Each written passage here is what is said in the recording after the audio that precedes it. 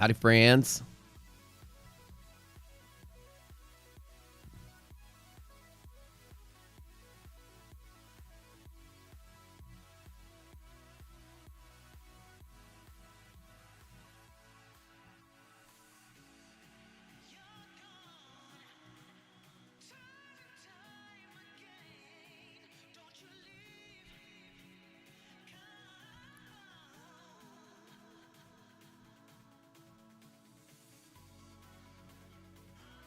Last thing you did was remove your limit buy before you went to bed? Hey, man. I mean, can't cry over spilt milk. It happens. I have a feeling that today's not going to be that beautiful upward momentum we've been expecting last for the market to recover from. We're still in a weird boat. Market's not moving as usual. We still have buzzing about Trump and tariffs. There's no resolve to the China thing. He's like, I'll talk to him when I want to. You never know if that's going to be today, 10 o'clock, noon o'clock, 5 o'clock, whatever. What's up? Hi, guys. What's up? What's up? Simon, PJ, Stereo, Tyler, JK Kuma. Stereo says, are you all Matt's Premium? Most all of these people are. There's about 10,000 users of the Rocket Scooter platform. Lifetime member, worth it. Somebody says it's worth it. I'm watching him. He knows stuff. Thank you. Very nice. Very nice. Good morning, Frank Morris. I love you guys. Hold on. The countdown keep going. RS levels and rolls will save your ass on some trades. Somebody saying good morning. Good morning. Trying for sure. Hope the discount will be at least another week or two in February. It's here till February, bud.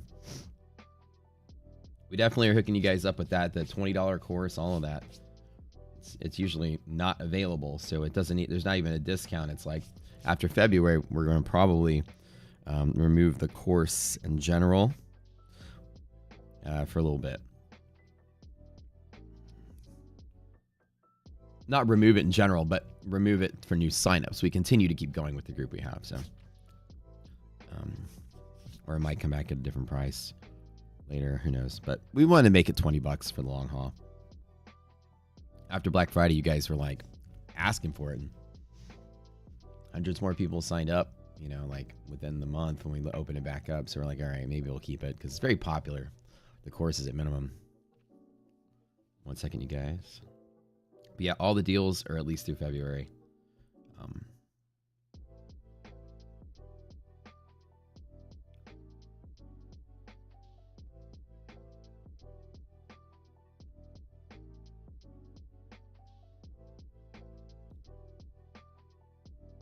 Lots of fun stuff going on this week, you guys.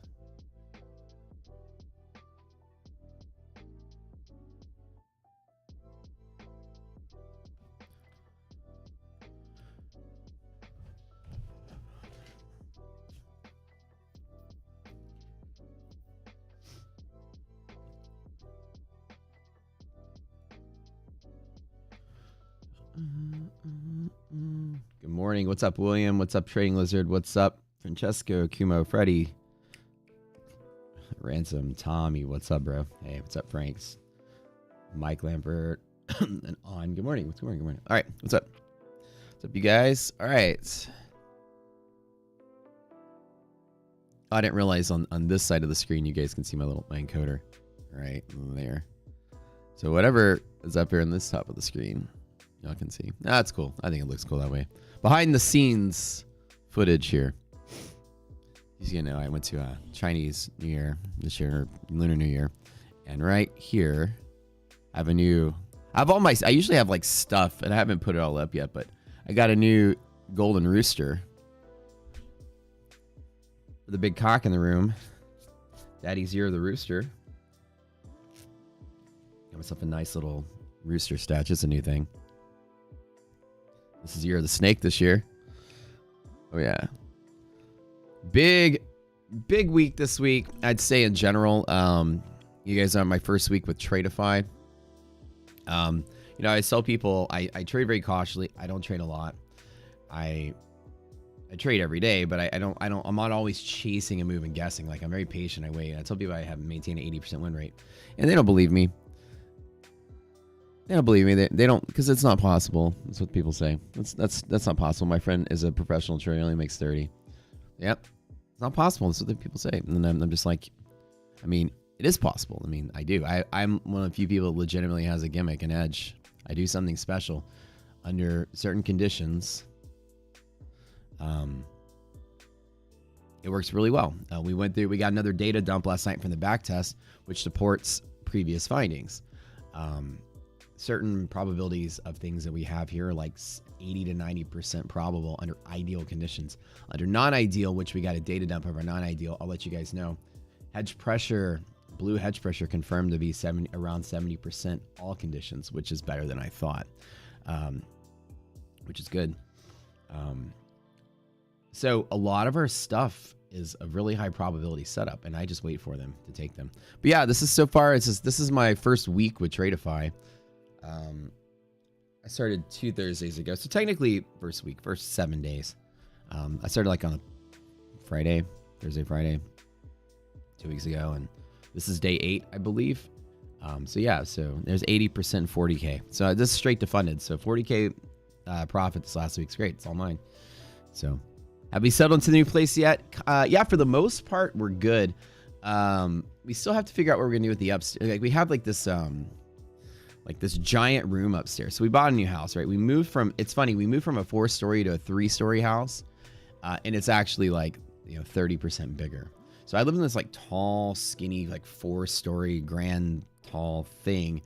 But we moved to a house that was like shorter and fatter, right? Has 1 fewer story, no rooftop deck, but there's a really awesome backyard. And then there's like there's all these extra rooms. And so we're like, what are we gonna do with them? So we had the house in December. So now we have a guest room and an actual official guest room that's not doubling up as iDoc's office. So we used to have a guest room that was her office. So it was kind of like crammed together. So now we have an official guest room and she has an official office. But then we have this giant like media room. Most people use it for like a pool table or movie theater room or something. I don't know what we're going to do with it.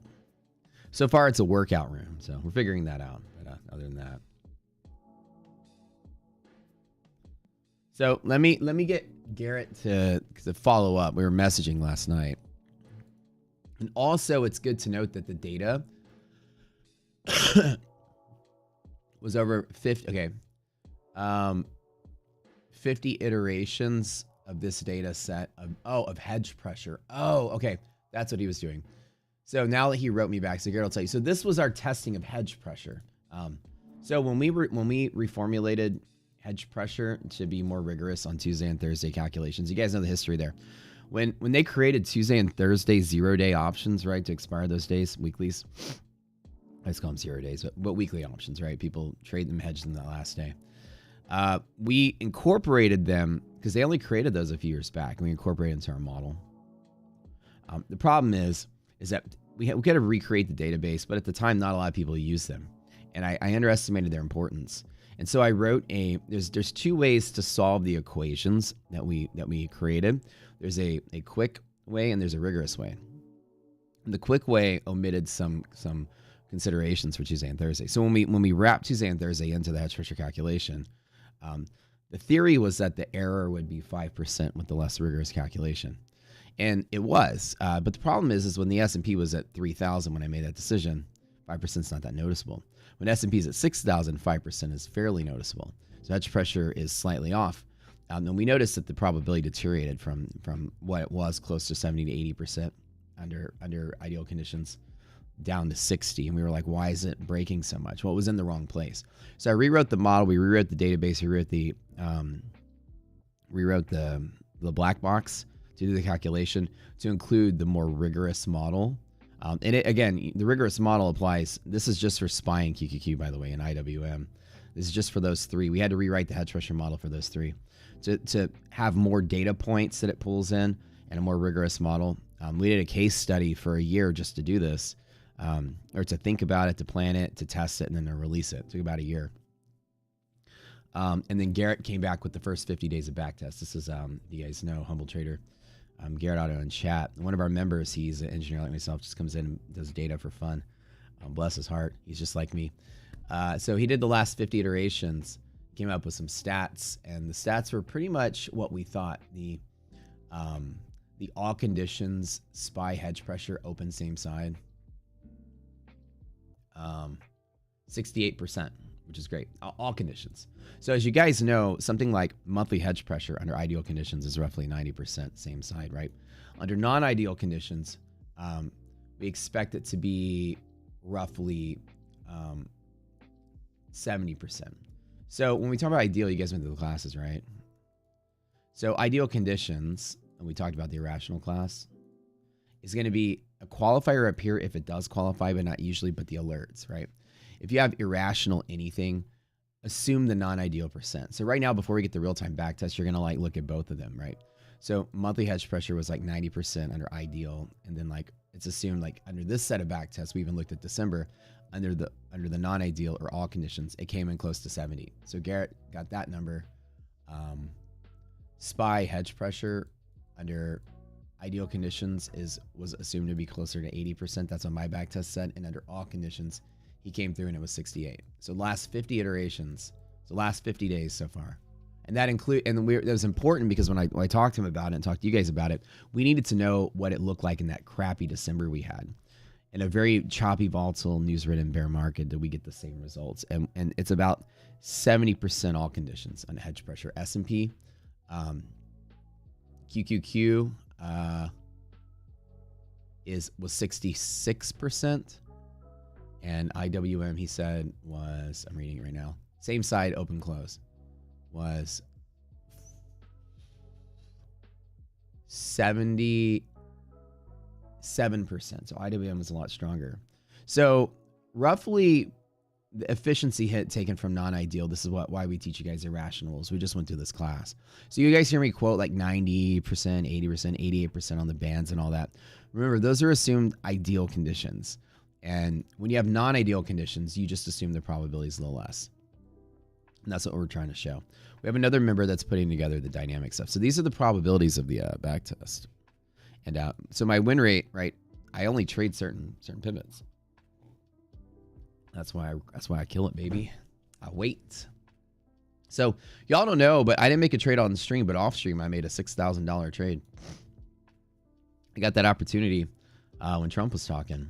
Not Trump was talking. Trump news came out. There's a lot of volatility. Good morning. What's up, Visionary? What's up, man? Congrats on moving. Thank you.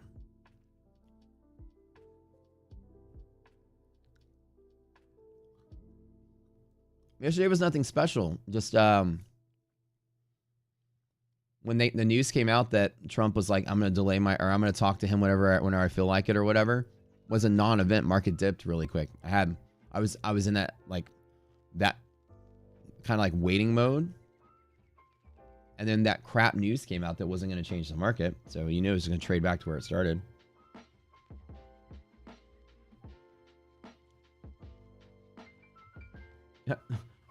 IDOT gave you the plague that she had. Oh, dude. We passed that flu back and forth for like 2 months. I was sick on moving day. Remember, when I moved into this house, the very next day I was in the hospital. I couldn't breathe. It was the scariest day of my life. I've wrecked my car on the freeway going 80, and my car like nearly exploded. Caught on fire, smoke coming out of it everywhere, and I had to kick the door to get out. But not as scary. That was when I was in college. Not as scary. And my whole life flashed from my eyes at that point, by the way. It was actually rather peaceful. And probably because I was in shock. But not as scary is suffocating. You can't breathe. That was the worst crazy part. My thing was so blocked with like rock hard phlegm, I couldn't breathe. I had to go to the hospital, like gasping for breath. I tell you, that's the scariest thing in your life, is not being able to breathe. Oh, it was that bad. We pushed to 20 on 560 today. I'm skeptical about the upper momentum today, and let me tell you why. We had earnings come through. So like really, like, and I'll tell you something crazy about like the mentality I have about life. Like whenever, you know, life is hard, it's hard, right? You guys all have it hard. We all have it hard. I'll tell you something. When you can't breathe for like 2 minutes of your life and it's like you're like joking or suffocating, the thoughts going through your head is, I'll give up everything I have so I can breathe. Please let me breathe. That's it. Nothing matters. You come out of that feeling different about life. It's the craziest thing how much we take for granted. That's exactly what I thought. I'm like, holy shit, I didn't realize how valuable fucking breathing is. Dude, oh my God. I was like, I don't care. I'll give up everything. Please let me breathe. It's like, okay, Wow, life's precious. It's like that. It's like we forget like that waking up and being able to breathe or have your movement or have all your limbs or have your heart fucking work is like sight of a miracle in of itself. So it's kind of like it makes life not seem so bad after the fact, right? So anyways, that was crazy. That flu that you got, bro, is nasty, man. It's crazy. I'm not allowed to die. Y'all need me? Okay. So anytime I see moves like this is not super bullish. I'm not going to make an estimation on the shape of this. But anytime the market like bumps on some kind of an event or some kind of news and then sort of like fades everything out, this is like, you know, Trump and China and all that stuff. We're back to where we started. We had Google earnings, not so great. And then the market, like anytime the market like moves like this and catches up like that, it's going to be like in this choppy range, I feel, until we get through earnings. I don't think we're going to sell off today, but it's hard to believe that this is going to be like one of those days that just rallies and goes, unless there's a really strong bull momentum, which we'll have to see. No big news, I don't think, coming up today. So let's double check before you quote me on that.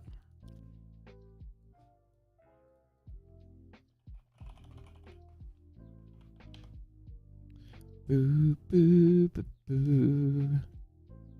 Anything big today? Nope. No, I'm wrong. PMI. No, I'm wrong. It's PMI today. Yeah, so in the minutes, right? Or this week. Not the minutes. What am I talking about? Don't listen to me. I'm on the wrong week. Fed Daily is speaking. Oh, I saw minutes. No, it's balance sheet today. Oh, that's Thursday. What is today, by the way? Okay, let's rewind everything except for the last 3 minutes. I'm going to go ahead and start over. Good morning, guys. PMI today, non-manufacturing PMI and S&P Global Composite and Services PMI today. So the S&P Global and the ISM numbers are all coming out today. Bowman speaks today. Tomorrow is your normal Thursday. Nothing crazy. Balance sheet, nothing crazy. Friday's non-farms. And I think Thursday is Amazon earnings. So we've got a pretty busy news week. Today's going to be pretty busy in that this PMI number is going to be pretty interesting to see. I don't think we're going to get a shock on it, but I think the market's looking for a reason to not rally because the market has had this Trump thing. People are ultimately cautious. Nobody's going in there and betting really big. They're expecting Trump and Chinese president to kind of crash out the market. And because of that, everybody's kind of waiting for dips to buy, right, to load up. So I'm going to take a speculative guess, as monthly maps yesterday was proven to be pretty bad, that we are looking to that direction. And I'm not calling bear market. I'm still calling bull market, but we still have momentum to the downside. I feel it. The monthly maps aren't giving us any kind of love, baby. Monthly maps are giving us all kind of things that make you go,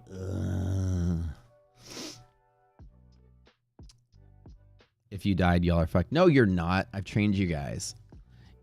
We need to have a vote though. If I do die, we need someone to pick up the torch and keep going in my honor, in my memory.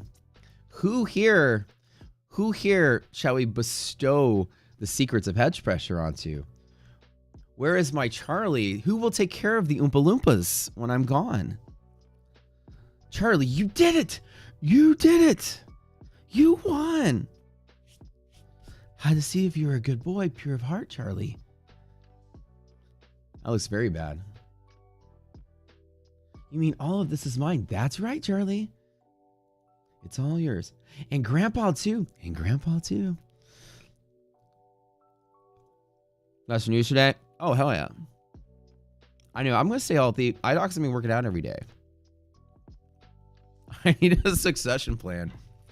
I need to do like a Mr. Beast style, game sort of thing and eliminate you guys one at a time. See who survives at the end.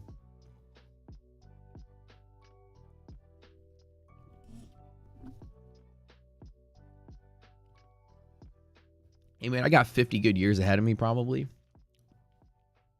So you guys remember yesterday's monthly maps? As you can see, we talk about this. Anytime you see the bull zone and bear zones like sloping up like this, it's not good for the stability of the market. And it's very choppy from here. And at this very particular level, we'll get a new read today, but you see how there's not like a real clear bullish or bearish. It's all choppy. It's like bull and bear and bear and bull and illiquid in big spaces. This is volatility, you guys. So the distance between like bull and bear zone is the expected range. So the volatility is big. The liquidity pocket is down in here. This price doesn't necessarily get bullish until the 17th of Feb. So we got like a week of shit ahead of us.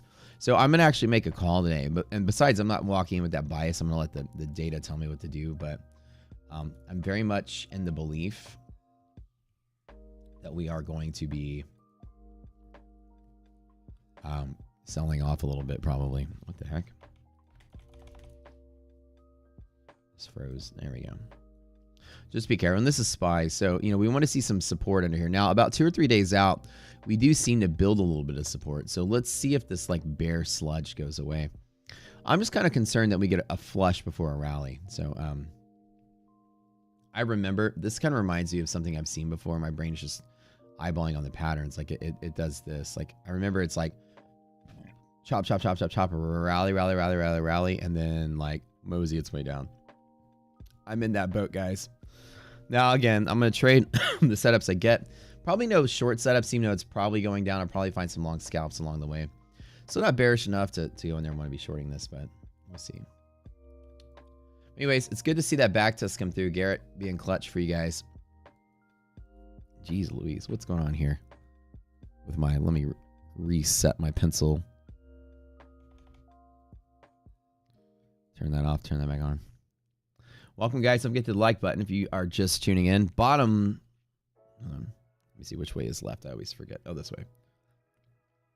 This way. Right here. Bottom of your screen. Right here. Thumbs up. Click it. Everybody.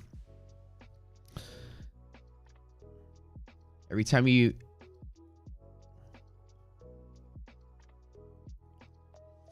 click it, Oompa Loompa eats a chocolate bar. Click it. Smash it. Hit it like it owes you money. Where's my money?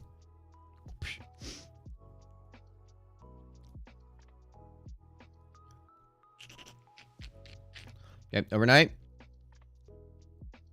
So you guys remember we've talked about yesterday we had the illiquidity pivots class. You guys know that one.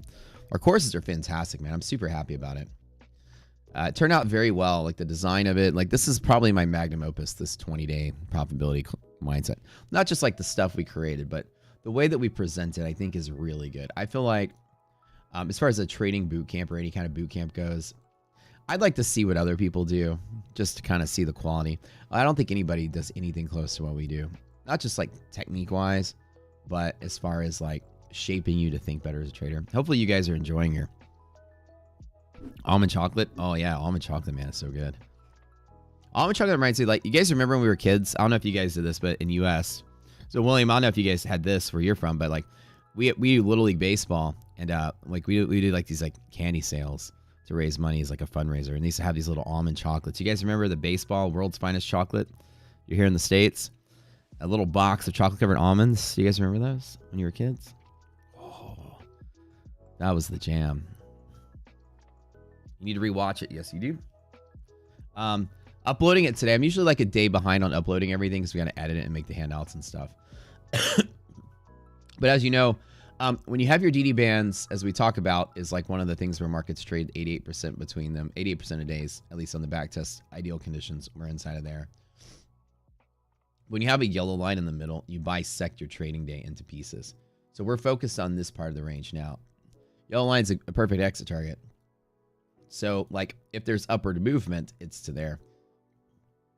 And I close out. I don't go all the way to DD band. So like your next resistance target that you see over here, this is one of them. And we'll do the exit targets today to cover all of that. But as I hinted yesterday, upward movement, I don't trade to DD band if there's another strong pivot in the way. MHP or yellow and futures are both strong pivots. So as you see today, the market has two really strong pivots in futures already. So if you guys from the theme of yesterday, you will recall, you will divide your trading day into these quadrants right here. There's that to consider, that to consider, and that to consider. So today we're in the middle. So I got dips to buy, longs to exit out on, etc. Down here is bad, down here is bad, right? So normally we think about trading from one band to the other, things like that. it's going to take some work to get to the band. It's going to take some work to get to the band. So you know that the scalps are kind of bouncing in between 21 and 68, which is probably what we're going to do today. You have, wait, in Australia, you have the great Saturday Bunnings sausage sizzle. What the hell is that? That sounds awesome and complex. Summer sizzle. What the heck is that? Saturday Bunnings. I'm going to look this up.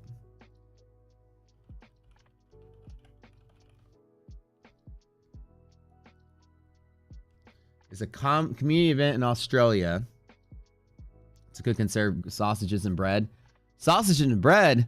Oh, you're speaking my language. That's like the Texas kolache. Similar. I do love sausage and bread.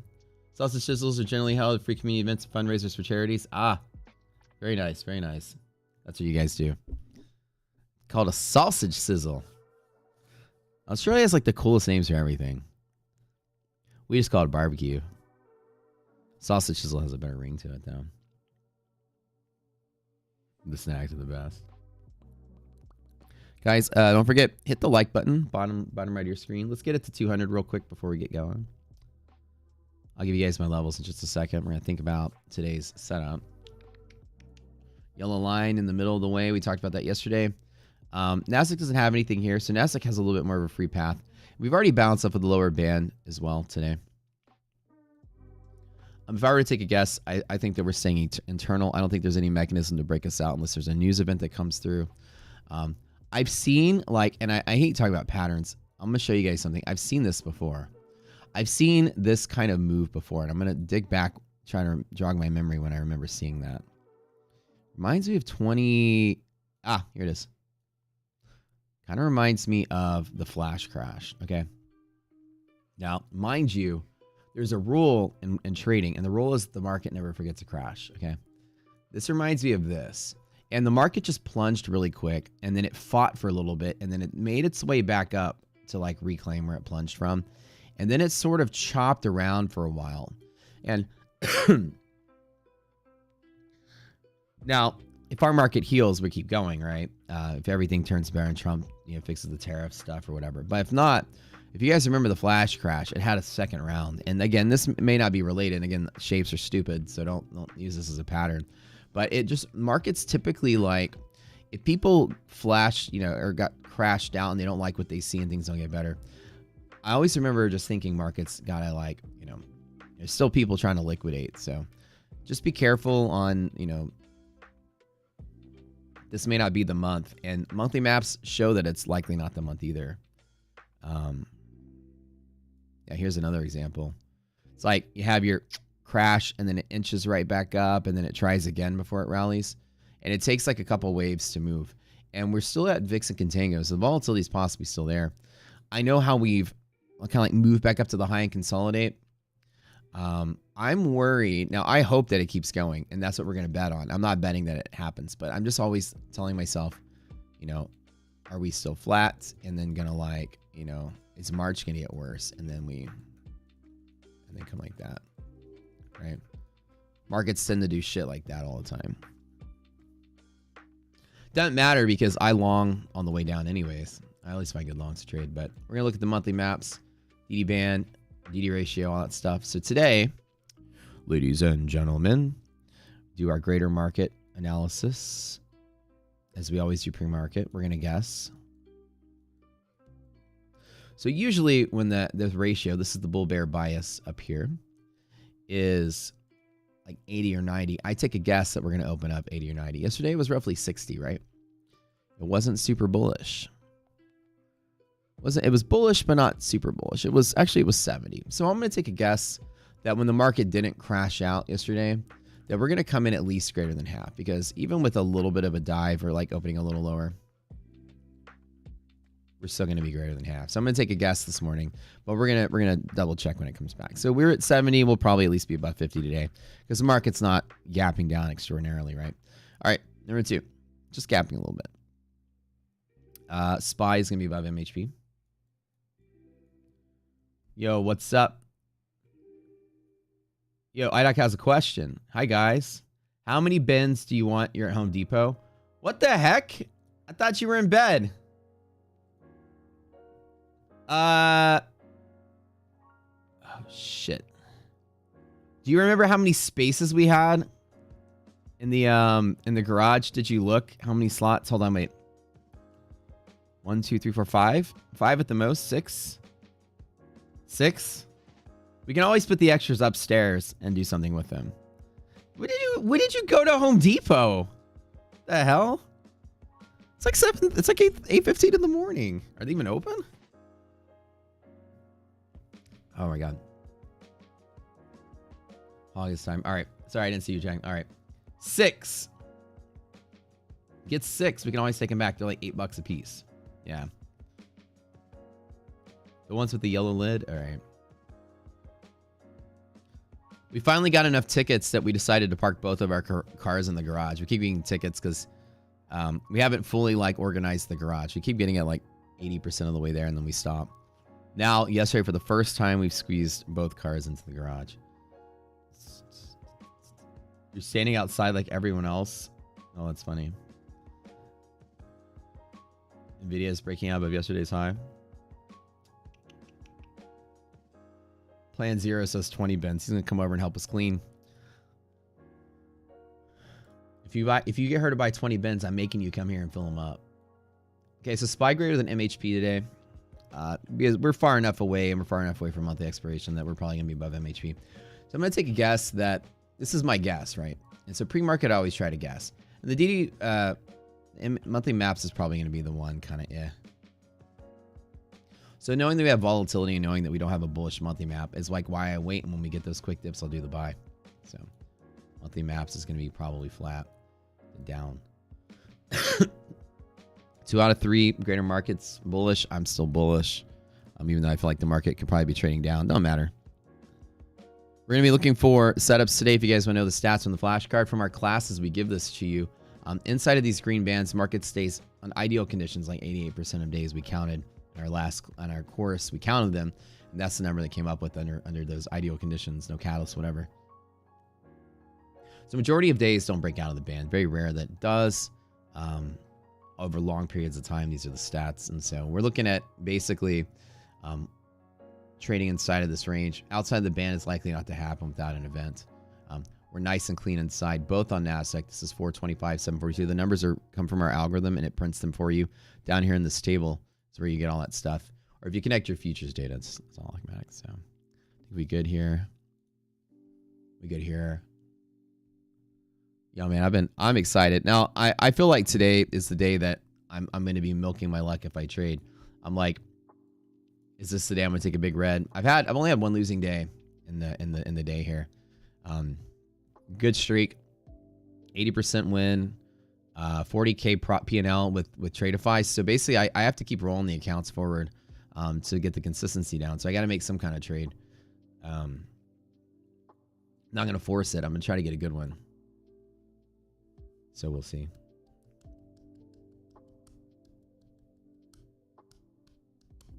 What's the blue line? It's dynamic. It's hedge pushers for futures is what the blue lines are. So the way that it works is when you open above, it tends to pivot off of it. So when I'm trading overnight or in the daytime session, I have exit targets to trade from. In the overnight, this is a pivot and that's a pivot. So like in the overnight, you see how we're pivoting from there to there. It's extra pivots to plan trades off of done in future. So what's up, Annie? Good morning. I did trade yesterday, Traveler. Just off stream. And I tell you guys this is why y'all need to listen to me. I waited all day. I missed the entry and I didn't do anything. And then it started selling off. And I made my trade right here when that news came out. Like I just wait sometimes. If I don't get a good entry, it doesn't mean I'm out for the day. I waited.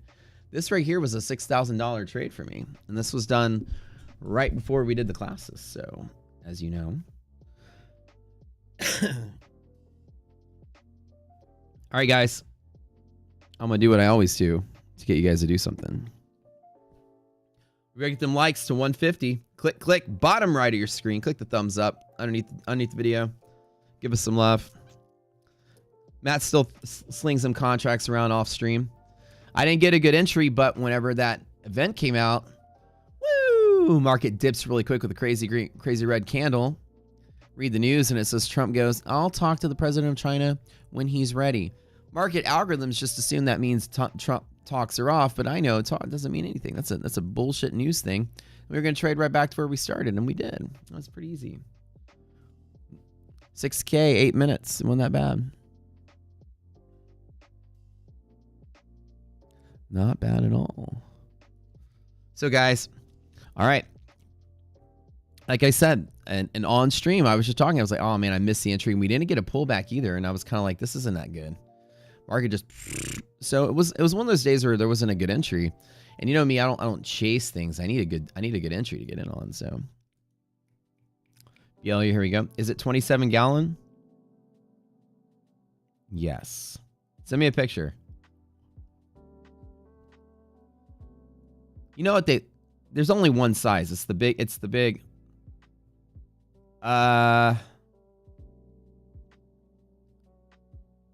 Send me a picture of both of them side by side. I think it's the 40. Like how I don't ever trade. That's it. I just wait. And then sometimes the universe gives you an opportunity, which yesterday I got a pretty good opportunity. It was just this right here. Just this right back to that was it. That was $6,000 right here. And for me, I got to be consistent because this trader funding program stuff makes you be consistent. I'm right at about 22% consistency on the account. So that's good. I need to make like one more trade. It's rolling to pay out, which is nice. How many DOMs I have open at any given moment depends on what I'm trading. With Apex, it's 20. It's however many accounts total. So I've got 5 open for Tradeify.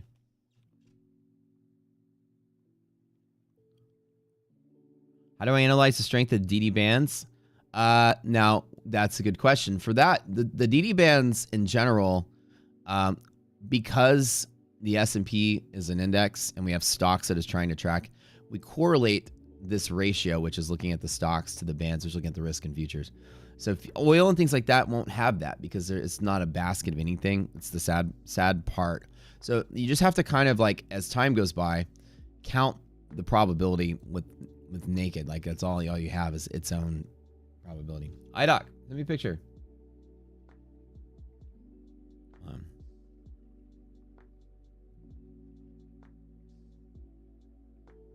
40 gallon and the 27 gallon.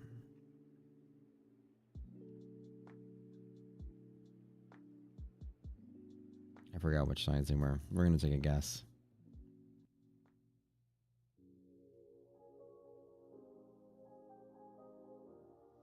I believe it's the 40. I think it's the 40. Yeah. That. 40, I think.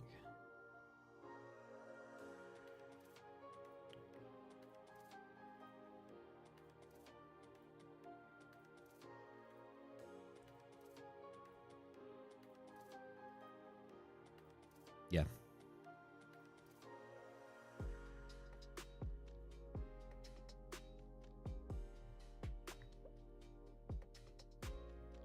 Oh, wait, no, 27.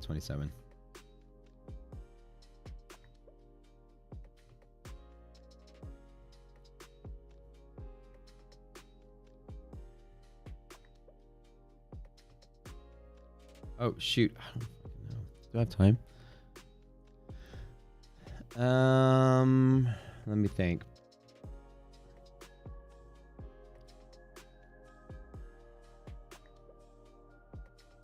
Yeah, 27. All right. Normally she's in bed watching the stream and she's like, I'm at Home Depot. What size bins do you want? This is so funny. 109, guys. Oh my gosh. Let's see. Let's get 2/3 of you. Click the thumbs up button on the stream. Give us some love. I'm going to wait. We're going to go away for a minute. I want to catch you up in the market. Man, the first thing you do is tip your waiter. Hi. What would you like to drink? Some tea? Some water? Sparkling water? Still water? Leave tip for your waiter. Click the thumbs up button bottom right of your screen. I don't know. Bottom something of your screen right below. Click it. We love it. Every time you click it, an Oompa Loompa eats a chocolate bar. As I'm trying to find my successor in case I take an early demise, we must run the Chocolate Factory gauntlet to see who survives to carry the rock scooter torch. There you guys go. Love it. Yes, I do. My personal account is right here on the. You click this Dom button, you can do it. So I connected my AMP account.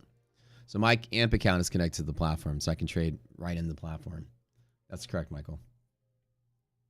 So we have a CQG connection. So if your broker works through CQG, which most of the futures ones do, you can connect it right here.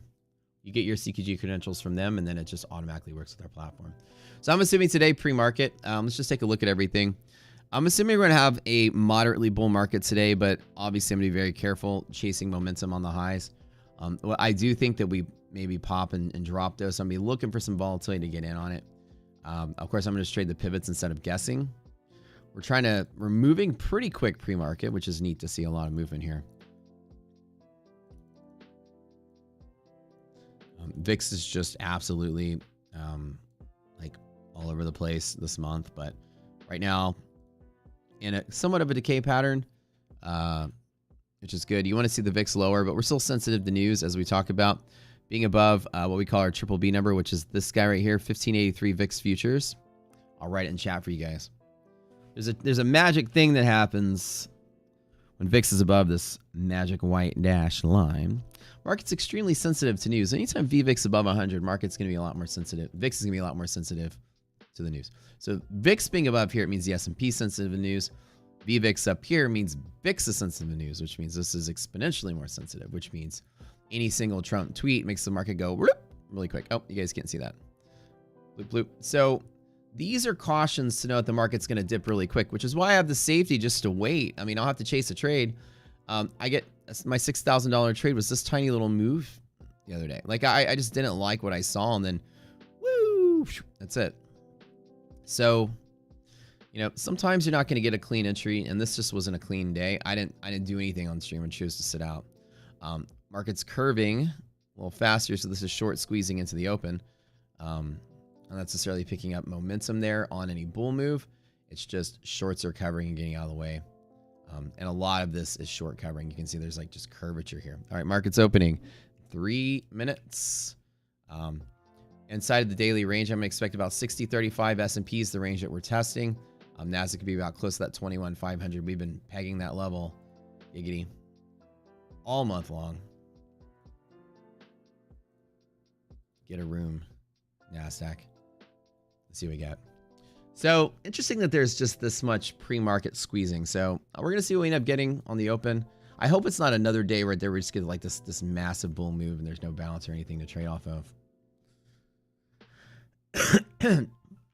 My average lot size depends on what I'm trading. In my personal account, my normal trade is about 5 to 10 contracts. So my normal account, I'm usually trading about 10,000 per day, profit and loss. This is about, I limit myself to about 10,000 up or down a day. In these funded accounts, it's so in these funded accounts, I have 20% consistency, and I'm trying to maintain this thing. I do roughly 2 NASDAQ and 4 EQ, or ES, sorry, is my normal lot size. That's the aim for $2,000 to $4,000 profit to maintain consistency to get payout. So this is my Tradeify strategy, 2 to 4. Wait, my NQ overnights from yesterday. Oh, hold on. Thanks for letting me know. Did I not update it? I thought I did, but maybe it didn't. Oh, thank you for letting me know. I think when I reset the platform, it deleted them. Thank you, man. 609. Okay. Earlier, I had to reboot my platform, so it looked like it.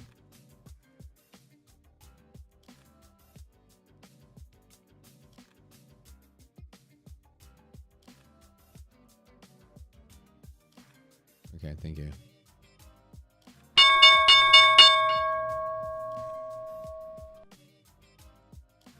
All right, let's wait and see, baby. What's up, guys? Welcome to the stream. Don't forget to hit that thumbs up button. You were here with the Rock Scooter Live. Rocking my 80% win rate for the week with Tradeify, my first go with these guys. I'm up 40K already in straight to funded. So I've made 40K with them. I get payouts $15,000 every 10 days until Brett Simba decides to kick me out and promote me to live. I'll be collecting live accounts like their Pokemon cards. I've got a live account with ETF. They gave payouts, and I got a live account with them. Tradeify is next. Let's see how many I can get. I'm trying to get on the tops of leaderboard this year, too, as you guys told me that that's a thing. So we'll see how well it works. Thank you, Lucas, for always looking out, bud. All right. Let's see what we get here. We're going to wait. Like I said, I need to get my calcs right at the open. Resiliences are negative, which is interesting to see. Some downward pressure today, so this is good. I don't usually short on resilience, but we're going to be pulling back. This is not a gap and go unless these numbers get above 0. So let's wait and see. So about 2 minutes for the calculations to come through. I don't normally like to hit that opening candle unless I'm very sure. We are a team, baby. Team jogging. We run together. No man left behind. No mat left behind. That's important. You guys are watching the #1 day trading show on YouTube. We're back on YouTube. We took a break for a couple years, and we're coming back and growing. You guys are supporting us every day. I love it. Makes me feel so happy. We've been getting thousands of people back into the show, which is amazing. You guys love transparency. You guys love watching to see my stats. I tell you, I trade with 80% win rate. I don't lie. Haters, go ahead and hate because there's the number. I'm very cautious when I trade. Here we go. Here we go. Here we go. Here are the numbers. Let's go. Let's do our liquidity maps. What do we got, baby? Yes. Yes. Oh, yes. I do love this. Positive res. We might go above the box, though. We might not get the dip. Very nice. Well, guys, get out your checkbook, Brett, because you're about to pay me. No music? Oh, well. The music, so you don't have to hear me mouth breathe in the microphone. Let me turn it down much lower. How about that? I'm just kidding. I love Brett. But get out your checkbook because this is an easy day. Easy day today. So easy. Open blue open. You guys open blue open there. Double check there to go through to the redistribution zone. Not hard. This is liquidity map right here, S&P. Looking good. So that roughly translates to right about 60-20 if we get there. Other strong pivots are here and here. So no gap and go, but I think we could go because the thing is that res is right at 0. This number tells me that trade's likely to happen. So this could very well pop and I'm going to miss it again. I want the dip though. I don't want to chase the 12 points or so through this. I want the dip. Now the problem is this is telling me it's not going to dip. So now it sucks. But hey, I'm going to wait to see if these numbers deteriorate. This is very close to 0 and not good. But yeah, we're probably going to rally right out the door here. But if it does fall, then the universe loves me and is going to give me that lovely handout. The question is, oh my God. Oh, I love my life sometimes. It's like everything's just lining up today. What a beautiful setup. Now again, if we pop inside the box here, this goes to there. These numbers are positive. That's likely to happen. So the question is, do I take that long right out the door to fill the gap? Oh.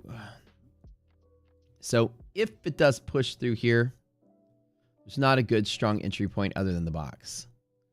Res greater than 0. And the problem is that Nasdaq is not picking up a lot of momentum. So let's wait on this because I need this number to be above 0, but it's right close to 0. And while at 0 or above 0 is good enough, if we do get the dip, then the universe is handing me trades on a silver fucking platter today. News dip as well. We have PMIs coming out. Now, the problem is the PMI is likely to pop before it drops. Market structure to be good. If I do engage in a trade right now, no shorting today. No shorting. There's no short setup. Everything's good. DD's good. Spies above MHP, like I guessed. My guess was good. We'll get monthly maps in just a second. So, popping and going, I think, is the starting play here. But the PMI is coming out. So, the question is, what I think is going to happen. If we fall today, that would be the most beautiful thing ever. A break of here fills the gap on res greater than 0. This is S&P. So in futures, that roughly translates to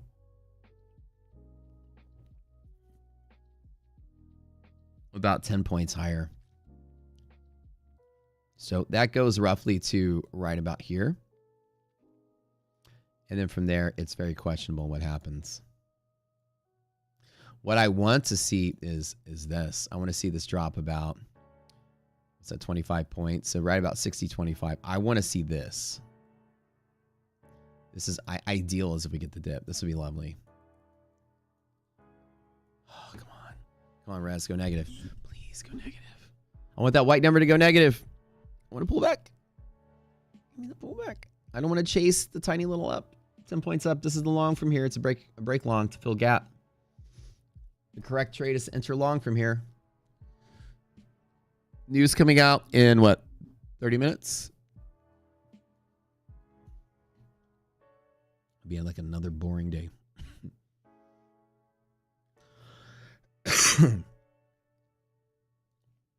Keep an eye out of this.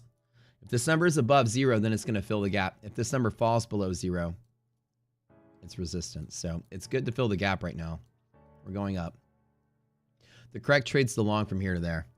Now, again, I don't want to take 10 points scalp in front of news. I'm going to wait for the news to give us a dip, and I'm going to get that big dip on the long side at the bottom. What's up with the MRAS? MRAS is, right, stock market cap is having a tough time with its own monthlies. Now, again, it's the tiebreaker at the S&P, so it only really matters when you're actually at the orange line, which is out of the way. We're not going to touch it today, but if we got to the orange line, the stocks have a little bit of interesting downward gamma pressure today. That's what the orange is telling you. Thanks for noticing that. It's actually pretty cool that you noticed that. So here to here, and that's it, and I'm done. So I'm even going to touch it. I'm going to let it pull back on the news, and I'm going to grab the dip. Nasdaq resilience finally negative. My suspicion was correct that we're going to start fighting a little bit today. So negative res is resistance from half gap. That's our rule here. So honestly, today, it's going to take the news to bump it higher. The stocks natively are looking like they want to try to pull back, but there's really no volatility or downward momentum today. VIX itself is not super bullish. There's a bull zone bottom on VIX. Watch your alerts today. This guy right here is triggering. So be very careful. Oops, let me show you guys so I can see that. Okay, so while we're waiting, limited upward movement today. It's going to take the news to break higher. I don't think we're breaking higher. But the news is going to be a coin flip. When there's a coin flip, there's two ways to do it. Number one, plant a couple micros just to get the bump up. And if the market dips, take a lot of drawdown on those micros and hit it with minis at the strong pivot. Or just wait. So let's wait for the news. We'll be smart today. Be a bunch of smart pandas in here. Are pandas smart? What's a smart animal? We'll be a bunch of dolphins in here. Let's be smart today. Gamma's going to be longing. S-M-A-R-T. S-M-R-T. I am so smart. S-M-R-T.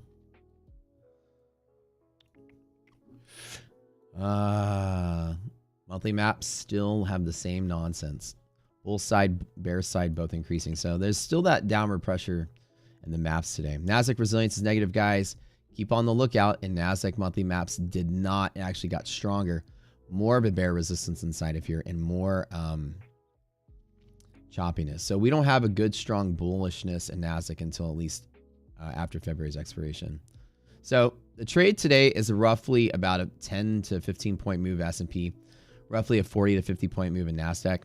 I don't want to take it because we're right on the boundary of these resilience numbers being negative. Now I don't bet against the market when that happens, but it's not strong enough for me to want the moment. It's still bullish enough that the long is the right trade, but I'm going to choose to not take it and wait for something better. As I said, you guys longing out the door. News in 6 minutes. I say the appropriate trade, the long setup to go. If I were long, that's the trade I drew.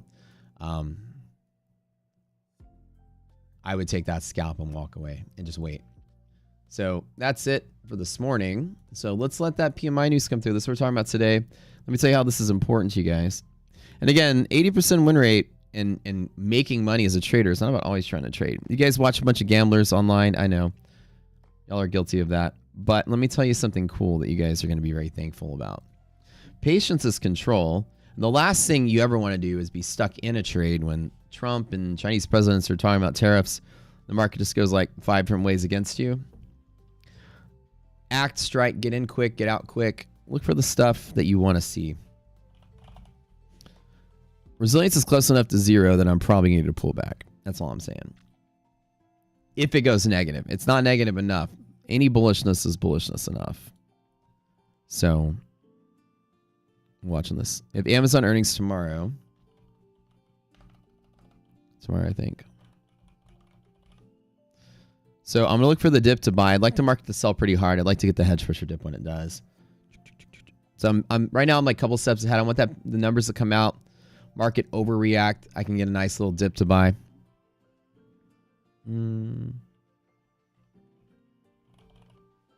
For whatever reason it is, I don't feel like we get this big momentum today. All right.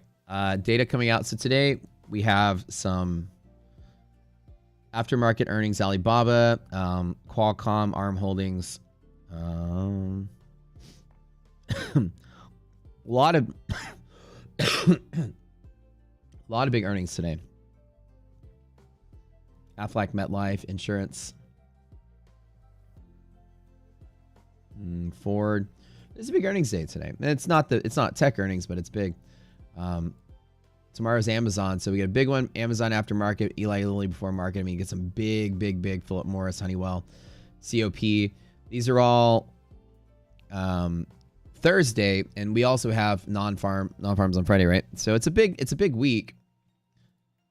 So just be caught. We're gonna have plenty of momentum, right? This is not the day to like go in there and bet on big changes. So this is the Wednesday data. ISM numbers are coming out soon. So, and the S&P Global numbers are coming out soon as well. 2 minutes on S&P first, and then 17 minutes on the ISM numbers. So PMIs, you guys want to know what the PMIs are? Let me open them for you.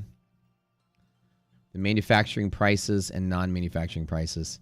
So the Purchasing Managers Index is a survey that's sent to like procurement people and companies, people that buy stuff, purchasing managers. Like if your company builds something, these guys got to buy all the stuff to build the thing. Like I worked at an engineering company when I used to be an engineer. We used to buy like I would build a plant, but I'd snap together valves and heat exchangers, and we'd buy that shit from everybody. And the purchasing manager would be the person that orders all the stuff, manages all the stuff, pays attention to prices and whatever. And so the data is based on surveys of over 400 executives in private sector service companies. They cover transport, communication, financial intermediaries, business, blah, blah, blah. And these are all like a diversified survey, like Family Feud survey says. What do you feel is going on with the prices of stuff in general? What do you feel about the health of what you're dealing with? And then they take a vote. Anything above 50 is good. Anything below 50 is they don't think it's good. So that's all you really care about. Do they think it's good or not? And again, people are forecasting people's opinions. This is kind of nonsense to see if you beat or don't beat the forecast. Really, all you care about these numbers is it going to be, a big shock, less than 50, greater than 50. Obviously, it's going to be greater than 50. The prices, though, is the important part. So this one, for example. And this is the non-manufacturing. So anything in the non-manufacturing sector, they basically like business activity, new orders, employment, and supplier delivery. So it's a lot of stuff that's basically like scoring the logistics of the business. Like, yeah, we're not hiring a lot of people. Actually, suppliers are behind on their deliveries because they're out of orders. Like, we're not getting new orders from our customers because they just don't like our product. Like, so everything is kind of related in there. So a nice big fat 50 plus on that just means your entire logistical chain, right, is lubricated. Giggity. Get a room. All right. So like seriously, that's what that means. So if there's some kind of bottleneck, you're going to be feeling the pain. Your vote is going to be pretty bad. So that's the whole thing you want to see, right? If there's like COVID shuts down all the shipping lanes, that PMI is going to be dog shit, right? Because nobody's getting new orders, nobody's getting deliveries, new orders are backing up, and you'll see that reflected. So if you guys are here and want to learn what that stuff is, I know it's boring to talk about fundamentals. Trust me, I'm already falling asleep talking about it. But you could see that like 26, 28, right? And then we're back above here. And the recession that we had, right, in 2021, It dumped below 50 as well for just a little bit. Then we pop right back above and trending higher. So there's no negative opinion here. Today's data is going to be noise, expected noise, bullishness. It's not going to really do much. It could shock the market. Market's looking for excuse to move. But unless it comes in like less than 50, which I don't think it will, I haven't been reading about any major news about transportation, strikes or, something you look for, like what's going on in the world that's going to interrupt the supply chain, right? And it doesn't really seem like much going on. If the truckers were on strike, for a month, you might have a different number there, right? So you're using that to kind of see like, is business lubricated enough so that GDP quarter over quarter growth is maximized? So just one of two things tell you we're in a recession or not is that GDP number and the unemployment number. So right now, PMI is good, business is growing, jolts are going up, companies are hiring people and creating jobs. The PMI just looks good. It's a nice normal bull market like we've been expecting. So I think that's good. We good. Turn on the money printers, baby. VIX wrecked right at the open. Anyone else get annoyed they didn't let options players take any profit on swings? I know, dude. No, they're fucking bleeding bleeding your premium, dude. It's corruption, man. They're bleeding that premium, baby. Gamma, are you still in your trade? Mr. Balls of fucking steel over here. I'm telling you, you guys are braver than I am. I don't know what it is. I'm sometimes a very cautious little wuss. Gamma's long at the open, which is decent. I'm a little nervous with res less than 0. I was watching this, so I'm going to be very careful. Not chasing any longs from here. Ideally, I want to see the market bounce. So it's at that like button helps pump the bull market. Every time you click the thumbs up button, the market moves up a tick. I swear it's a thing. Yeah, 100%. You guys want the market to pump? Push it. It's an actual pump. You're cranking as you crank that. Oh. I don't think you're wrong, Gamma. I don't think you're wrong. S&P's hanging in there. Question is, do we think the PMI, at least in the non-manufacturing sector, that the PMI is going to create any kind of issues? I don't feel like it will, but that's up to you guys to guess. In the meantime, while we're waiting for those numbers to come out, let me pitch the classes. By far, we have the best day trading boot camp on the planet, and also don't charge you $1,000 for it. It's $1 a class, $20 a month. You guys want to take it? These are all the people taking it and leave reviews since we opened it up in August. It used to not be for sale. Then people were like, I want to learn what you guys do. You can buy our platform. It's half price for the first month and then $159 every month after. It's usually $200. And so that deal on the monthly is something we've never done. Everyone's locking it in. Price number goes up. Or if you just want to learn the classes, it's $20 per month. And read all the 5-star reviews. And people are saying amazing stuff about their experience here. This boot camp is, according to some people, in a league of its own. Like, not even like everyone's always like, yeah, this class you took was like game changing or whatever. Anybody that takes a class and goes out there and gets funded in a program is always going to sing its praises. This is different. People are saying like, this changed my whole mindset in life. This changed my approach to business. It's like this reshaped how I think about anything. I get reviews like that. And some people say that our course bootcamp is in a league of its own. So if you guys believe that, feel free to tell others here about what we have. And let them enjoy the fun. We're going to teach you a little bit. Like I said, I think Gamma is correct for the long side on the upside market. 609 on NASDAQ would be the limit that I'd take the move to. And I'd be out of the trade before the PMI numbers come out. Now, the sad part today is if those numbers come out and bump and keep going, then I would miss out on a trade. But guys, those of you here yesterday, I took a trade right about 2 p.m. my time. So it was off stream. I was waiting all day for like a good dip to buy. And I got lucky at the end of the day with a nice little event. Gave me some momentum to play on. I just said it doesn't say push, and it'll go down. Yeah, that's right. All right, let's take a look. The PMI should just now have come out. I don't think it's going to move the market that much, but we'll double check. Oops, let me kill that. We're going to wait for the other number, the better one. The bigger one.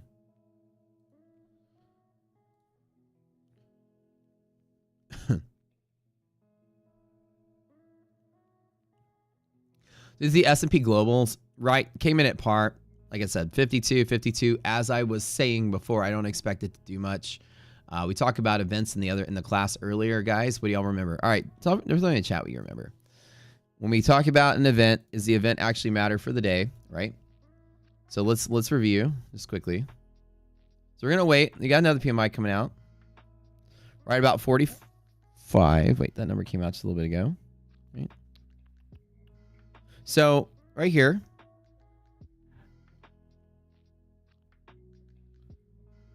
Number popped up, came right back down. Ladies and gentlemen, what do we call that? Quickly. Market moved up, came right back down. What do we call that? Non-event, right?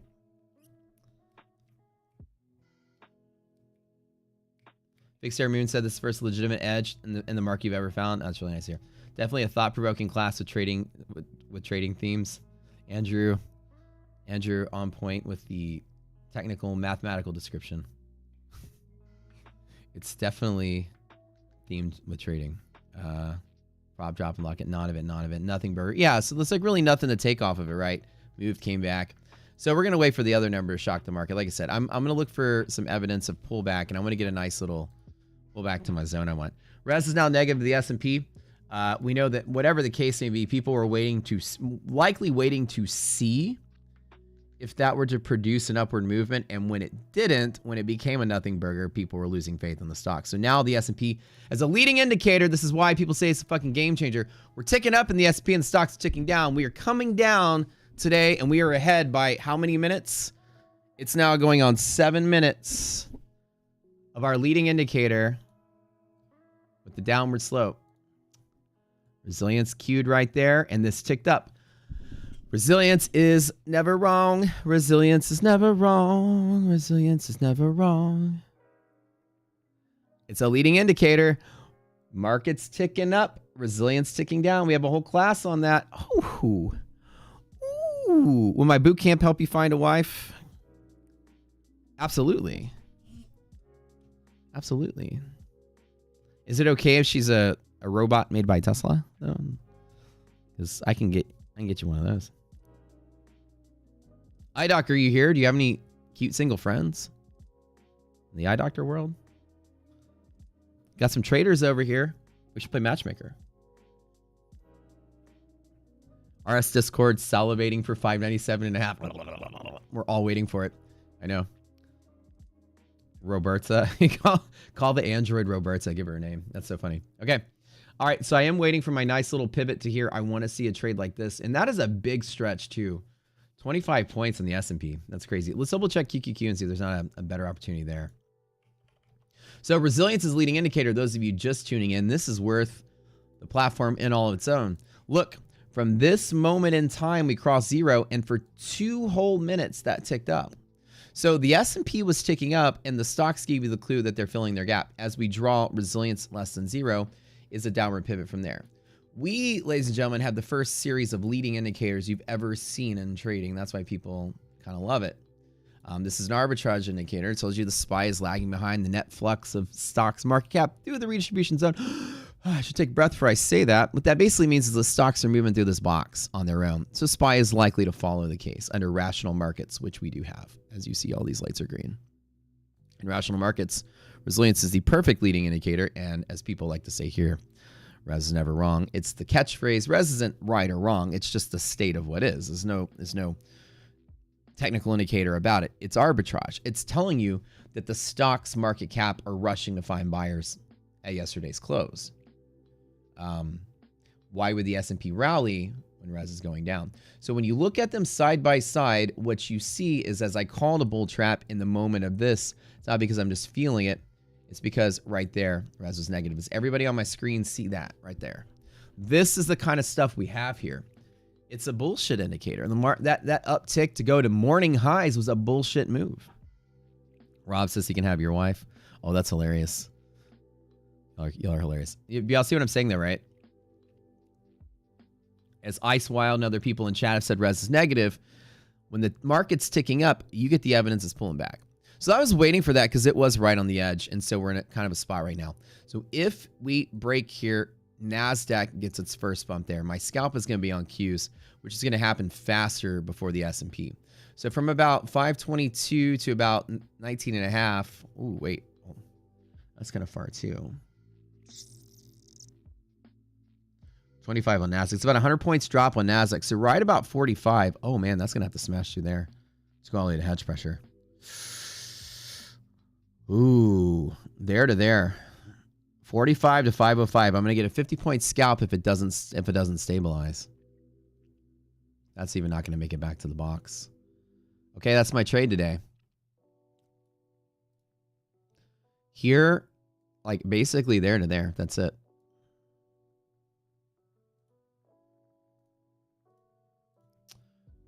Right. I'm gonna hit hedge pressure. Oh wait, well maybe I should touch this too. I just feel a little nervous on that one.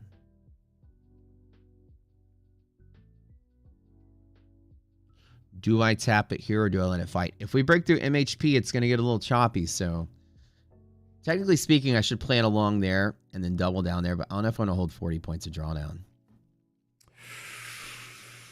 There's a wife spot. Yeah, there's a wife swapping channel in Discord, by the way, you guys. I love how our show is peaking out at like over 400 people in the morning. This makes me really happy. Thanks for supporting the stream, you guys. I love it. So by the way, I'm a live funded trader with ETF. I have a live funded account with them. I passed all the evals and all the payouts and stuff, and then they moved me to live. So I trade real money with ETF. Right now I'm trading Tradeify straight to funded. I'm up 40K in a week. My first week with them. I get a payout on the 11th, which is next week, which is good. And we'll see. Like, I hear the process is spotless over there. Everybody that I know that's got a payout with them got paid out pretty instantly. One of those payout request days. So we'll see. Master Rich is right. Micro is probably on the move there. Okay, so we're gonna pull back. I don't short it when I know it's gonna pull back. I'm gonna wait and get the long that I want. Still a bull market.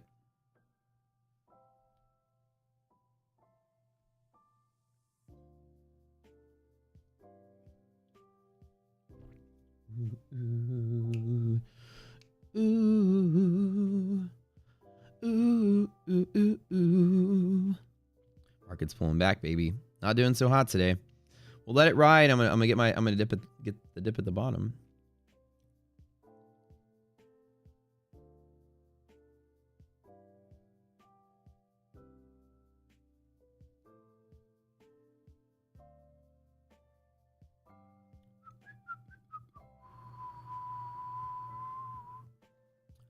God, look how great that resilience indicator is, you guys. I'm gonna tell y'all something. You'll see what I'm saying? Res is never wrong. Baby, res is never wrong. When this number is below 0, the box itself is resistance. So, like I said, let's let it pull back. Do you guys love it? Let's take a look at the other numbers here. Hold on, wait 1 second.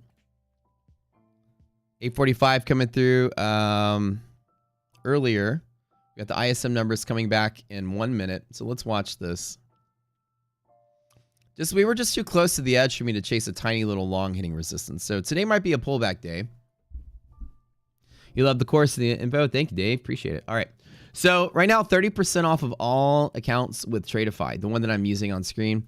Dude, it's the quickest path to straight to funded. I spent like $2,400 to get these accounts, and I'm up 40K in a week. What an awesome return on investment. That was a no-brainer. The prices there are just so good. When I saw the pricing model, I was like, they're for the value, they're probably one of the best values that I found. All right, let's see if the numbers come through bullish or not.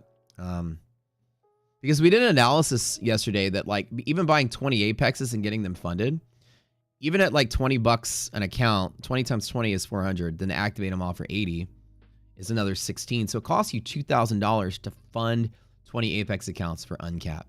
It only cost me like $2,400 to get 5 straight to funded with Tradeify and skip all the eval stages. And there's also no trailing drawdown. So I'm paying like $400 extra for no trailing drawdown. All right, here's the numbers coming through. Again, let's watch this. Let's see what we get. Are we there yet? Oh, wait, 1 minute yet. 1 minute, 1 minute.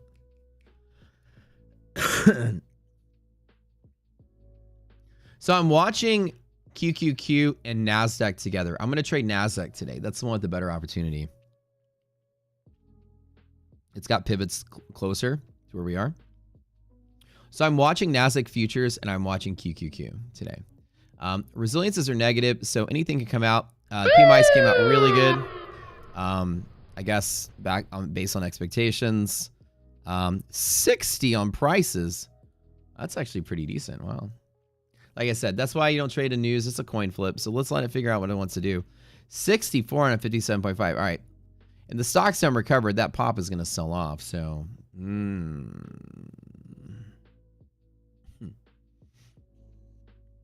it's a 64. It hasn't been that big in a long ass time. So wait, is that good for, yeah, it's good for prices, right? Or indicates high prices. Let's see if I can remember this. This is just the survey.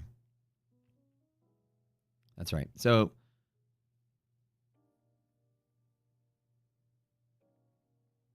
hold on.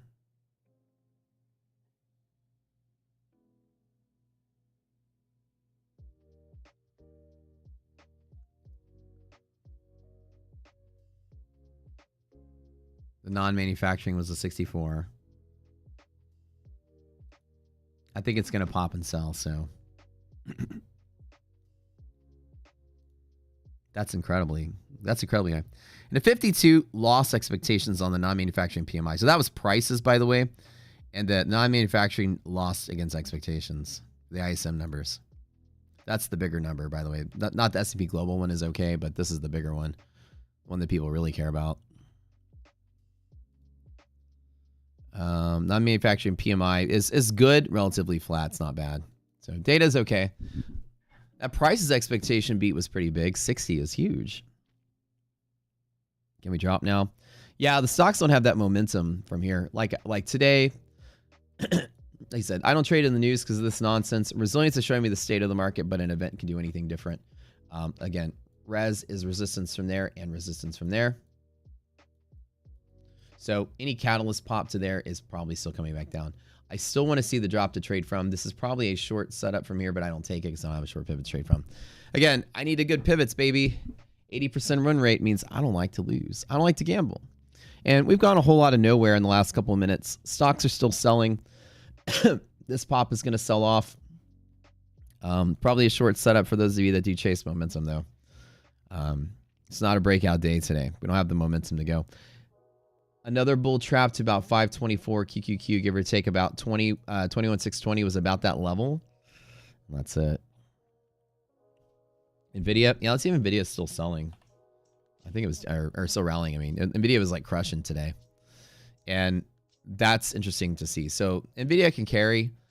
We know that bear short downs from Hedge, a bounce from here is a bump up. So this can create the final move. If Nvidia is back below here, that's momentum and that's bad. If Nvidia does support here and can go higher, then things are gonna be good. So let's eyeball Nvidia today because it's actually very important. A hedge break on Nvidia to give momentum was enough to pop the Nasdaq, but the rest of the stocks aren't playing ball. So it's like Nvidia is the only one that kind of like is giving a little hope here. Most everything else is doing very poorly and actually doing worse as the minutes roll by. So I don't expect Nvidia to hold this break. But if it does, the market can pivot. Like I said on that pop, it is a short setup. I don't take the short scalp from there. That's not where I usually trade from. But so far, so good. You guys tuning into the stream. I tend to have nailed pretty much every part of the move, but I just don't trade every part of the move. Part of what's neat about what I do is I seem to get it right more often than I get it wrong. But I'm not always, and it's like, why don't you just trade every move you think? Because even though I get it right, the risk and reward might have looked good. But I talked myself out of the trade because the setup wasn't good. Maybe there's not enough, bang for the buck. I know it's going to come down, so let's wait for the dip, right? So that's kind of like most of trading is like trading in your head and waiting for the move you want. Like market's going up, and I said, yeah, we're probably going to go to there. Res is negative. We're probably going to fall below the box. News came out, it popped. It said it's probably a short setup, pop down there. Again, I'm playing it through my head, but it doesn't mean I take every move I see. I'm not guessing. I need a good, strong setup to trade from, right? So that's how it works. We teach you guys these techniques here. Not hard to learn this. All the gurus today were longing. All the gurus in YouTube were longing. I was watching them all on my phone. They were all longing today. Whew. These kids are just guessing, man. I'm telling you, these YouTubers just guess. They were all longing today. They're good. I'm not gonna say they're not bad. They're not terrible. They're good. I mean, there's just a league of difference. There's a league of difference from what people do and what we do. An absolute difference. Everybody long this morning. Ha. Oh. Resilience by far is by far resilience is big. Everybody tells you this indicator alone is worth the platform.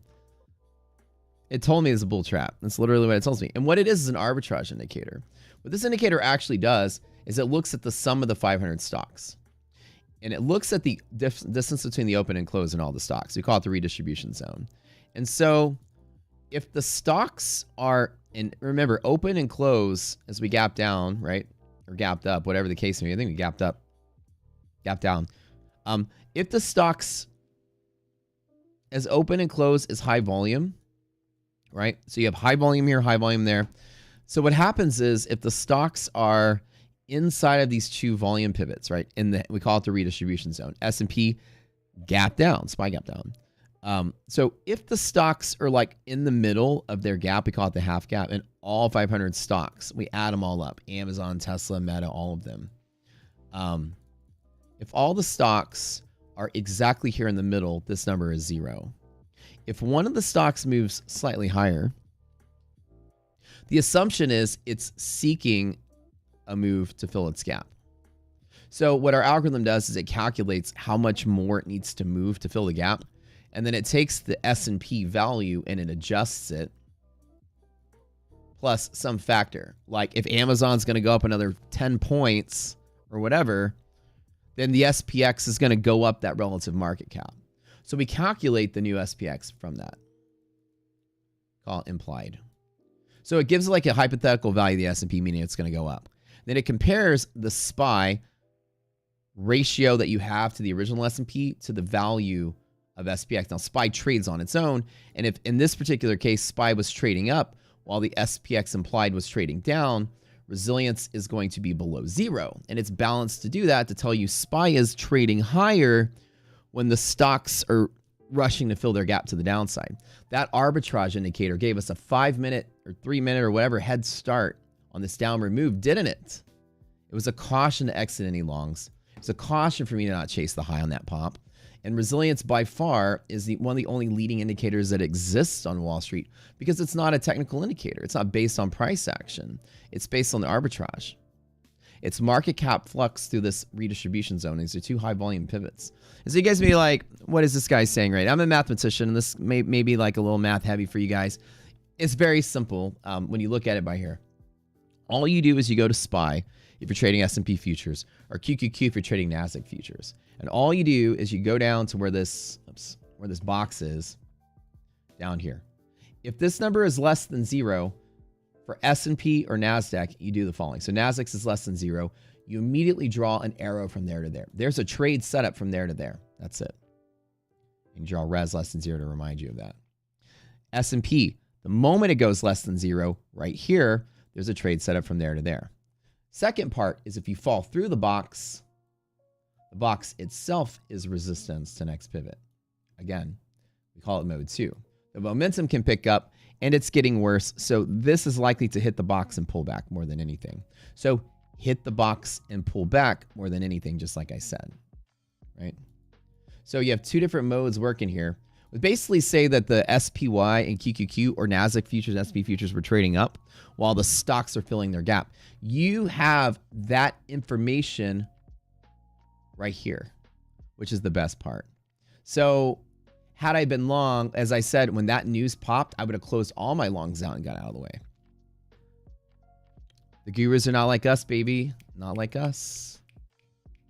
Despite the goofy theatrics, I'm a very accomplished mathematician. I have a chemical engineering degree. I graduated 3rd in my class from a tier 1 research school, engineering school. I worked on prestigious projects such as the catalytic converter for the diesel engine for the Environmental Protection Agency's Clean Air Act of 2007. Helped design the catalyst recipe for every diesel engine catalytic converter in existence right now. You ever go to a convenience store and you can buy jugs of piss i.e. urea, that's part of what we built. I was a small part of the team. I was part of the team. And so now for your diesel trucks, you can buy urea, which is a reducing agent for your catalytic converter. I designed the catalyst. Part of the team designed the catalyst that goes inside that thing. Had some fun with it. You know, you can buy pee at the convenience store now in jugs. It's fun. Then I was a mechanic too. Yeah, so monolithic wash coat barium oxide platinum catalyst is the recipe on the inside. I think 2 different catalysts in one. I did the what they call the distribution. So like how distributed the particles were. So like how far apart each active site was, and the percent of reducing versus oxidizing catalyst. So I worked on the recipe. I did 3 years of research on that in school. So I did, you know, before I went to Wall Street, that's what I did. I worked at Dow Chemical. I was a reaction engineer there. I ran their acrylic acid monomer units. I used to make the precursor to polyacrylic acid, which is a fancy word for saying I used to make the powder that goes inside of Huggies diapers. Ladies line up for the guy, for the diaper guy. How's it going, girls? What do you do? Well, I make acrylic acid monomer, 40% solution. What do you do? Ooh, that sounds fancy. Yeah, I know. Huggies is our biggest customer. True story. But goofiness aside, when I went to trading in 2010 is when I started trading. And we started creating tools that were more sophisticated, but we make them easy for you guys. It's like literally just rules, and we give you flashcards for it. We wanted to create something that was a little more powerful than technical analysis. And each one of our classes gives a flashcard with explanations about it and what it all means. We have clever uses of tools. We're not using technicals and shapes and patterns and stuff.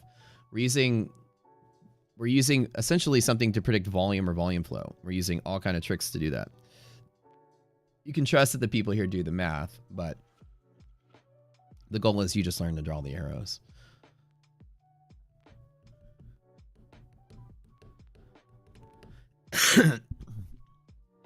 Recycling dirty exhaust into the engine is never good.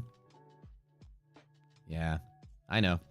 I'll be worried. Now, I didn't design the mechanical part of it. I designed the catalyst that goes into the converter. The mechanical part of the catalytic converter was the mechanical engineers of the world, I'm sure.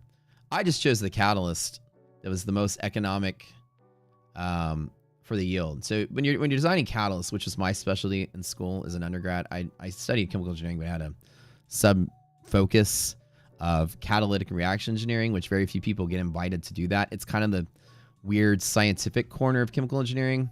They had one slot open that the head of the department got to hand choose a person. And so I was the one asked. The 2 people that did better than me in school, 1 and 2, were both going to become surgeons with engineering degrees. Funny part is that in my school, it was a flex to get a chemical engineering degree if you were going to med school. So the top 5 people in my engineering class, they all went to med school. They just wanted to get a 4.0 in chemical engineering just to brag that they did it as their second degree on the side. It's a hard degree to get, and so that's the funny part. So I was like the only person that was actually considering becoming an engineer, and so I was offered the spot. And it took me down this whole path of learning reaction economics, and that took me down to studying metals markets when I was designing catalyst recipes and working at Dow when I did. So I started studying metals markets, and that got me hooked on commodities markets, and then I ended up going to trading. So there you go. That was life. That's my story.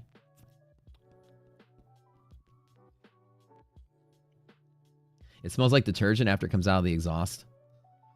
I guess, yeah, it kind of has that. It has, yeah, there's an interesting odor to it, yeah. You got a bunch of catalytic converters in your garage. Who'd you steal them from? Are you stealing those? Are you yanking the platinum out of them?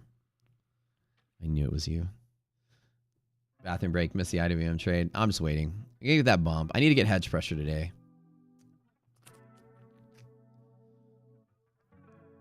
I can see GeoCap running out there with a wrench. He's like, God.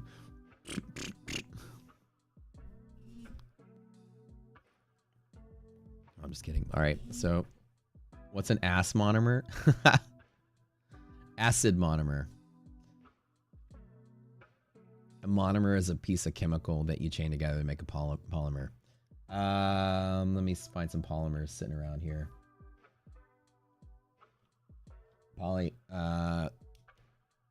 high density polyethylene right here. Polymer, plastic.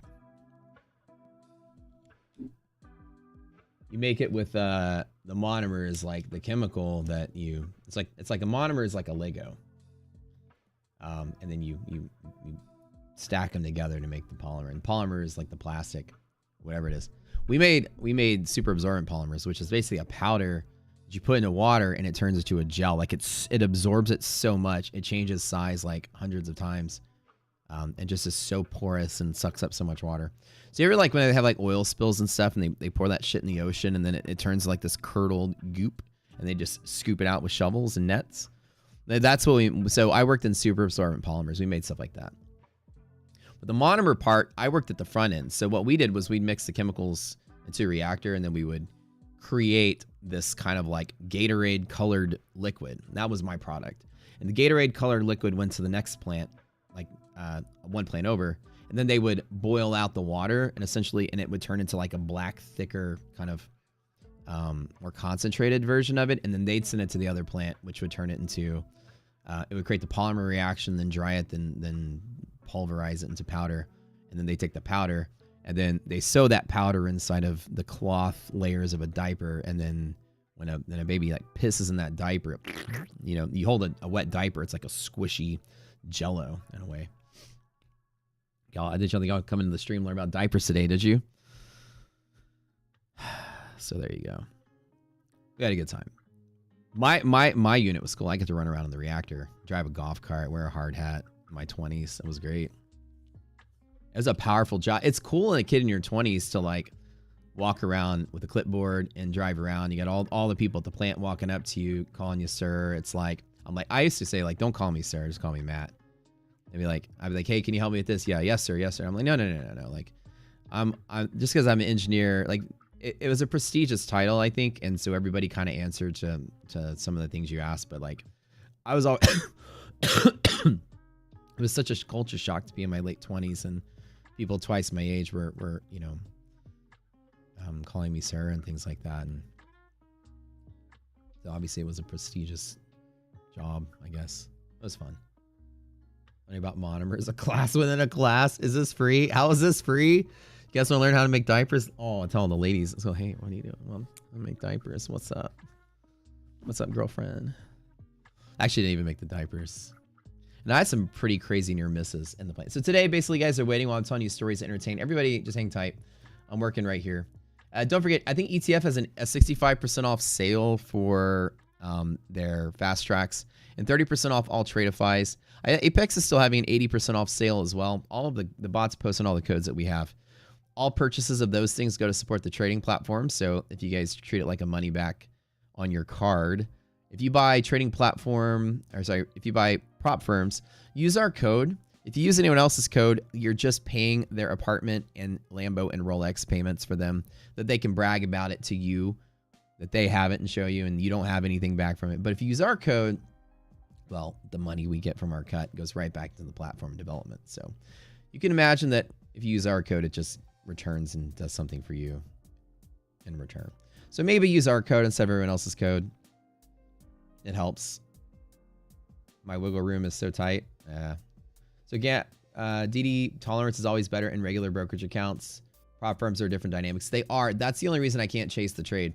So when you guys are here watching, you're like, why is Matt always being patient and wanting his trades?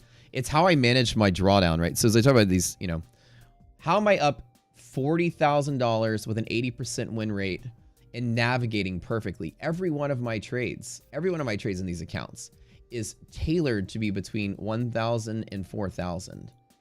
No more, no less. I'm trading 2 NASDAQ maximum and 4 EQ maximum, ES maximum.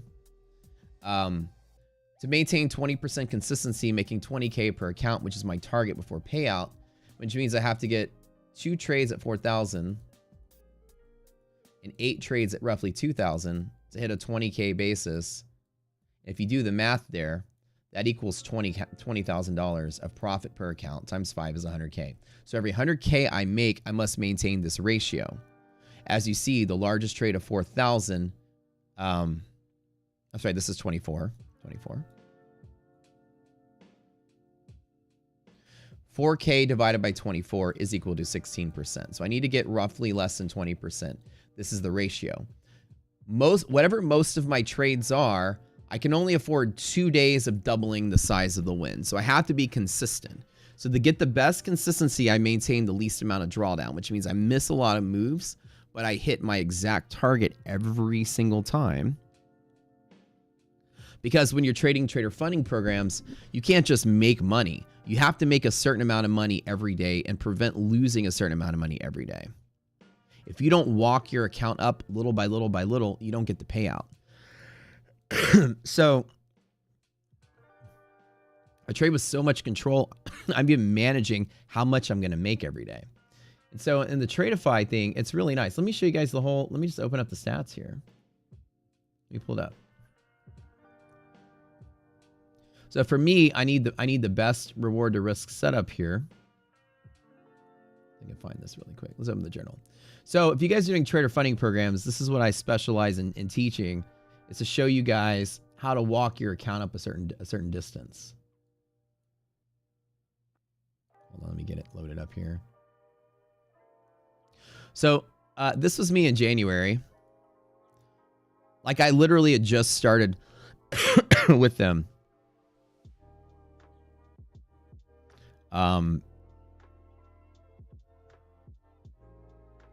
So these are the trades. Like I said, this is 5 accounts. So I'm aiming for, 1,000 to roughly 2,500 per account. And then this was February. I literally signed up for them like Thursday night. So it's only been a couple of, like 7-something trading days. And it maintained the win rate and the consistency. See how I'm making roughly the same amount? Roughly the same amount. And then I have like a bigger day that's twice as much as the smaller day. This is all planned. I could be up $150,000 or $200,000 in the account if I let all these trades ride with crushing it with this win rate. Problem is that if you do that, you bust. And so right now, let me just grab a screenshot of that really quick. So what you'll see, ladies and gentlemen, is shit like this.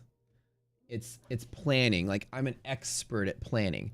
I am 7 out of 10 days away and I already almost have 20% consistency. That's it. This is it. This is literally how good I am at this. 20% consistency already. I've walked up with that rate. I've been controlling that the entire time. Now, again, it starts off high when you make your first trade, but it rapidly reduces. I have 3 days to make like 1,000, maybe less than $1,000. I need one more good trade and the money's guaranteed. Not only is the first 3,000 guaranteed, but because the profit with Tradeify is 9,000 minimum first time, 4,500 second time, all I need is 13,500 to meet the second payment. So all I need is $2,000 more dollars split probably between 2 trades to get that average down. And I can just flip the account and get the second payout. So all I need to make right now is $2,000 more dollars per account to guarantee a $30,000 payment from them. I don't even have to trade the second round. Isn't that cool? So I don't even have to trade the second round. I already was planning on hitting both minimum payouts in the first 10 days. I was trying to make 20K. So all I need is $3,000 to get that there, $2,000. So right now, all I need is $2,000 per account. One trade to secure $30,000 of payout. Total cost to me, roughly $2,400. That's an amazing 9x return on my money before taxes in 10 days worth of work. Phenomenal. That's great. That's free money. So not only do I hit the first payment, but I hit the second payout. So all I got to do is flip the account for 10 more days and I get paid again. Easy peasy.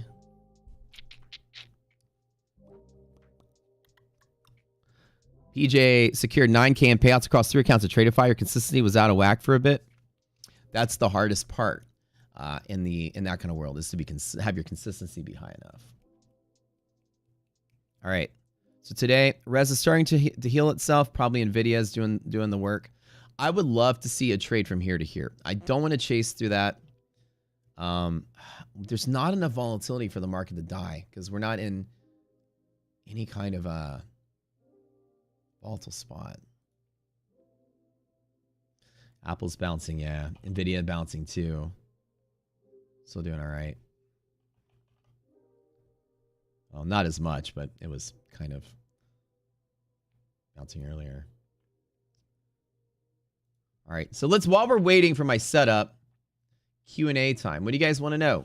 Questions about Rocket Scooter, questions about futures trading, questions about trader funding programs, questions about iDoc, Pickle, questions about me, my background, what I did, how I got into trading. What do you guys want to know? Let's play a game. Let's do Q&A with Matt. What do y'all want to know while we're chilling here? While I'm waiting for my setup.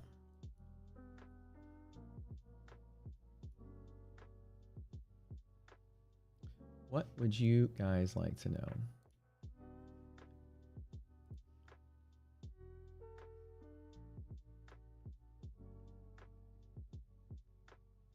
Put this here. You guys can check it out.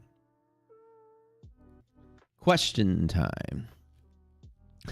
Somebody tell Trump to tweet something about Iran. That's so funny. Are you hiring? Not at the moment. And we probably can't afford you. Next question. Just kidding. But probably not kidding. Is it easy to beat these prop firms with certain hedges and arbitrages? But it is against their policy, not against their competition's policy, not something you want to do, not worth it. Oh, the context of your question, I don't know what you're answering, Gamma.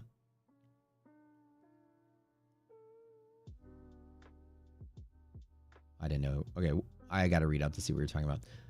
How many trades has Pickles won yet? Pickle has a 100% win rate. He's won he's never lost a trade. He's won every trade he's taken. Trade of 0. How's your first trading day look like? My first trading day was in 2010. I got laid off from my awesome engineering job that made diaper absorbent precursor. Amazing job. I got laid off. My company got bought. Okay, so I worked for a company called Roman Haas, actually a German chemical company. You guys may have all heard of them. Maybe not. The engineers of the world have heard of them. One of the best chemical companies ever to exist. Private company, German company. Germans are the best when it comes to making shit. Got bought by Dow. That's what happened. And we got absorbed into the Dow culture. Roman Haas made plexiglass. All of you that have plexiglass in your cars and stuff, that was invented by Roman Haas. That's their claim to fame. And so anyways, I worked for them. Dow bought us. We became Dow. Then during the financial crisis in 2009, 2008, the market was collapsing globally. Dow had a project that they were doing to try to build some plant in Oman or somewhere. I can't remember. And they were going to get like $8 billion, $9 billion contract. And the market fell through. The contract fell through. And then they were in the hole. The money they were expected to have to buy out the company. So during the course of merging the companies together, Dow tried to pull out of the deal after the ink was dry, and there was a big lawsuit between Roman Haas and Dow that set a precedent in contract law, which is actually kind of neat, in that Dow tried to claim force majeure. We don't have the money for the buyout. We had a deal, but it fell through because of the financial crisis. The other company pulled back. We didn't have the money to do the buyout. The Haas family sued him and said, doesn't matter. They tried to declare force majeure, which means an act of God prevented them from fulfilling their contractual duties, which usually wins. But the judge decided that an economic disaster is not an act of God, is an act of man. That was kind of fun to read. An act of God would be a tidal wave crushes your building and, you know, shit happens and you're behind in your contractual obligation. That makes sense. You know, the Armageddon happens. All right, that happens. You can't control that, but financial disaster, certainly not an act of God. So they were forced to go through the merger and they didn't have the money to do so. So in response, they let off half of my plant and all across the globe, employees everywhere. And they decided to operate lean for many years. And that they suffered for many years because of that. And you can't cut out your talent to run a plant. So the 6 engineers that were at our plant, only 3 of us got to stay. And my boss walked in and was like, so we got to let 3 of you guys go. I'm letting you know it's seniority based.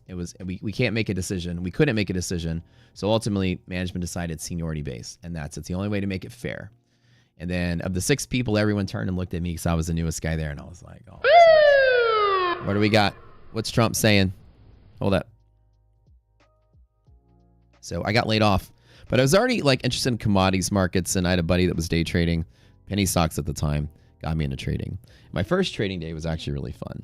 So I got a severance package, getting laid off as a 28-year-old, however old I was, 28, 29-year-old kid. That was crude oil inventories, EIA numbers. Just forget about that if you're an oil trader. And so my first trade, my friend was teaching me about trading. I was watching it for a little bit, and I already like looking at commodities markets. I was learning the buttons and everything. I got an E-Trade account, and I decided to take my severance package and throw it all into an E-Trade account. And what the hell? Let me try my hand at trading. I had the genius idea that the banks were getting a bailout in 2010, so let me buy bank stocks. My first 5 or 6 trades were all winners with very little effort. I was buying like Wells Fargo and Citi and all these other banks, and I would just throw money at it and it would go up. And I think my first trade was like $200 or $300 worth of win. And then I traded like 3 or more times that same day, and it was like $200, $300 here. And I was like, I'm like making thousands of dollars doing this. This is all it is. Stocks go up. Let me just buy stocks. I ended up hitting, so I put in like, I don't know, my first was like $10,000 maybe. And then I traded, 5 times in a single day, and I got the phone call from the broker. I finally learned about pattern day trader, right? So they were like, so you need to put more money into the account. I'm like, what? I do? So I had to wire more money in, and they can unlock the account so I can keep trading. That was my first trade. Immediately set my confidence through the roof. Like, this is insane. This is like half my paycheck for the month, like in a single day. Okay, that's not bad. Okay, so all right, let me try a hand at this. And then after that, I would just make money day after day after day, and I made millions of dollars, and I quit my job. And no, that's fucking lying to you. That's not what happened. I struggled for 5 years, dude. It was crazy because I would make some money, and then I would blow it all up like in a single day, and I had no control. I had no grasp on the market. I was trying to use technical analysis and all these things other people used, and it seems silly to me, but I trusted it because other people used it. And then I just realized very quickly as a mathematician, the first thing I thought was, my friends were like, yeah, you can use like these moving averages and these different things. They read the price and help you see the future. And I was like, that doesn't make any sense. I didn't know anything about trading, and right out the door, it sounded stupid to me. It doesn't make any sense. How does candle data that's moving infer its future behavior when this is randomly based on people's buying and selling? Well, it just helps you see the trend. I don't think it does, because to imply the future, it means there's some kind of math equation that you can apply to that data set, that closed data set, to equal some kind of answer that somehow reveals hidden data within that. So like I have data points and I can run it through some math, and all of a sudden it tells me there's more information inside of that closed data system. Doesn't make any sense. The candles contain no hidden data to imply the future. That sounds ridiculous. It's a math thing. A closed data set has no leak of information into it. Information can't be created from nothing. So, this is the law of thermodynamics. You call it entropy. Right? You can't, things move in one direction. Matter can't be created or destroyed. Information can't be created. How the candles contain any information about the future? That sounds stupid to me. As a mathematician, it sounds dumb, but everyone uses it. Oh, trust me, bro. Okay, I'll trust you. And I struggled for 5 years trying to use that stuff and trying to write algorithms to kind of like clean it up to make it easier to use. And all of my efforts came up with nothing. And so it took a while for me to get good at trading. That's my first trade. First trade put false confidence in my head, and then 5 years of humbling and struggling. I finally figured out around 2016, 2017, when I started trading futures a couple years prior. I started reading about how futures works, and I had all these brainstorms. As a CME group was very revealing in their patents and videos about all these control systems in the market. And control systems, we took a class in that stuff. Mathematical control systems. Well, can I exploit this for trade ideas? And then we came up with the risk interval, and it was history from there. My first trade was really good. And I always tell people, your first trade that you ever make sets the next 5 years of your life in action. If your first trade kicks your fucking ass to the point that you feel like you're going to throw up, you're going to walk around like a pussy for the next 10 years when it comes to the market. No offense, pardon my language.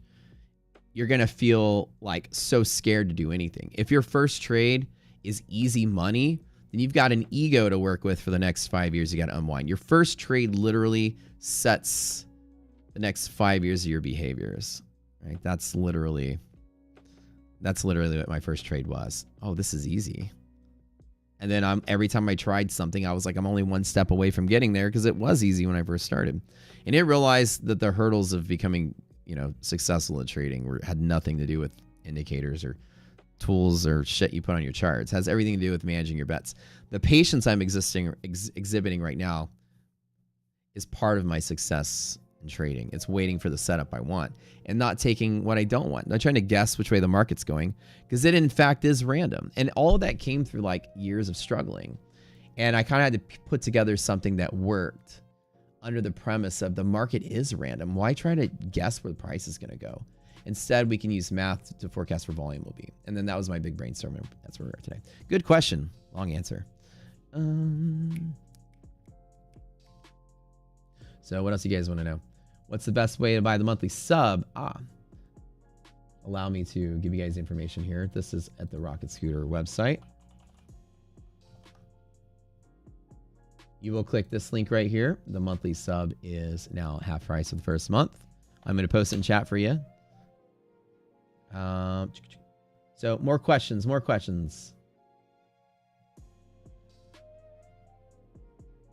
How come I did not take the NQ as every single trade time in NQ? Because there wasn't one.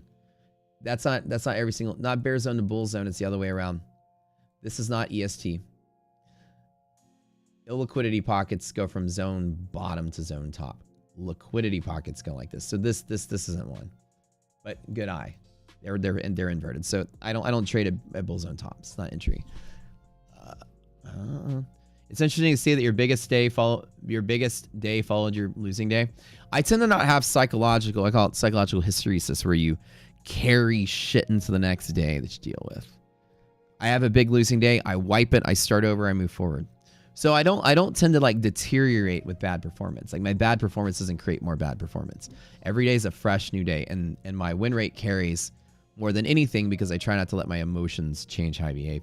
I'll take a big losing day and then come back to the market kind of a wuss the next day, right? All right, more questions. Will Rocket Scooter tools be useful in individual stock trading? Yes. Liquidity maps are useful in reading flow paths in any stock to assist with seeing where volume will be. Now, an example is NVIDIA at monthly hedge pressure. As you see, monthly hedge pressure goes from orange to blue on the break. There's high volume here at NVIDIA. You know this is the key pivot for NVIDIA to move. So useful as bear short up has a very clean and hard pivot right there. You can see that we were fighting below it as you expect. And then now it broke through and now it's trying to fight above it. This is a regime change in NVIDIA. So we know that inside of here, I'm going to wait it out to see what NVIDIA is doing. Now, I would be ready to long NVIDIA. As a matter of fact, I'm watching the stock market, pardon me, to see if NVIDIA yanks the market higher. The problem is today is that there's just bearish resistance to go with it. But that's okay because the liquidity map shows usually that hedge push is strong enough despite the bear resistance. So as you see in stocks, I would say maybe I'd like to long NVIDIA from there to there with a small stop there. If it breaks back below and gets bad, it can fall pretty far. This would fill the gap. Or next resistance, sorry, would go to there. So as you see, it's doing that move a bunch. So right now, NVIDIA is like on the brink of possibly breaking out into a squeeze. Now, I don't take moves like this to bet on that, but I would take a scalp from there to there, which means I'm not shorting the S&P either with such a heavy market cap stock pulling us up higher. Now, with negative res, it means there's enough stocks not doing so hot today that this is likely to resist there. So I tell myself, because of the move, NVIDIA can go to there, that this can yank to next pivot, and res is going to pull us back down. I don't think we get breakout highs today unless NVIDIA and other big stocks break through and go there. So we're going to watch it in steps. Like I said, I'm not chasing the bull moves today, but yeah. Make new accounts. Let me say something. That's my first trading day. What's my favorite type of cuisine? How is pickle? Oh, dude, pickle is huge. He's massive. He's like Slinky the dog from Toy Story. He's long. And like I used to hold him, right? And I was carrying him. This is a really bad story, but I was carrying him and I was kind of like holding him, and he's twice as long. And he saw IDOC walk by. He tried to jump to chase after it. And I was holding him like 3 feet off the ground, like holding him here. And he dove forward, and his momentum was all weird because he's like this long slinky that like moves like this. So he actually jumped out of my hands, and I couldn't grip him because the majority of his body was like, he's a wiener dog. And he flipped over and fell, and he was whimpering for a couple minutes. We checked him to see if he had broken or hurt. I was so scared. But Pickle, he didn't realize how big he is. You can't jump for people's head. Now I got to learn to hold a long dog. He's like twice as big as he was a puppy. He's only 4 months old, so. Poor Pickle. Favorite type of cuisine? I do love pizza as like my favorite food. I like everything. Sushi, steaks. Italian food probably be the favorite. Or Indian food. Up there. Indian food I'm obsessed with. Day job in LA to tune in every day in the afternoon. What rock scooter package you recommend? Jersey, do the entire monthly package because you get to use the platform and learn how to use the platform, which means you can do it at your leisure. And you can watch the videos after the fact. It gives you access to the videos channel. So you can watch the Zoom calls in the evening if you want. It's the half price for the month to try it out. I decide on 2 NASDAQ for 4 ES. Just found these accounts based on total risk per trade and total points, both. The idea is that the average move that I take on a stop on S&P is 10 points. The average move I take on NASDAQ is 40. It has to do with 1 strike distance on the options in the underlying. So if I buy at 519.5, whatever it ends up being in S&P futures, I'm going to stop at 518.5. I give myself 1 full strike distance to tell me that I'm wrong. So that translates 1 SPY is 10 ES, 1 NASDAQ is 40 in Q. So for 10 points per 1 contract is 500 every 10. And for 1 contract is 800 for every NASDAQ. So this is ES. This is in Q. So with most of these trader funding programs, this one is roughly like a $6,000 total drawdown and like a $3,750 daily loss limit. So 2 in Q gives me about $1,600 of loss if I lose 2 trades or 2 days in a row, which is half of that daily loss limit. Gives me plenty of buffer to not blow up in a single day. 4 ES is roughly $2,000.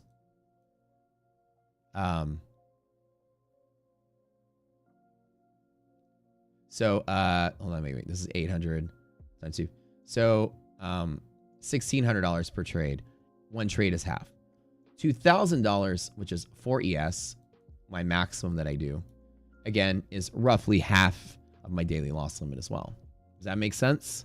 So, my stop allows me to make 2 attempts per day before I hit the loss limit. It gives me a second chance, basically. And that's why I did it. And so on my ups, at least 1-to-1 or 2-to-1 trade, this puts me in the ballpark of the profit target that I need to get, which is $9,000 minimum over 10 days with 20% consistency. If you do the math there, for every $10,000 to get 20% of less, I need $4,000 gain in 1 and $2,000 gain in 4. 2 times 4 is 8 and 4. That equals 12. That meets my $10,000. And then at that particular 4,000. Oh, wait. 4,000 times 1, 2,004, 8 and 4 is 12. Yeah. And so from here, this is a 30% consistency, right? So what I have to do is target more trades. So if I do like, for what I'm trying to target is 20,000. I think I did the math wrong there. But 4 times 2 is 8. And 8. I'm sorry, I did that backwards. 8 times 2. Math is backwards. 2 days times 4,000 there, that's better. And then 8 days times 2,000, roughly on profit size, gives me my 10 days. Check. Gives me 2 times 4 is 8 plus 16 is 8, 16, 24,000. That beats the $9,000 minimum. And my largest trade of 4,000 is 1/6 of the account, which puts me at 16% consistency. So if you listen to all that math right there, you're not seeing because my face is in the way. But essentially, to get the $9,000 profit target at 20% consistency, using these as my losses, if 22,000 is my loss on the max trade, then 4,000 needs to be my gain on the big trade. So the math just works out that way. To get 2-to-1 setups, if I'm going to lose 2,000 and make 4,000, I can only make 4,000 2 times, and I got to make 2,000 the rest. So the majority of my trades only need to be 1-to-1. 8 out of 10 trades, only 2 need to be 4. That's a nice, clean, easy break. So most of the prop firms are going to be around the same. And I already did the math, and I teach this in the prop firm class. So essentially, my loss limit gives me 2 chances to lose before I bust for the day. And it keeps my gains within a relative 1-to-1 or 2-to-1 trade. I don't need to get a big run of 50 points, or sorry, 5-to-1 to win these accounts. I just need to make 1-to-1 scalps to turn them.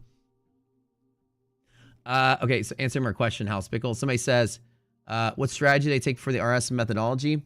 I started off with moving averages at different speeds, trying to figure out if that would give me more clues, and I found out it just gave me more noise. I tried to use MACDs and TTM squeezes and different kinds of what are they called? Rinko bars. And I tried different candles and stuff, and nothing was really consistent until I started playing with volume. And volume profile and VWAP started showing a lot of promise. So I kind of latched onto that for a little bit. And then in the back of my head, it just kind of still wasn't that great until I started discovering stuff in futures. And then I created the risk interval. And then from there, it was volume pivots plus risk intervals that gave me the edge that finally gave me the kind of, what I needed to go full time. I wasn't where I was today, but I had an edge, risk interval, as you guys know. Do I have patents on my complex algos? No, I don't patent them. You don't want to patent anything because you have to reveal how it works. And the only reason to patent something is if you want a head start on your competition. Thankfully, there is no competition in this world. And you couldn't reverse engineer what I did, period, because they're not linear equations. They're differential equations, which means there's an iterative process to solve them, which means you can't analytically derive the solution just by reverse engineering the data. Mathematicians will understand what I just said. Differential equations are not solved by A plus B equals C. They give you A, you can solve for B. The equation's recursive and dependent on itself, so that you can't derive the equation if you wanted to. You'd have to literally brute force this, probably years of time to iteratively, you have to guess what I'm doing and then see if you were right. And because of that, the answer is you couldn't do it, so I don't need to go patent it to protect it. I'm not scared of a competitor. So great thought. Good question. Why? Great question here. Why? What's the best way to buy the monthly sub? You have it. Good. Somebody said, why trade trader funding programs? I read that somewhere. I knew my memory is being crazy. Why trade trader funding programs? I have a live account. It's a great question. Let me answer that in a very, very, very easy to understand way. So the idea is I'm trying to grow Rocket Scooter as a brand. Number one. I always talk shit about trader funding programs when they first came out because I was an elitist. I only traded my real account. I didn't trade anything else. I thought trader funding programs and people that sold them were just salesmen, and a lot of them just are. But then I found out that they're smart people, and I was the dumb one. And I found out that I was kind of isolating myself in the futures world by being an elitist that was talking like, I'm the one with trading my real account. This is me making 50,000 real dollars, and I'm like, look how much I made. And nobody seemed to care because everyone trading their 20x Apex accounts stole the spotlight. And so I had to jump on the bandwagon to get views to grow the brand of Rocket Scooter, to get the platform out there. I'm forced to do this out of trying to be relevant. It's a great question. And so the next part of that question is it worth the time? Well, I mean, when I think about it, what actually makes it even better is I don't really have to risk any money to make money. It's incredible how awesome it actually is. Now, I'm going to pay the penalty of higher taxes on this money, but imagine me just putting $2,400 into a Tradeify account. And I'm going to walk away with like 100K if I do well with that. And hell, if they ban me and kick me to live, they can roll 75,000 of that into a real trading account just by me being good enough to do so. And I think about it and I go, I get to trade with absolutely no risk other than my initial investment and draw a bigger crowd. Stream has quadrupled in size in the last month. So I just became a smarter businessman by being relevant in the space. When I used to think that they were just for newer traders or for bad traders, I realized that this prop space is actually perfect to grow the futures industry. It's exactly what the futures industry needed. And now I'm sold on the whole idea that is the best place for people to learn and learn trading. All right, more questions. If I had my choice, I would be the only person trading a real account and doing nothing else early on. But now that I have my choice, I choose to do the no risk trading and basically create 4 different revenue streams for myself. It's just smart business now. And I'm honest about that. You know, we pull in an extra 20K a month selling, you know, affiliate sales. I mean, that goes right into the platform. I get to hire more people. I get to make better stuff for you guys. And so I'm like, okay, I'll jump on. But I waited so long to like freaking jump on that bandwagon, to be honest. I fought against it for so long while other people grew and exploded. I was like, you know, it's just a phase. It's just a whatever, but realize it's not a phase. It's here to stay. More questions.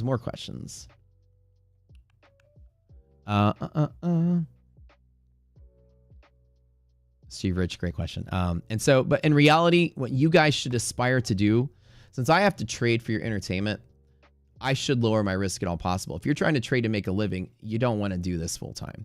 You want to make as much money to go live and then get gifted the free live account and trade with it. I was gifted a live account from ETF. I was doing so well. They moved me to live. Now I'm trading their money. I'm not even trading my money. If I blow it up, I lose their money. So the final prize is to get the real trading account where you're on a Schedule K1 and pay 60/40 taxes, but you're trading someone else's money. And that's only if you're the best of the best in the prop firm space. And is it worth the investment in time? I've lost less money trading prop firms last year than I have ever lost in a single trading year. And relative to the return on the investment, it's infinitely better. The amount that I return from that investment, even after taxes, is still better. So it's like, imagine, like I'm saying, I could, right now, I've 8x'd my money before taxes in a week. It's not usual without taking abnormal amounts of risk in a futures account. If I put 10K into an account and want to turn it to $80,000, I'm risking losing the whole account. And, you know, it's a lot more risk to do so. In the prop firm world, but you have to be really, really, really, really, really good to like do every part of it. Like make your wins a certain amount, make your loss a certain amount, and really plan all your trades. And I figured that when you're really good at it, you actually make a little bit more money doing that, even after taxes. So for most of you, that won't be the case. For most of you, you want to get to your payout, take the big hit on taxes, take the 10 or 20K you make and put it in your own futures account and trade. And if you blow up, you start all over in the prop firm world and keep going. Do you get access to the old classes if you can't attend the Zoom calls? They are recorded. That is correct. I wouldn't. This was somebody else saying. What other questions you have? Yeah, Icewild said nobody is interested in watching one guy make 10K on one account. They want to see you make 1K on 10 accounts. It is how it is. Yep. Do key pivot levels become less probable as the day goes on, or do they remain as valid as the rules resilience dictate? They remain, as we found through our back test, they remain resilient throughout the day. The ideal conditions, 80% hedge pressure, 70% non-ideal. Our back test results came in, by the way. Last throughout the day. We measure same side open and close for the day. I would love to see this today so I can trade off of, but I don't think we're going to get it. But res is still negative, so I'm hoping that we get a pullback. What's my biggest profit and loss? What's your view about volume profile? Did you use it? So in 2020, when I was trading my real account, there were days that my P&Ls on a daily basis were 50 to 100K a day. If you guys are watching my stream in 2020, I was trading big trades back then. Majority of all of my revenue that I had and was making went into building the Rock Cedar company. Many millions of dollars took to build this platform, this company. But in 2020, I was trading, my average trade P&L per day was 20 to 50K. My biggest trade and loss on stream were both over 100K in a single day. I was trading much bigger to try to attract a bigger crowd. And it really didn't, and believe it or not, it really didn't matter to much people. People weren't really into futures like they are now back in 2019, 2020. But I was like, if I trade more on stream, will that draw a bigger crowd? Hit or miss. It wasn't until prop firms really made futures really popular that people were really flooding the futures. All right, you blew your 7th personal account yesterday going back to a day job. Wait, are you kidding? Are you that happened? I'm sorry to hear that. Wait, yesterday? Well, Pixel, what were you trading yesterday? The Zoom calls, we start from the beginning. Yeah, so we get to class 20, we start over at class 1, and we just circle around. If you're joining now, you're joining at the risk management section of like when to qualify trades and when to sit out and things like that. The market avoidance is the best part. Trust me, it may be like the least actionable part, but is the best part for upping your win rate. If your goal is to try to do so, upping your win rate really consists of trying to find where you apply your strategy and where you don't. We can't guarantee your win rate's going to change. We're very honest about, your performance is your performance. We don't know that. But market avoidance directly correlates with win rate. The less you do, the better you do. And whether it's our strategy or anyone else's strategies, your goal in trading is to find a limit to where you apply your rules. Don't always try to trade MACD on the way down. You're going to get bad signals. Like, don't always try to use your rules. Have a rule where it says, I don't apply this. And so market avoidance is a great way to avoid bad signals. And so we have limits to where we don't trade. And that's what we're teaching now.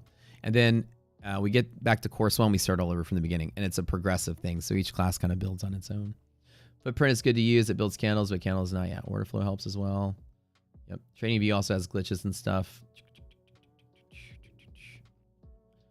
What if we like losing? What does that mean? It means that you had a rough life and you're okay with it. You grew from your hardships. Your first trade. Oh, these are all questions back from like my first trade. Okay. You guys had some really good stories. Don't buy the monthly subscription. It's not worth it. Buy the lifetime. You save money with that. Direct to plan on developing further exploits. Yes, we have things coming in the pipeline. The next thing is full back test. So what we're going to do is, like, the answer is we're going to have all the history of the data, and the back test is going to ask a few questions, like AI based.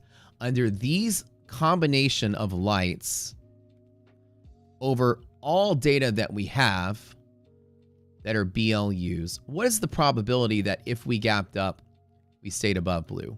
And then we would print whatever that percent is on the chart based on the real data. If one of these lights were to turn red, then I would expect this number to change.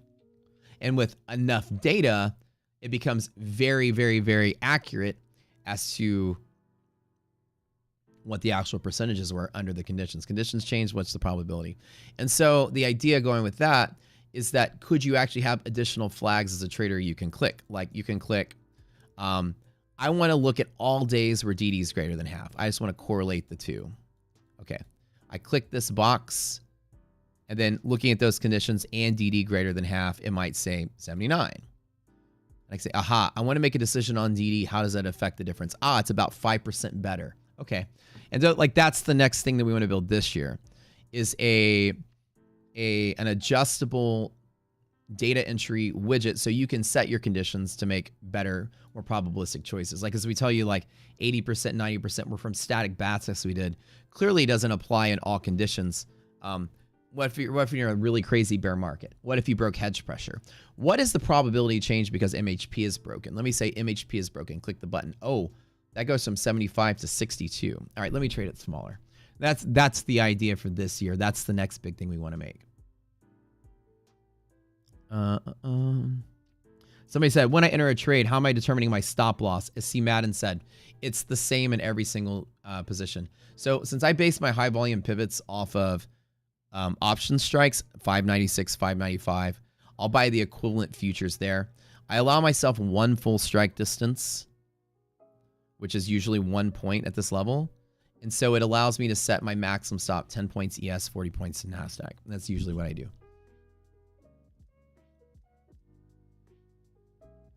Somebody said it's definitely worth it. You can buy 2.3K worth of evals in only 1 month of Rocket Scooter, make a ton of money. Well, that's good that you guys say that. Unless you have infinite money and guarantee the Rocket Scooter team will operate for the same more than a year, monthly Rocket Scooter sub is definitely good. It's cheap.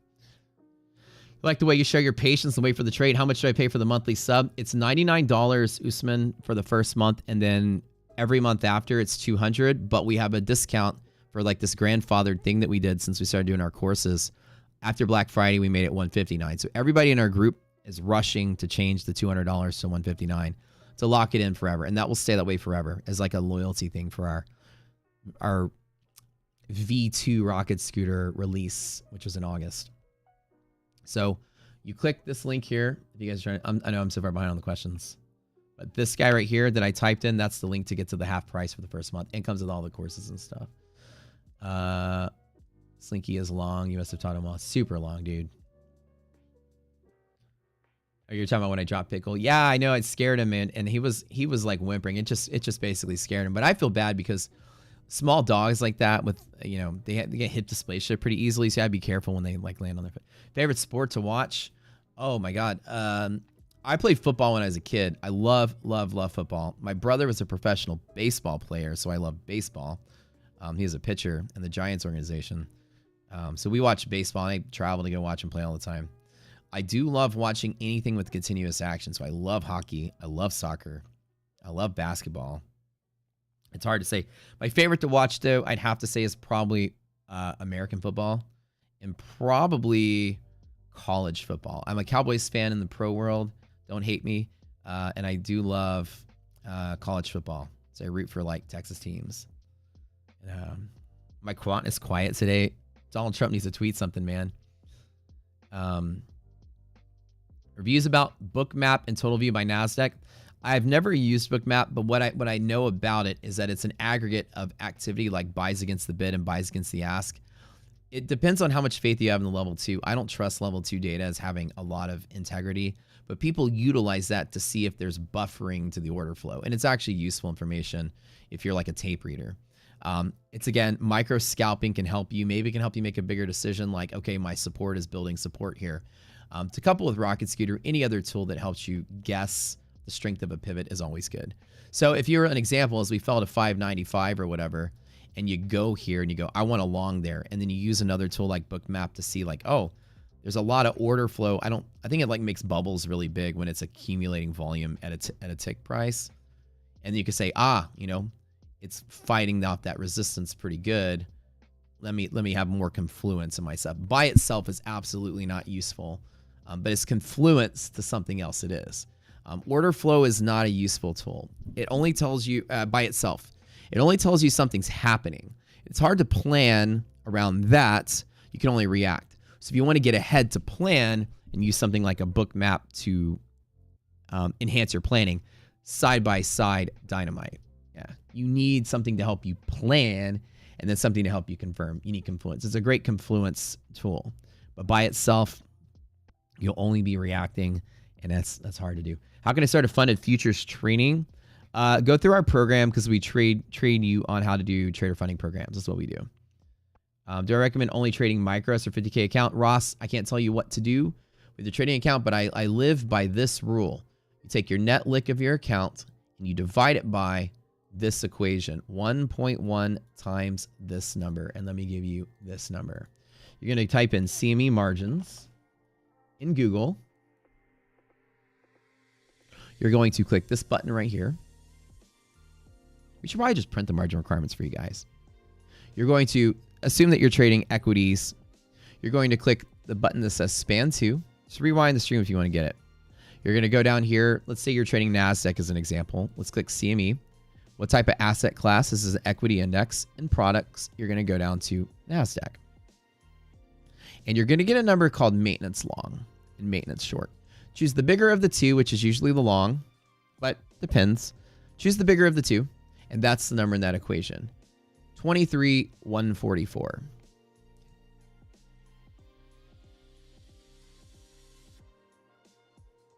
Okay. And we're going to multiply that by 1.1. That is 485,452.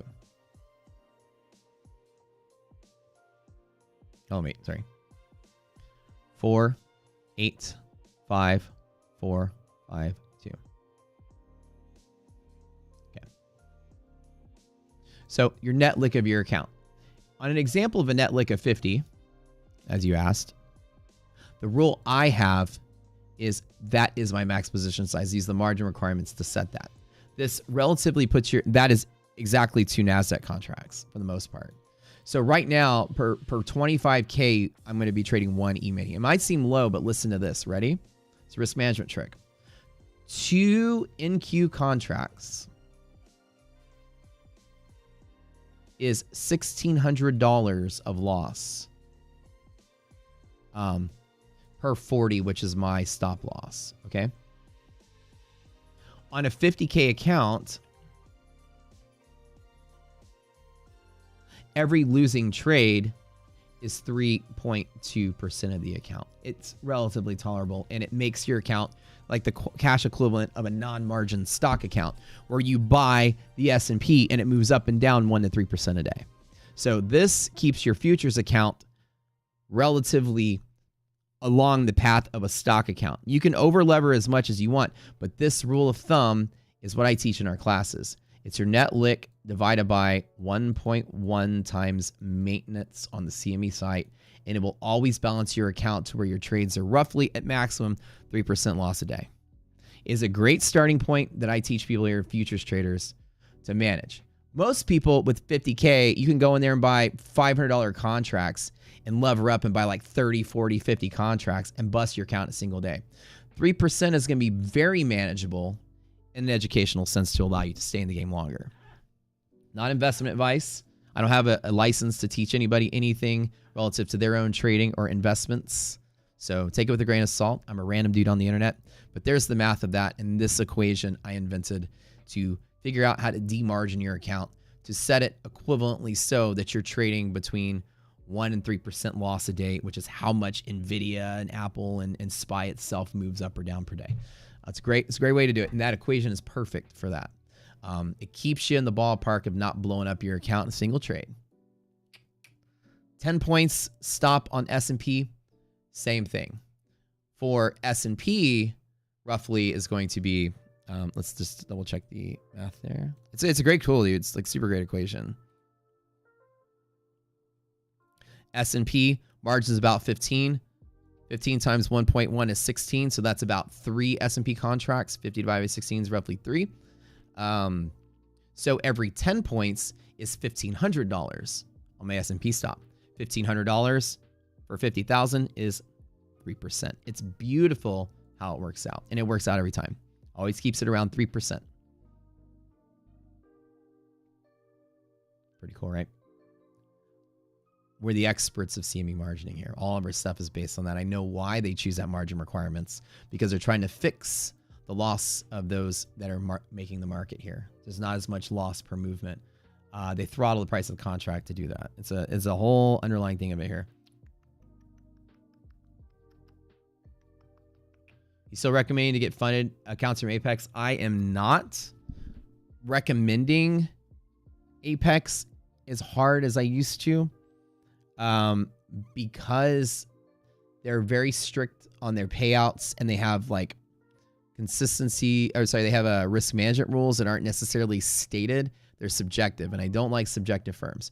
I would say what I used to give Apex a score of like an 8 on affordability, uncapped payouts, things like that. Difficulty made it hard. I'm now giving them like a 6. Still good, still cheap, 80% off. I would still say if you use Apex, use them. But I'm in the camp of end of the day drawdown all the way, which is ETF, take profit, Tradeify, they all have it. Pay more money, get end of the day drawdown, get rid of the trailing drawdown. But Apex at 80% off. They have a sale right now. Use our code. Go grab it. This is the time to do it. Am I excited for the Michelin Guide finally arrive in Houston? Dude, I know. BCN, man, all these restaurants that have been like mainstays in here finally got some Michelin stuff in Houston, which is awesome. We're like this culinary mecca that nobody knows about. Houston's by far. I'm going to tell you guys, take my word for it. You go to Vegas, you go to Miami, you go to New York, all these places with amazing restaurants. I'm going to say, I'm not being a favorite here because I've gone to all those places. Houston is by far the best restaurant city in the country. LA is good. Vegas is good. Houston is where everybody's building new concepts. It's like ramping up to be like Miami, Vegas level. Every restaurant you go to has a DJ and fire breathers in it. It's crazy. So the concepts are cool, and there's like 10 new restaurants every week, I feel like. So, yeah, and we're getting some Michelin recognition now. It's good. The Q will come here because it's cheap, man. That's why Elon came to Texas, dude. It's cheap. Everybody can follow Matt's ride. I'm the exception, probably so. Stereo, 1K across all funded accounts. Bro, nice job, nice job. If market drops, you're back in. All right, cool. Yeah, same thing. I don't really have a good setup, and I know there's not a good setup, so I'm not making the trade. I'm not shorting the market. I don't short bull markets, but I'm also not chasing longs. There's no momentum. So as you see, some days are just sit out days, which kind of sucks, right?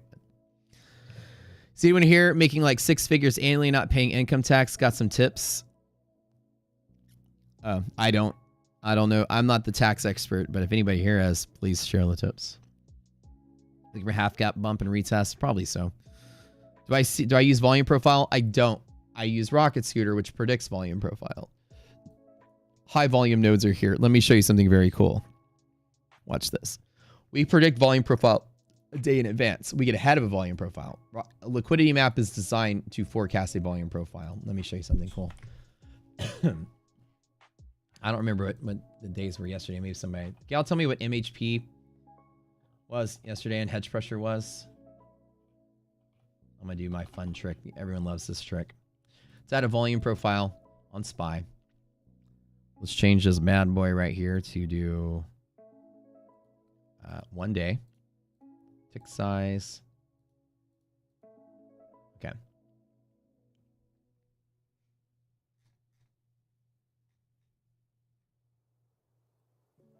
Do I have a tax lawyer? I do. Yes. So high volume nodes here and here. Let me go back to a day chart. Is based on yesterday's volume, right? And yesterday's trading, I don't know if anybody remember yesterday's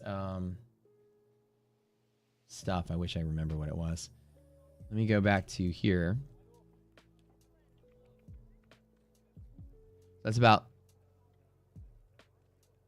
here. Go check. So like all of our pivots are going to produce high volume when you touch them. These are today's pivots, but yesterday we rallied up to DD bands, which is kind of like what we were close to in these yellow lines. And so yesterday's pivot, this yellow line, for instance, I guess I need to show 2 days on this volume profile. Let's capture yesterday as well.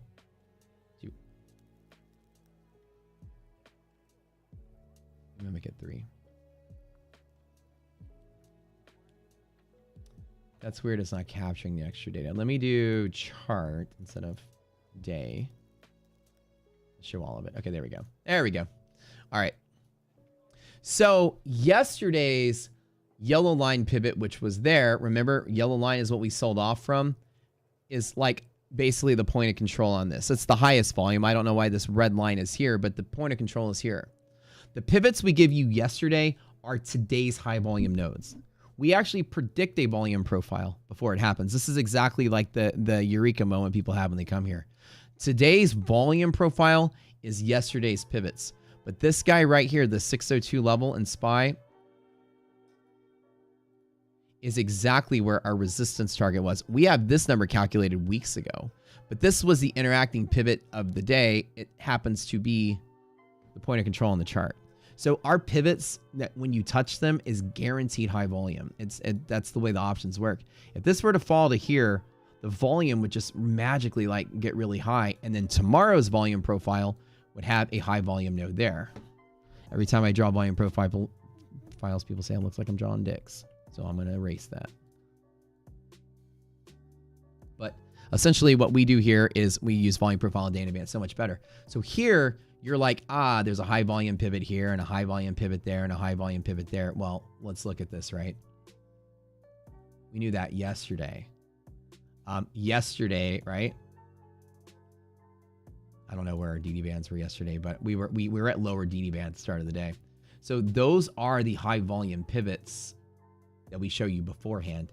And then the very next day it reflects as being the volume at those levels.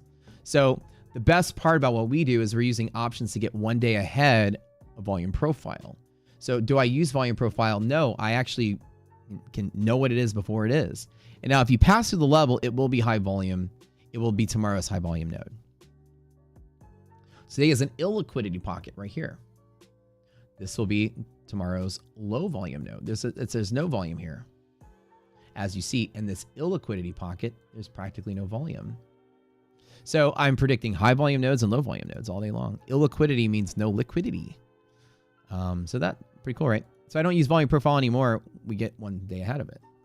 One more question. Do I have a tax lawyer? I do.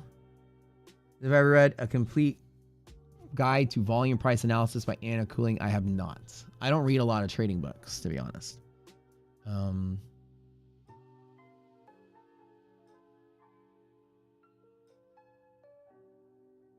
More questions. All right, Q&A is good.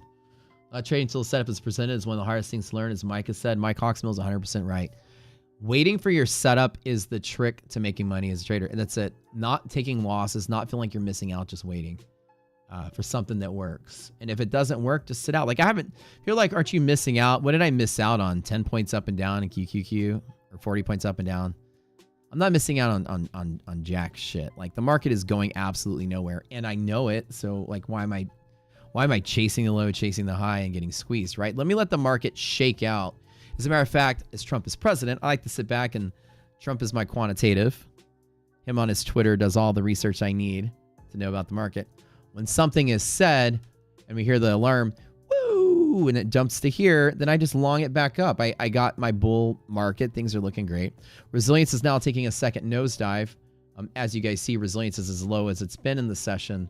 So we are filling the gap back to this way, half gap resistance. So somebody said in chat they're waiting for half gap to short this. I don't short a half gap, but that's not a bad trade. That's really smart that you're watching resilience. Very good, very good. You guys are so smart. Hate trading the Asian market. I do too. Will also retire from a 9 to 5. It's the best thing you'll ever do in your life. I'll tell you what. I tell people this. I don't care if you give me a $2 million bonus and a $1.5 million salary to go trade at fucking Chase or something or Deutsche Bank or whatever. I don't care. I'm not taking it. I don't care how much you pay me. I will never call a man mister. I'll never wear pants in the morning. True story. And I won't sit in traffic, commute anywhere. I don't care how much you pay me. There is a beauty to life that comes from the freedom of escaping a day job, no matter how much you love your day job. If you love your day job, you still need to find freedom with it. And I'm going to tell you your answer to retire or to quit your 9 to 5. Nothing is better in your life than to never having to answer to someone else to make the living and have the creative freedom you want to do whatever you want.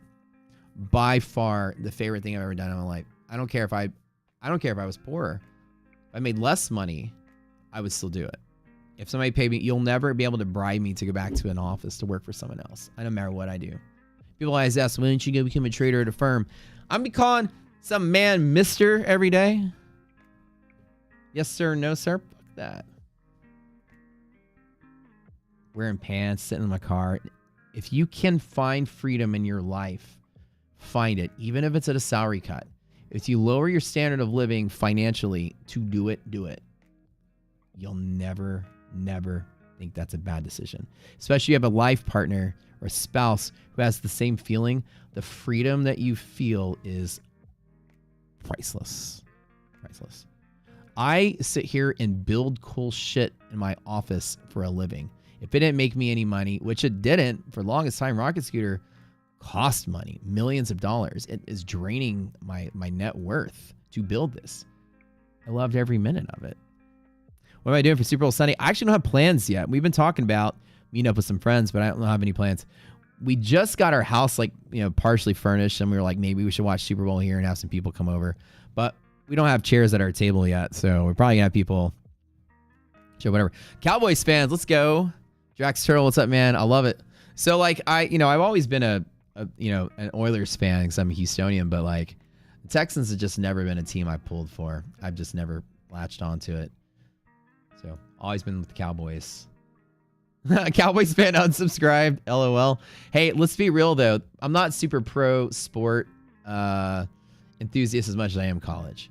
In college, I'll watch IDOC's a Longhorn. I'll watch Longhorns. I'll watch UVH play.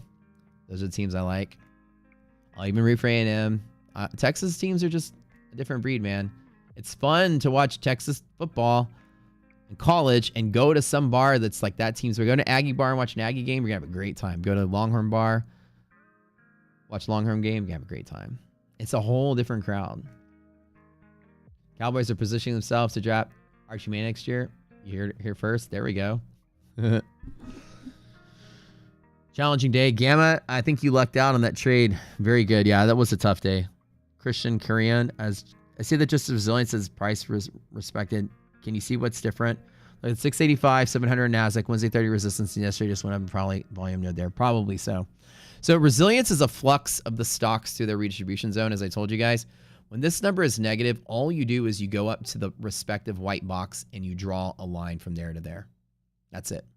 That's where the index is balancing out. If the stocks are filling their gap to the downside, the index is likely to follow, and the index ETF is likely to follow.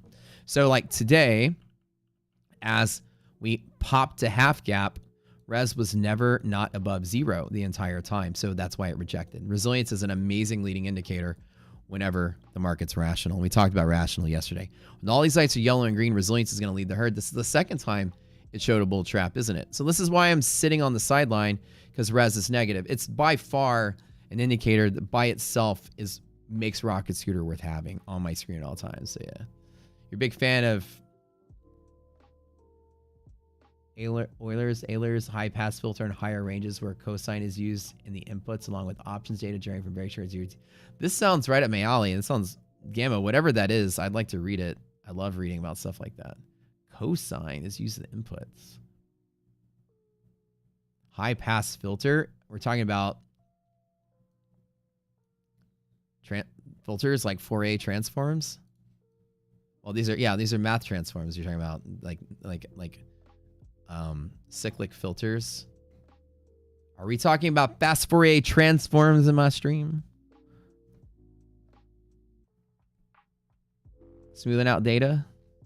Ooh. Cosine. Is fast Fourier a cosine? Hold on. What are you talking about?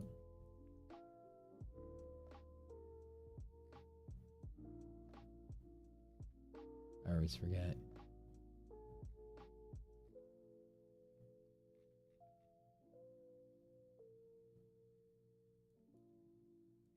This what you talking about? Gamma says correct. So just so you guys know, signal conversion, this is what these math transforms do. I took a class in this stuff in college.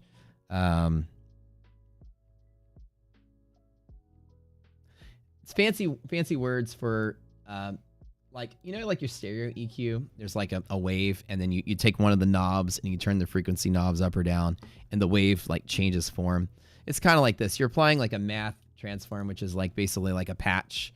You patch up the math to have a different effect by applying another math transform on top. Like a transform is like an equation. So you can smooth out rough data by applying a transform, and then it makes it smoother. Like you play with your stereo bass trebles. Those are transforms applied to your sound signals. Cool, right?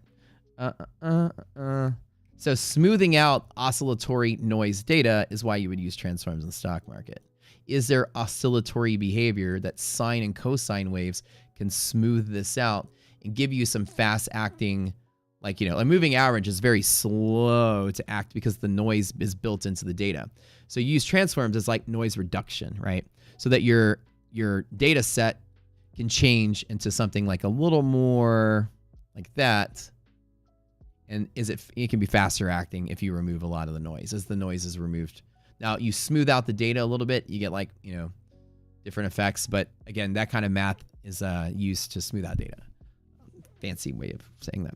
You don't sit in traffic either. I know, like, to me, there's like, I like feeling like I can create for a living, even if it's not fruitful. If I could build something and it fails, I love it. I'm like Doc Brown from Back to the Future. Dude, I'm just like sitting in my garage, building stuff. The rocket scooter, dude. That's me. Taking a scooter and putting a rocket engine on it. That's my life. It's fun. You got Eagles fans in here? Oh, you guys are the worst. No offense. But that's all right. Philly fans are no offense. You feel a different breed of people, man. Cock Brown. Man. I've never met football hooligans until I met some Eagles fans. Jesus Christ. They're not offended. They know. They know they're awful. Cheeseheads aren't they're not as bad. Not as bad. Go Birds. Bills fan there.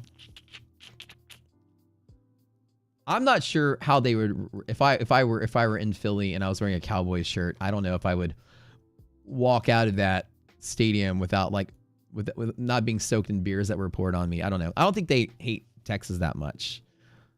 The rivalries exist out north, but maybe so. Go see the Eagles at the Sphere. Yeah. True. That's your answer to your question. Trader Rider, the other night you mentioned the open interest is the cheat code of the market. Does crypto have open interest? So open interest is the amount of options that currently are in circulation. It's never known until once a day in options in United States markets. So people report their options positions at the end of the trading day after 4:15 Eastern. And Opera collects all that data and sometime overnight releases it one time. Everybody gets one data dump of the open interest once a night. Options are governed, or options data is governed and collected and released by Opera, OPRA. Now, does crypto have open interest? Open interest, let me answer your questions, a two-parter. You're missing some pieces. Open interest means the total number of things in circulation. Crypto as an asset class certainly has an open interest. There is a certain amount of it in circulation. If crypto has options, Opera does not collect options data in crypto. I don't even know if crypto has options, to be honest. If it does, it's also the purview of what our American data provider for options gives us. Whoever collects that data, I don't even think it exists, may not release it. But there's the total number of crypto tokens in existence that are circulating is the open interest. So if I can make a liquidity map on Bitcoin is maybe what you're asking, then we need to ask two questions. Do crypto coins, Bitcoin, have options? And two, can I buy that data? If I could, I can give you hedge pressure in Bitcoin. I just don't think I can buy that data. So that's the question. Let's go Philly, go Birds. We got some Birds fans in here. Question regarding resilience. But that's a great question, Trade Writer, because I would love, my dream is to have a hedge pressure in every market. I'd like to have hedge pressure for the DAX. I'd like to have hedge pressure for the FTSE, hedge pressure for the Shanghai Composite. I'd like to have hedge pressure for Bitcoin, Ethereum. I'd love to have that. And if you guys ever hear in the grapevine that you can buy an options data feed from somewhere in another part of the world, I'll throw it in the rocket scooter and we'll start doing it there. Okay. So what level is looking for S&P? I am looking for negative resilience to cause an end of the day sell off. Unfortunately, you won't see it here. To tap some of my longer, stronger pivots below. Trading inside of an illiquidity pocket is not fruitful outside of the range of the band. So illiquidity pocket is here in bull zone. This is a very volatile illiquidity pocket. I'm going to expect the idea that the volatility is present to allow me to get spans of this range. Now, the two trades I can take today are the every single time trade from the break from there to there, or a dip from here to, well, there to there. A dip from here at least. And maybe here to next resistance would be the trade.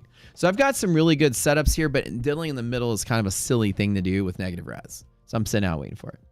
Somebody said Cock Brown. Bills fans, Lions fans. See the Eagles, we're at the best. You guys are the best. Oh, y'all are the best. I love y'all. Do you trade with Top Step? I do have Top Step accounts. I have not been giving them any attention yet. I should because I'm paying for them. I would love to get on the Top Step leaderboard. So as soon as I get a couple of payouts with Tradeify, and I'm going to focus on one at a time. So I'm going to get hopefully I move to funded pretty soon with Tradeify. Then I'll have 2 live funded accounts. I've got the ETF, and then if I get a Tradeify, I'll move on. I'm going to do funded family next, and then maybe I should do Top Step. I'm thinking about, because Top Step's a longer term project. I want to get on the leaderboard.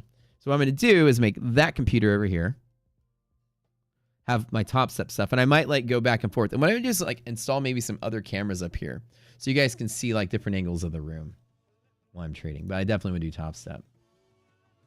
Every time you hear me say garage, you hear Ty Lopez talking. You know, I told you I had a phone call with that guy one time. A 5-minute chit chat with that guy and his team. Here's me in my garage with my Lambos. But what's really important is the 10,000 books that I have in my knowledge I've learned.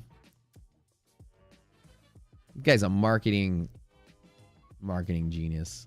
Well, he bought, remember when Bed Bath & Beyond and Radio Shack and all these companies like went under? He bought them. He bought like controlling interest in those companies. Just to buy the name so that he can turn them into e-brands online.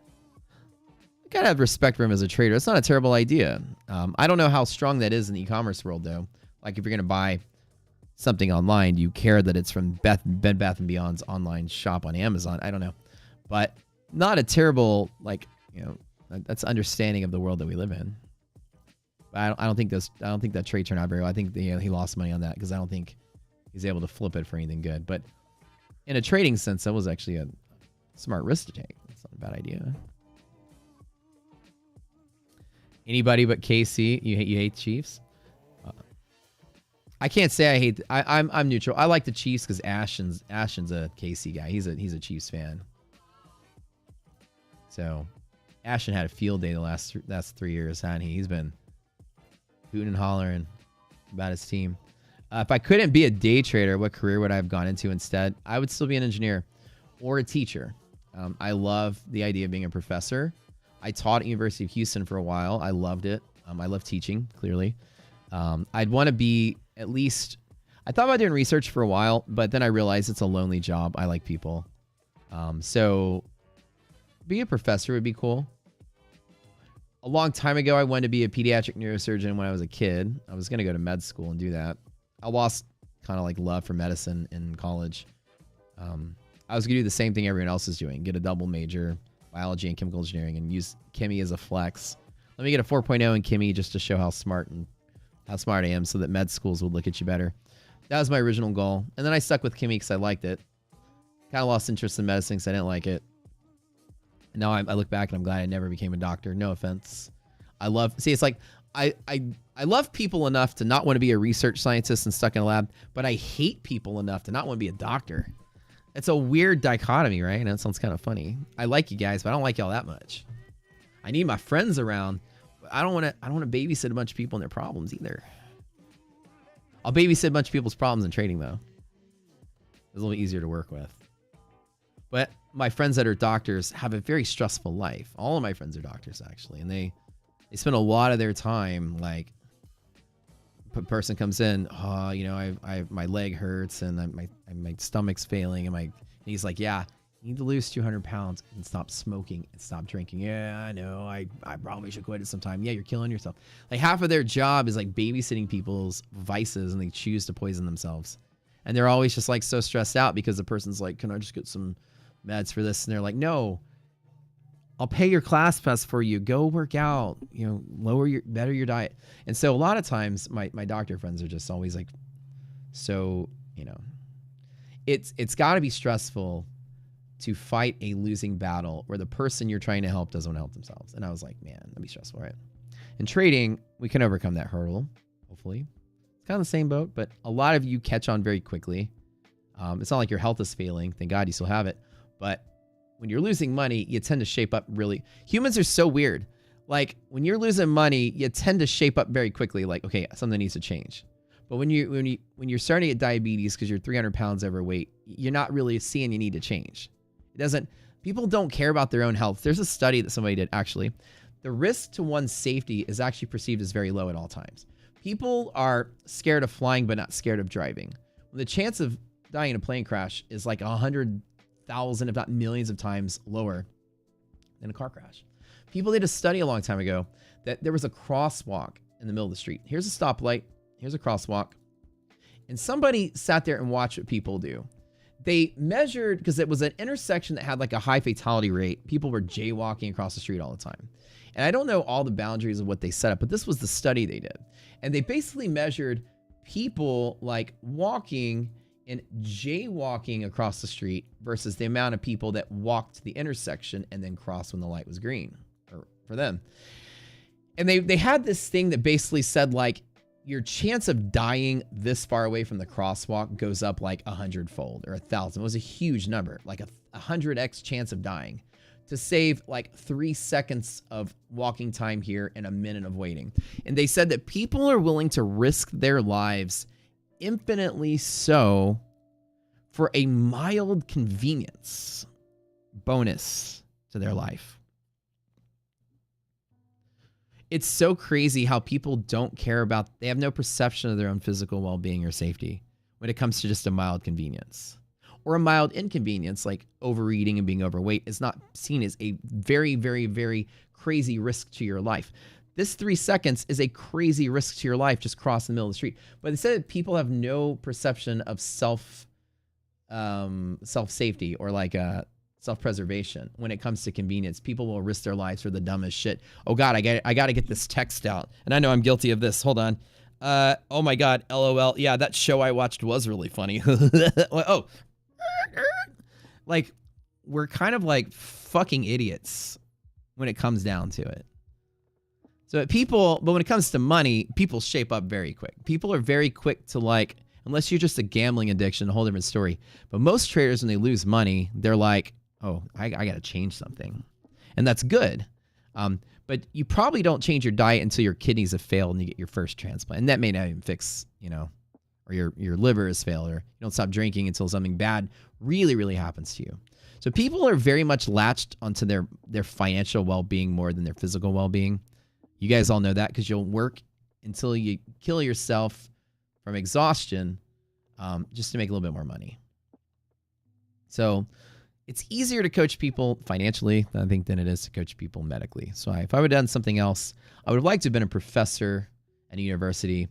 I took a lot of pride in the classes I taught. I really loved being a teacher. It was really fun. For some reason, it's good to teach somebody something and have them go, oh, wow, okay, I get it. That's cool. And then you're like, I had an actual impact on their life, which is nice. Yeah. So iDoc is like, she agrees. She's always telling me not to text while I drive. I know. I don't look at my phone, though. I can see the road, kind of. I know it's bad. I know it's bad. I need to do that. When you sit out in a room trading all day and not worry how that deteriorate your health. Case in point, right? But I am working out now, so. Jeez. Wow. All this. Why am I feeling judged today? God. Why you gotta do me like that, bro? You're a little hard on me today. Texting and driving is very bad. I know. I know. Something can't happen to me. I gotta survive. See, iDoc, I gotta survive. We gotta put bubble wrap around the house so I don't hurt myself and fall. All right, even with negative res and we're rallying. This is one of those things where the market structure is acting a little strange, and which is okay. Again, my signals aren't giving me any entry points here, so there's nothing really worth taking. I don't really have a trade today. Fame and money, people would risk their life for attention. That's kind of a good way of putting it. People will risk their life literally for attention. It's so stupid. Yeah, TikTok like tells you all I'll judge you for sure, but you hug you when you cry. No, you don't. You make fun of me when I cry. EST closed. No, QQQ, yeah, 525 to 526, which is a yellow line break, which if we do get that momentum there, if the stocks ultimately catch up, this goes to there. Like I said, I'm not shorting this. There's really not any good setups that I can find. I know this kind of sounds boring, but like I don't always get a good setup. I did all day long. There's no short setup, but there's no long pivot either. Yesterday and today were very similar to each other. NVIDIA is carrying the load. So NVIDIA has a grind up point to here. Hey, are you back from Home Depot?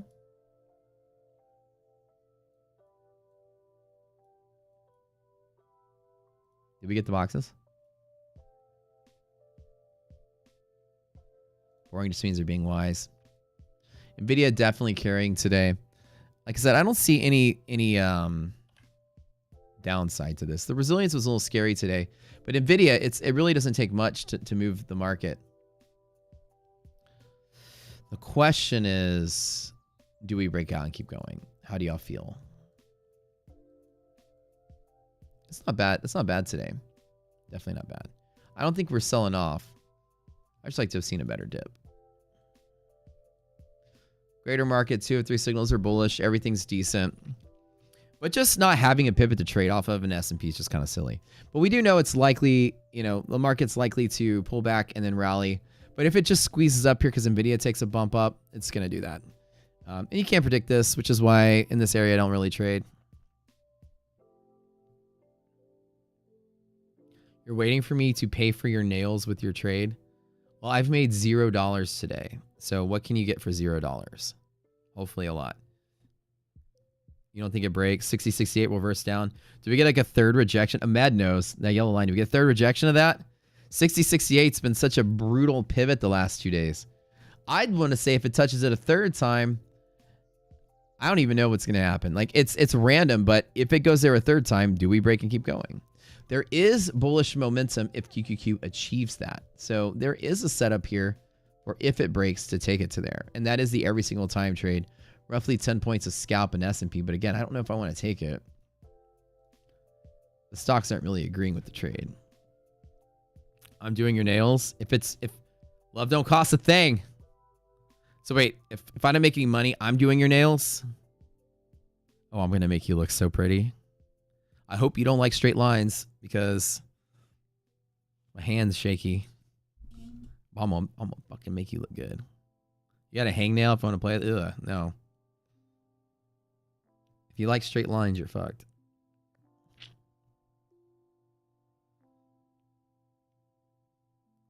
This level of kink you've never heard of? Oh, yeah, it's different. We role play a game called Nail Salon. She sits down. I go, what color do you want? She goes, all colors. It's great. Yeah, it's fun. It's a fun game.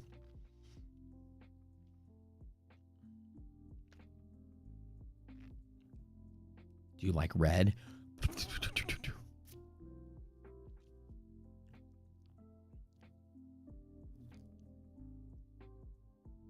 This is the second bullish-ish day that I didn't take, though, which is just like yesterday. I always want to wait to see if I get an opportunity midday. There's not a good entry point, so let's just stick with my rules, right? I don't really. I know it's like the least sexy style, but they're just getting short covering going into the end of the day. It's picking up a little bit of steam here, but VIX and decay, which is good. I don't see the market selling off without a news event. So it's tried to sell off last couple of days. I don't think it's going to happen. So I guess I'm in the boat that it might actually break through this time, and we'll see. But yeah, with just the negative res, I'm just cautious on the trade. I don't have any desire at the top to do any kind of trading here.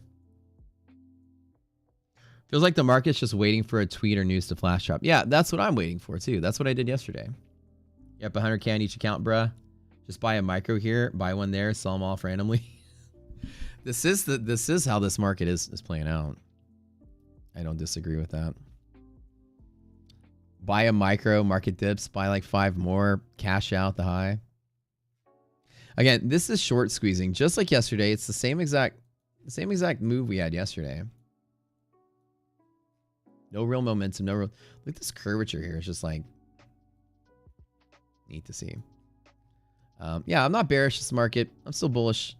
I just have my caution start of the day. The index is squeezing faster than the stocks, being carried by basically NVIDIA. So the index is overpricing NVIDIA. But the market cap weight, that's the effect it has on it. Now, why I'm missing out on some long trade, I'm not really missing out on much. Yet the Nasdaq's gone up like 40, 50 points. It's normal. How about trading AMD? That's always a play. AMD is like bad shape right now.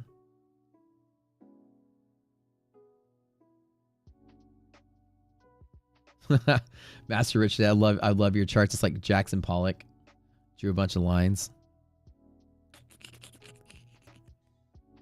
Could Trump's tariffs replace the income tax? Today on CNBC, here's what policy experts say. Donald Trump has floated an all-tariff policy to replace the federal income tax, sales tax at the federal level, and tariff tax to replace income tax. Promotes saving amongst lower income wage earners, that they only get taxed when they spend, which will allow them not to be penalized for saving. A lot of times people need to save their money so they can pay for food and stuff. I'm a proponent of getting rid of the federal income tax, even if it costs us more to buy stuff. I think if you stimulate the idea that people can save money and have a buffer, you're going to lower the lending standards of banks. And it's going to be easier for all of us to get loans and pay lower interest over time. There's a chain reaction to that. If people are struggling to pay their bills and behind on their credit card payments, well, banks are going to start to weigh out the risk standards that way, and harder to get a loan, and you're going to higher interest rate on credit cards and higher interest in mortgage and things. And I feel like if you give people the ability to save money and not tax them until they spend, what happens is people as a whole are less behind on their bills, hopefully. And therefore, it makes it easier for the rest of us to do the things we need to do, like buy bigger things. Now, we'll pay more taxes at the end of the day, buying something like a car or whatever, bigger stuff. But we'll probably have easier time getting loans to do so, as the health of the world is hopefully better. There's some math to that. I don't disagree. Now, there's downside of that too, but we'll see if it has the trickle-down effect that you want. How's the Trading View competition going? Awful. Everyone's up 1,000%. I don't know if I'm even caring about it anymore. I haven't found a trade yet, so I'm still waiting.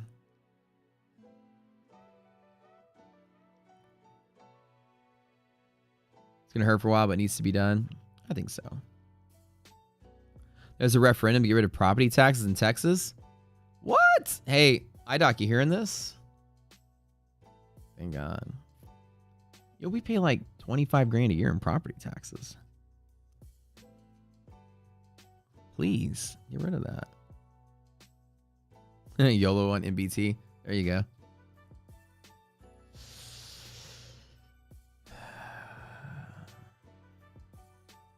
Res is still negative.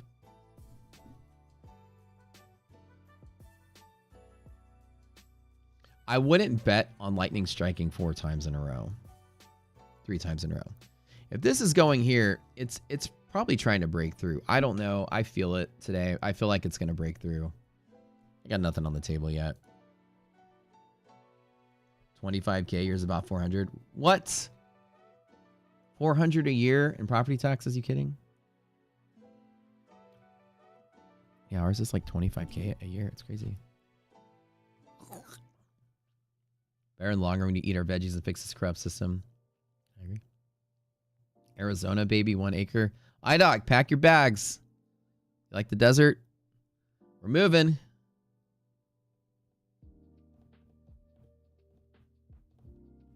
Today's unpredictable day, unfortunately. And it's cool because some days are like that. You can't control everything.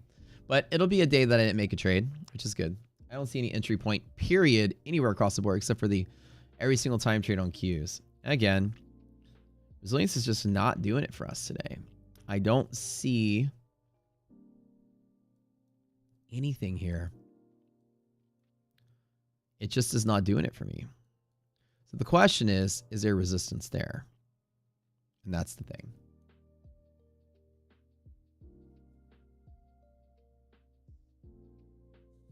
I have never seen the index in a rational market move this much faster than the stocks. State of the world, it's very rare to see this. It's very rare that this, while it was trying to sell off, the index is just squeezed on NVIDIA move. And it's interesting to see. This is the market cap way effect. NVIDIA has movement all the way up to the balloons. NVIDIA has a couple more bumps to go before it hits its first resistance. And so the question is, with NASDAQ, I do have an every single time trade from there to there. And while I should probably take it on the chase, it is worth 40 points. Resilience is not giving me any love to chase the long. This is normally a medium-sized trade. Means I would hit it with some micros. But like I said, I don't. Res is now trying to heal itself a little bit.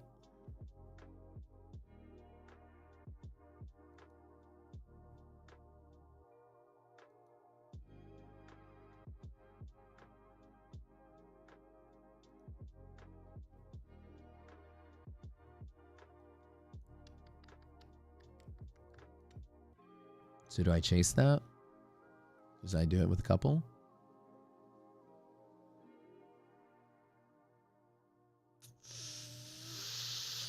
Fingers on the button. Every single time.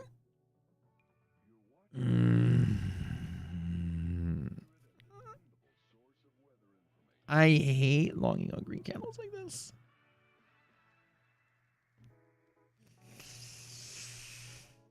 No, it's a couple of stocks. It's if you see right here how they're both moving this way, it's carried by NASDAQ level stocks. This is going to be tech.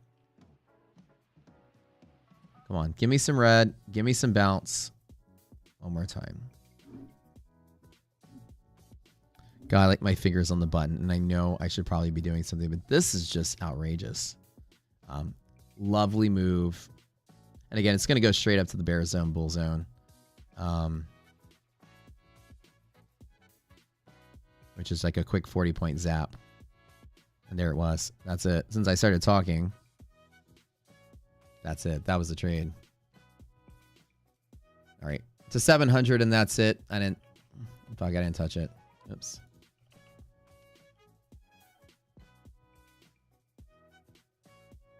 So that little burp was what I was talking about. I'm like, my fingers on the button. Let me chase that.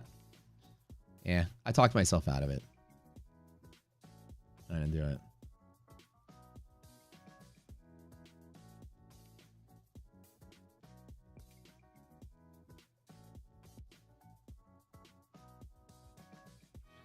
Where the fuck is my liquidity map on Qs? Come on, load up.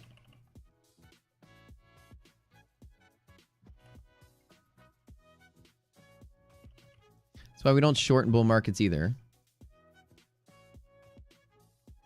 Which is good. So that's about 25 more points to run too. I know it sounds counterintuitive, but there's not a good entry point for me. And then I have my finger on the button on this one, that trade I always take. It's just, man, I don't like trading in those yellow lines. I don't. And again, this is unusual, but this is a short squeeze, which you can't plan for.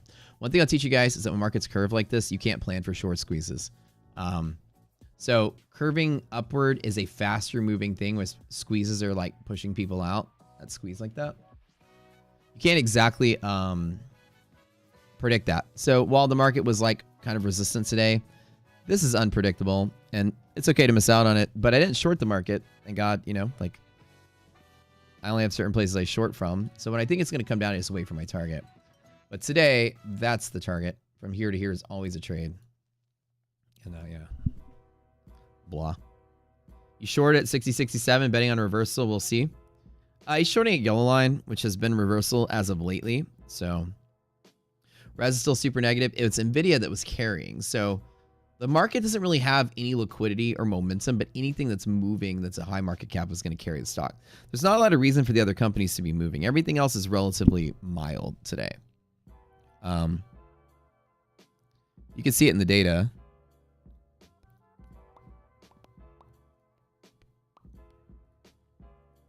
Let's find the sector tracker here.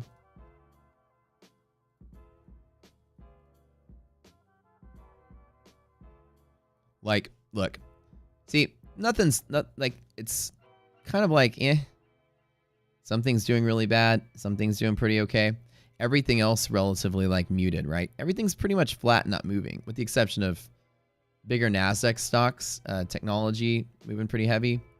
Healthcare is all right, but like comms are down. So it's like NASDAQ itself shouldn't be doing much. Big market cap down today. This is what you'd expect. So this is an NVIDIA pump, and this is what happens with QQQ and NASDAQ sometimes. There's really no movement anywhere. The market's sensitive right now to anything. So something like NVIDIA decides to take off to the next target. NVIDIA, which is all bearish at the start, NVIDIA just defied expectations and pushed higher, which is what's yanking the NASDAQ up despite all the market cap being down. So welcome to the world of, high market cap stuff. Apple doing the same. Right. Google doing the same.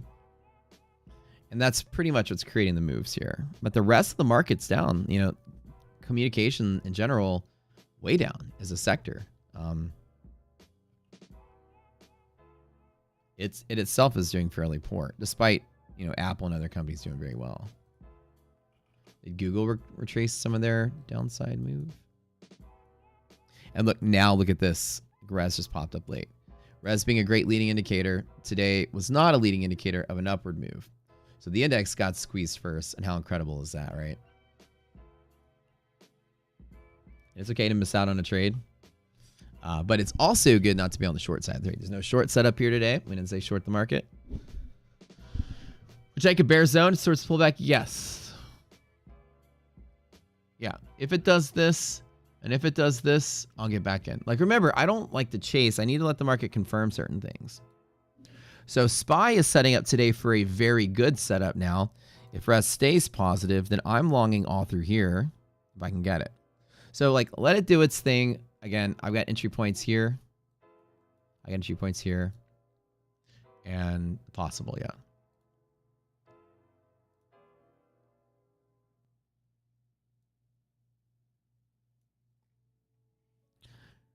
I am not afraid of this market. I don't think it's bullish. I don't think it's bearish. There's that yellow line we were talking about, tapping it. The question is, do I want to jump into this? And the way that it's moving is a little unusual today. And again, I'm probably going to be a big wuss about it. Let's see what happens here. There's that high volume pivot at yellow. We always talk about this. This was yesterday's class. We covered this. 60.68 has been like a thorn in our side for the longest time. It's taken a while to try to press through it. It was resistance 2 days in a row, and now it's trying to become support. Let's run a quick impact line on this, because this was a really unusual move. Oops, let's SPY. Let's do futures.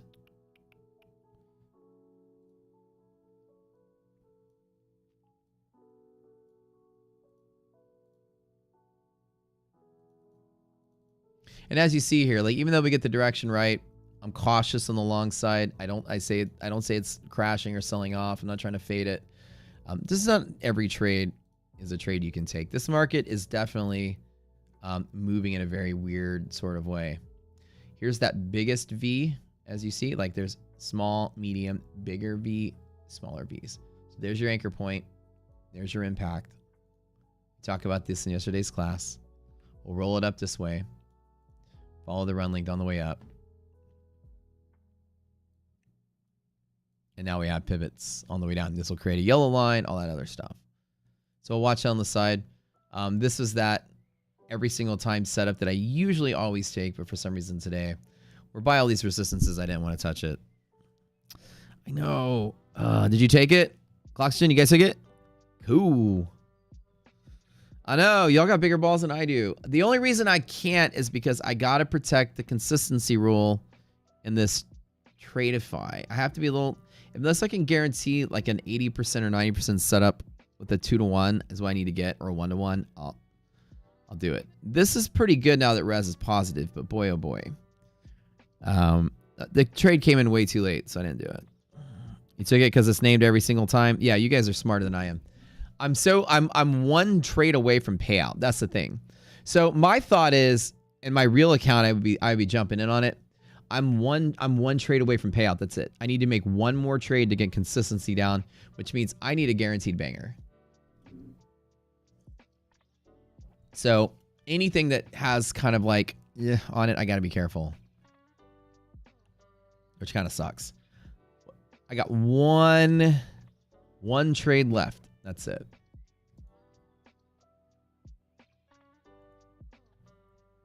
You know what I'm saying? Priscilla, she knows it. I know I'm a fucking wuss. I know. I should have taken it, but all I need to make is $2,000 one time over the next 3 days, which means I need just one good trade to lock in the payout. And I've locked in 2 payouts, actually, because I will have enough for payout 1 and payout 2, which will be $30,000 from Tradeify on the 11th, and then their next payout, which is whatever, the 20th, whatever, 20 whatever. Tradeify consistency rules easier than Apex. What is Apex's consistency rule now? Do they even have one still? You guys will know.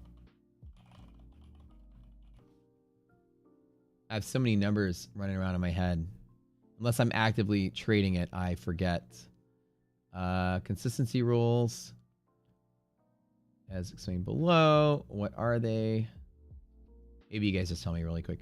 30% negative profit and loss rule is the loss you can experience in any given trade. That's correct. 30%. There it is. 30%. Yep. So Tradeify is 20, which is harder. Apex is 30. Tradeify has cap payouts. Apex is not.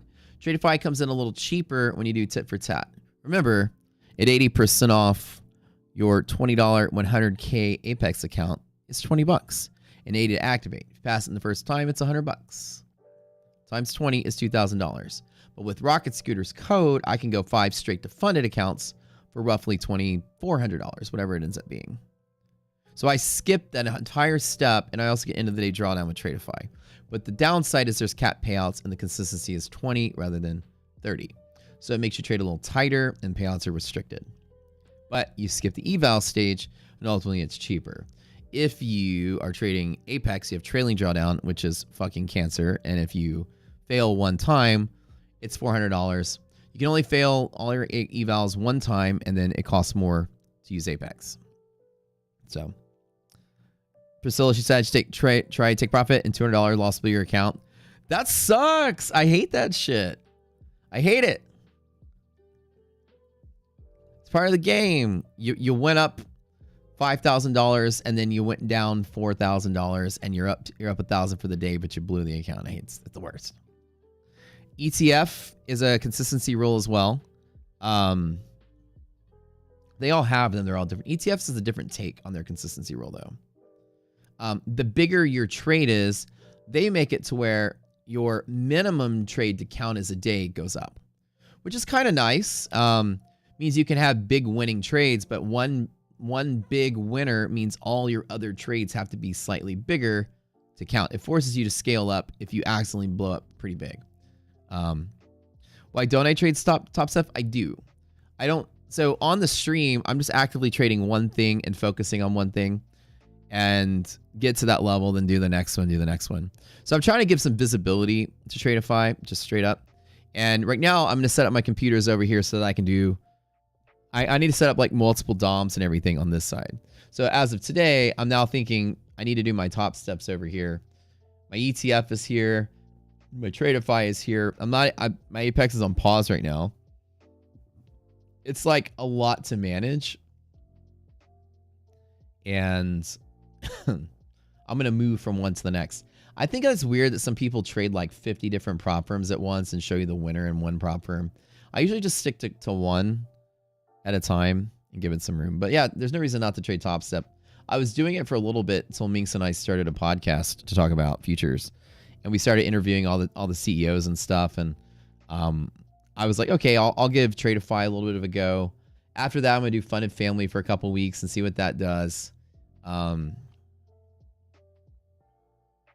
after that, I'll probably focus strictly on Top Step on the stream, or ETF on the stream, as I move, like stay consistent with what I do. Top Step is the best as far as payout rules. It's probably the best as far as payout rules, and it's a little on the pricey side. But that's what it is. With prop firms, the more you pay, the easier it is.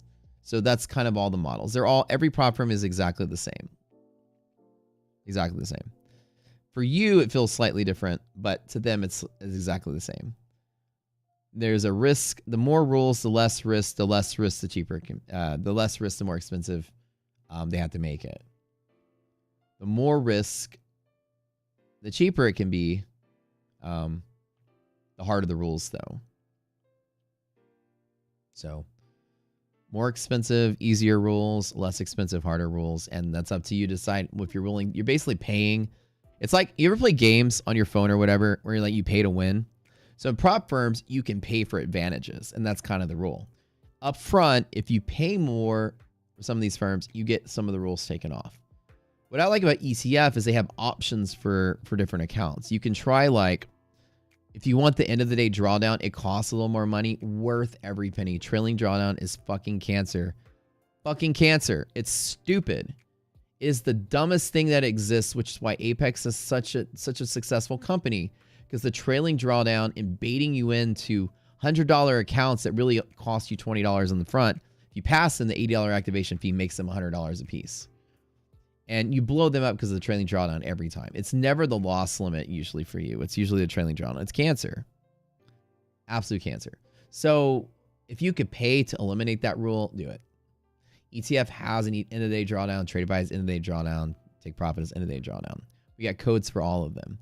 End of the day drawdown, slightly more expensive, but that rule is candy. Candy. It doesn't punish you for winning. If I have a $6,000 loss limit and I made $3,000, my loss limit is $9,000 for that day. My profits high of the day doesn't penalize me. I can grow the buffer of where I get kicked out through that day. And the buffer resets every day to 6,000, but that's great. As long as I'm trying to only make or lose 1,000 or 2 a day, I'm never going to blow up these accounts. It's great. Worth every penny. Why Top Step looks less complicated? Because it is. But it's also pricey too. But yeah. So no new guy here. No trade was valid earlier because resilience is negative on both. Yeah, there was no good pivot either. So the problem is that on the pivots there wasn't. This was a weird fluke. This is rare that you'll see this. To analyze what you see with negative res, there's just resistance from there as we saw all morning, right? And so I was like banking, that resistance is going to yank us down. And then I'm going to get my blue trade from here to there. I waited all morning for that trade. That's what I wanted. And for some reason, in the middle of the afternoon, market just flutters up. Something's going on. Nvidia is rallying. Tech is rallying. A lot of stuff is rallying with no real reason to. And while the majority of the stocks weren't necessarily moving, you can see that the pattern is the same in kind of both NASDAQ and S&P, which points the finger at the tech stocks. The tech stocks right around European close, basically, is what you saw. A market just covered right after that. So whatever the case may be, the index was moving first before the stocks, which is extremely rare in a rational market. You don't normally see the index moving quicker than the stocks. But also, it's likely because it just took a few big market cap stocks to move the index. So while Nvidia was breaking key pivots and rallying higher, the index just followed with it. And so this trend is matching Nvidia's sudden rally at the end of the day, which again was an unusual move. There's no event. But as you guys see on Nvidia, volume started picking up here, here, and here. So somebody that was short Nvidia clearly got squeezed. When you see volume increase into a move, it means a short squeeze. This is a trick you guys will learn from me. Nvidia shorts got rolled out of their squeeze, or got rolled out of their position for their squeeze. Do y'all see that? An event or a news event has high volume at the start that diminishes over the day, and a news event moves the price like this. It moves and slows down. A squeeze is kind of like this kind. You guys understand what I'm talking about?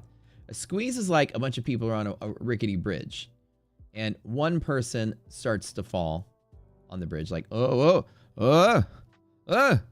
and they fall, and then they grab this person and yank them, and they grab this person and yank them, and everybody's falling like dominoes. So a short squeeze is what you're seeing. And again, you can't predict this with any kind of analysis. Don't let people tell you they can. When you see a move parabolically like this with curvature, and you see volume increase as the move speeds up, it's fall on the bridge, yank someone else, yank someone else. So we got it? How do you know it's not a squeeze, not a buying program? It's a squeeze because a buying program wouldn't punish themselves by buying more at a higher price. That's silly.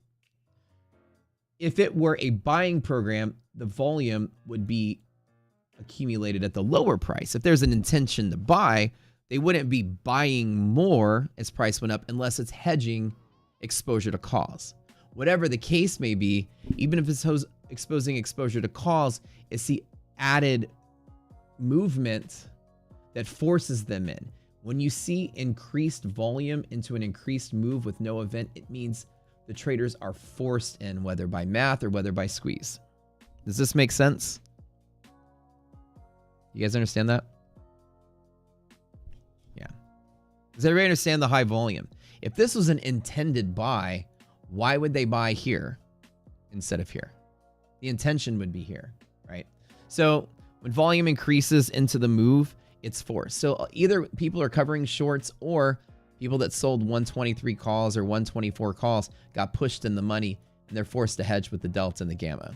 It could be 0 day, which could explain the severity of this move, as the market was positioned to sell, and maybe there's a call spread that just went in the money, and now call sellers are chasing that delta through 123 and 124. It's likely that much more than Wall Street's getting squeezed, but a squeeze is the same way. The volume appeared at 124 and at 123, which means very near-term calls got squeezed in the money, and it forced call sellers to jump in on the delta. And that's usually what you see. Now, if somebody's like, well, I saw this today. You didn't see shit on your indicators. This was done by people that weren't planning to buy. So likely, as Ender had said, NVIDIA is likely the cause. As some of the stocks started picking up momentum, squeezing up, that's likely what yanked the index higher, while all signs said it was going to go down, right? So when volume is increasing into a move, you just tell yourself that it's people having to chase. It's not people wanting to buy. If you wanted to buy, you're not going to be a dingleberry and buy at the fucking high. You're going to buy at the low. So anybody that's like, ooh, I'm going to attack NVIDIA. Let me buy and see if it goes up, and then buy a lot more and see if it goes up, then buy a whole lot more at the top. You get fired from Goldman Sachs within an hour of being an absolute paint chimp eating Neanderthal trading like that. Yeah, stupid. So this is forced. And usually it's Greek chasing on near-term expiring options that were expected to expire out of the money. Probably that 168 level we've been watching resist in the NASDAQ, right? Lots of resistance at that same spot. And all of a sudden the interest, a little bit of interest here and interest here. This opened below. It's a very small probability you break above MHP. So this is known as a gamma squeeze in the rocket scooter world. So the gamma squeeze was initiated by MHP break, and then the market just rallied up, and here's your squeeze. So the evidence of the squeeze is increasing volume with increasing price, and the price shows curvature that actually is speeding up. So that's how you can recognize that. And because people are forced into the trade, there was no evidence that they were going to trade because they didn't want to. They were forced to. So there's no evidence in your charts. There's no evidence in your indicators that would have happened. It just happened. And unfortunately, in trading, sometimes shit just happens and you got to deal with it. But don't let people take credit for today's up move. I got a big long move because of this and that algo, this and that indicator. best tools on the planet told you that wasn't likely to happen, and the market just squeezed on some unusual behavior. Let's see if that squeeze was taking effect in other stocks that are moving up, like Microsoft. And I don't know about you, but I see increasing volume as Microsoft moves and an exhaustion candle to increase the volume. Look at this short squeeze as somebody was forced out of a short or chased along at the high. And that quick dip when it moves like this implies illiquidity, which means there was only one buyer there and the market reset back to where it was. So somebody squeezed out at the high there in Microsoft, and this is what's going on, right? Y'all gonna learn how these markets move hanging out here. Apple genuinely is rallying, though. You can see the difference. Apple is kind of just moseying along. It is squeezing a little bit, but you're not seeing people get trapped in Apple that much, right? It's not the same. Yeah. Google, is Google doing something cool? Google, people shorting at the open on bad Google news, and then all of a sudden, calls go in the money, and you're starting to see increasing volume and increasing curvature. And so there you go. Again, Google is getting squeezed on Delta and Gamma as well. The more you know. And sometimes the market just rapidly squeezes. Oh no, I missed out on 20 points in the, 80 points in Nasdaq. I'm the world's worst trader. No. No. When stuff like this happens, your brain should never go, how do I get in on this? Should I get in on this? You can just say, this was unusual. Whatever. See you tomorrow. You know what I mean? All right, guys, so don't forget, get all those trader funding programs. Everybody's having sales right now. GLD, bull long up, GLD there. If there's a support there, next resistance there. It's your typical BLU bull setup, GLD. That's it. So when you open and support at the open, this is always the 1A trade on a BLU, this means open, supported, open to next resist. So gold's great. Gold's in a great spot. Kulu. So at the start of the day, I would have bought gold on that bounce. This is an easy trade to take. Textbook liquidity map stuff. Yeah. I would have taken it, but one must be brave to short Apple. Yeah. Ooh. So as unusual as it is, this market just reaches straight up in a straight line. There's just a huge squeeze going here. And I always ask myself, are people squeezing into earnings? Amazon's tomorrow. Amazon's not getting a lot of movement because earnings is tomorrow. So it's moving a little bit, but Amazon's not getting the big breakout everything else is. In general, yeah. Priscilla, look at her egging me on. Dare I? Yeah, let's wait. Let's get the pullback. Should I? I mean, I don't. It's the right move to take. But I need to roll this for like I need to roll this just for a couple $1,000. I can run it with like 5 micros, but I would just go to DD band. Let me double check S&P. Nasdaq. Oh shit, no, I won't. I can't because it hit DD band. That's it. So that's the end of the trade. So I don't if I still had some room there, I'd take it. So the right trade was chasing from here to here, as we said, the every single time. Who took the every single time trade that has room to take? Who took that trade today? Did y'all take it? Priscilla hates me. She wants to see me blow up on the last possible day. Did y'all take it? I have one trading day left, and I got to roll it 2 other days. I need 3 days in these Tradeify accounts. I'm 2,000 away from payout. Not hard.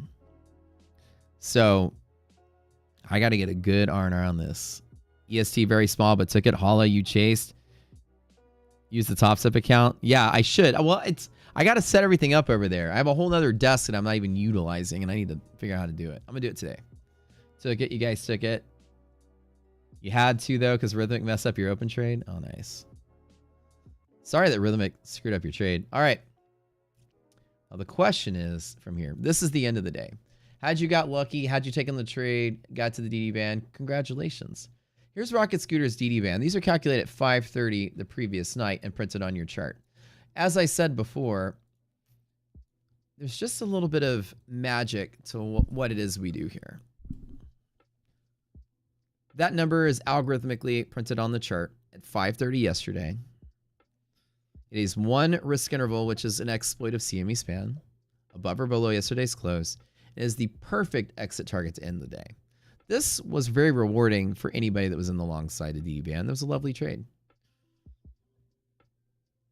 Jake, baby, joining the boot camp. All right.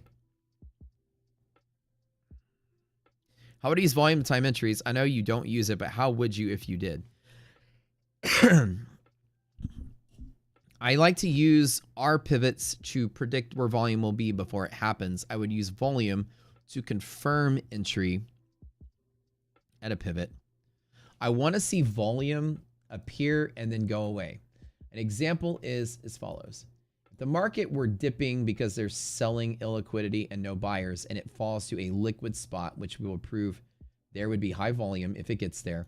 What I'm looking for is the market to dance around there, and whatever side it ends up on when the volume declines is where liquidity was balanced. If the volume declines and it's on this side, I'm looking for the decline in volume and which side won the fight. If the decline in volume happens, it's kind of like there's less pressure on here, and the hedging just takes over and it speeds up. That's what we bet on every time. So I want to see volume at my pivot and then volume go away and my pivot survived. And that's what I use volume to do when we're at a pivot. Yeah. So again, and as markets are moving, now this is subjective, which is hard to do, but when markets are moving, you like to see that unusual squeezy action. As volume is increasing and increasing and increasing, as markets are bumping higher and bumping higher, you know it's a short squeeze and not a long rally. I know that as that is moving up, that it's likely the end. It's just hard to gauge, like, where is that end? Because a squeeze, you have no idea how far the dominoes are going to knock other dominoes down. So you can just, like, anecdotally say, it's increasing, so it's probably going to squeeze. It's not going to rally to the moon, but let me get out. This is kind of nearing the top, right? And it's hard to say. Exhaustion candles of, like, 2 or 3 times the average volume on a big up move in a curving up market. It's likely a good rule of thumb. If that's abnormal amounts of volume with no news, then that's probably the exhaustion point of the squeeze, right? So when you're at a pivot, you just want to see the volume come and go, and the pivot survived. Because the volume is what the illiquidity is what brought you down. The volume is the sellers and buyers fighting each other, and then the hedging is overwhelming the selling. And then once the hedging is balanced out and the selling stops, the volume is declined, and you're on this side of the pivot. That's a good enough indicator that there's no more selling pressure. If there's selling pressure into the downward move at the pivot, then it means the sellers are overwhelming the buyers in a liquid spot, which means there's a lot of selling that's going to overwhelm the buyers. If there's volume into declines below a pivot, that's indication the pivot's likely not going to hold, right? Garrett says the last 5 minutes on the stream is pure gold. I don't really talk about this too much, but I should. Volume is kind of key to everything. You kind of want to see that volume dissipate, and then you've survived your pivot. And then just the math takes over on options hedging, and then markets usually hold. So volume into declines that break a pivot is bad. Volume declining after you survive your pivot is good. Do I take the every single time trade a second time? I do not. I only usually take it the first time. You can take it every single time. Yes. As we've talked about before in classes, every single time means every single time. Because I need one good trade, despite what Priscilla's trying to tell me to do, I can't do it. I got to get my one good trade because I'm so nervous on getting all the way to the end and then fucking it up on the last day. I gotta get a good setup. I'm one trade away from payout. Now I need to flip these accounts today. So I might flip them with some micros so that they count. But that's it. What's a res equivalent for commodities? There isn't one. Because resilience is an aggregate of a basket. So resilience, you have like a single instrument, SPY for example, which tracks a basket, right, of stocks. So this is the difference between the single thing, actually it's tracking the index, which equals the stocks. But in either case, this is weighing out the single instrument that's tracking a sum of things. With a commodity, there's no sum of things. Like an example would be gold. Could we have a resilience for gold? But there isn't, right? If you had an ETF for a bunch of gold companies or gold miners, you could technically create a resilience out of all of those mining companies, and gold correlates with the mining companies, right? Gold price goes up, mining companies go up, but it goes the other way around, right? So it's not like the mining companies are going up is going to make gold more valuable. It's not that case. So we couldn't even do it that way if we wanted to. Like if the price of oil goes up, maybe ExxonMobil will go up. It's different. If the commodity goes up, the basket goes up.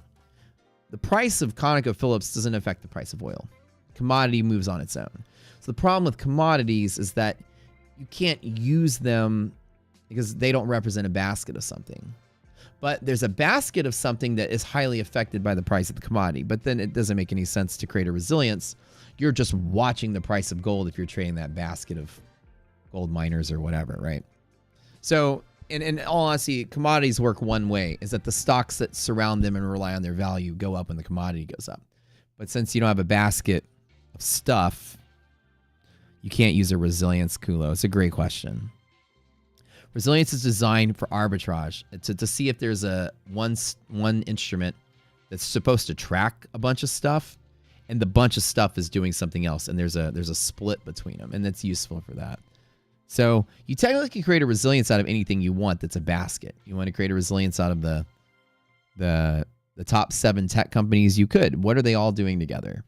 You took the course plus Discord last night. Well, where'd I get the software?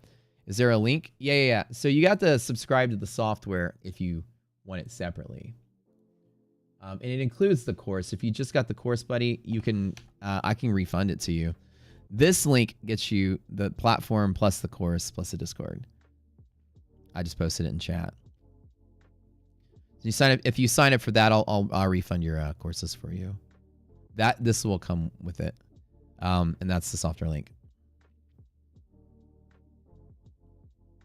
Do we come down and fill all those gap ups on QQQ? I think so. The question I have is I need to flip these accounts today, so I might flip them with a couple micros on the first dip. You guys nailed it. Maybe here I can flip.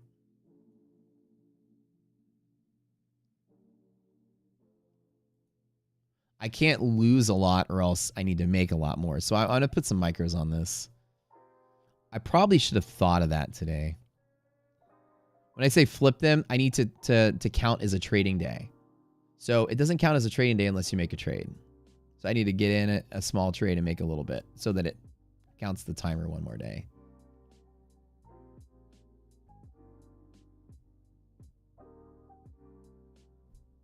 You gave me the dip. I hate you so much. You were right. You were right. She was right. It's coming back up now. Going to join next week. Consistent investor. All right, cool, man. Hey, consistent investor from Twitter, right? I remember chatting with you a couple days, or you posted a couple days ago. I remember seeing that name. Okay. Waiting for close. Yeah.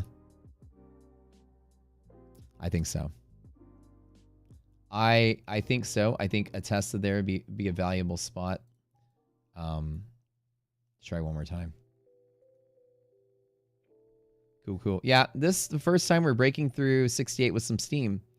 Do I just put some micros on it?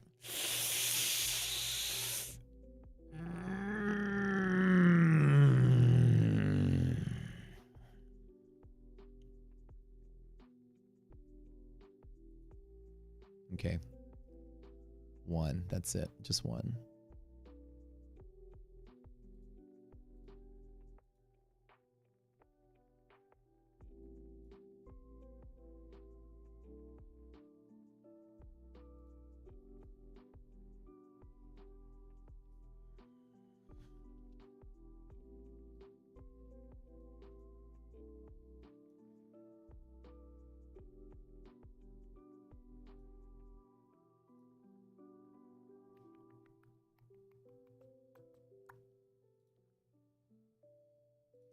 So down inside of here, as long as everything survives, Res is greater than 0. This is a support. From there to there to there is a good setup. And so I'm going to wait till I get that and take it with some micros. YOLO for your audience. Let's blow them up day 1, baby, or day 10, baby. Not as profits. I know. This is a great start in Tradeify. I can't waste the profits, y'all. One more test of yellow. We'll see if we get it.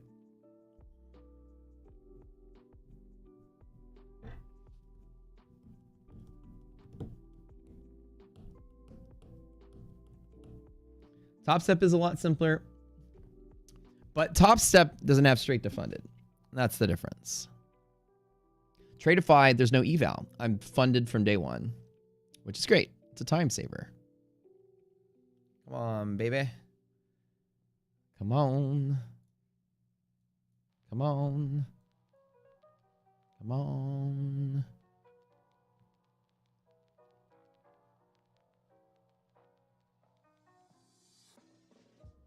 About 20 more points lower from here. Oh, that's S&P. Let me do NASDAQ. A little 20 points lower. About 6 and some change. A little bit of red here. 690.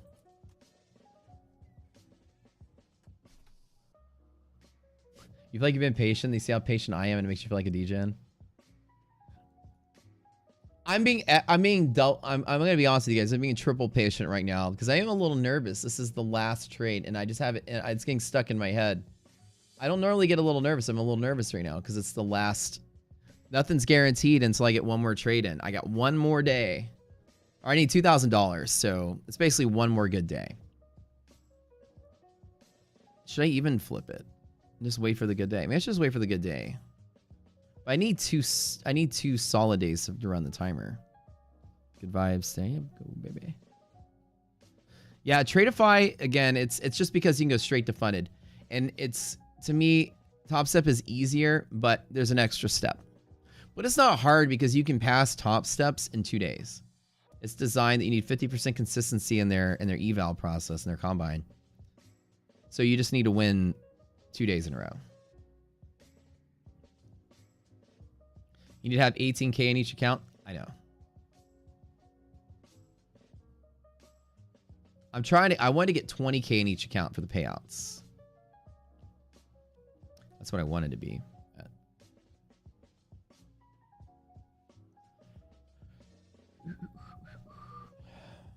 One more tap. We kind of just blasted through it without touching it, to be honest. So I don't like, which is about here.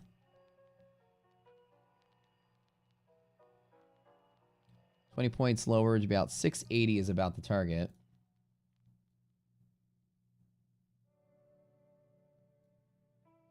I'll hit it 2 times. Second time.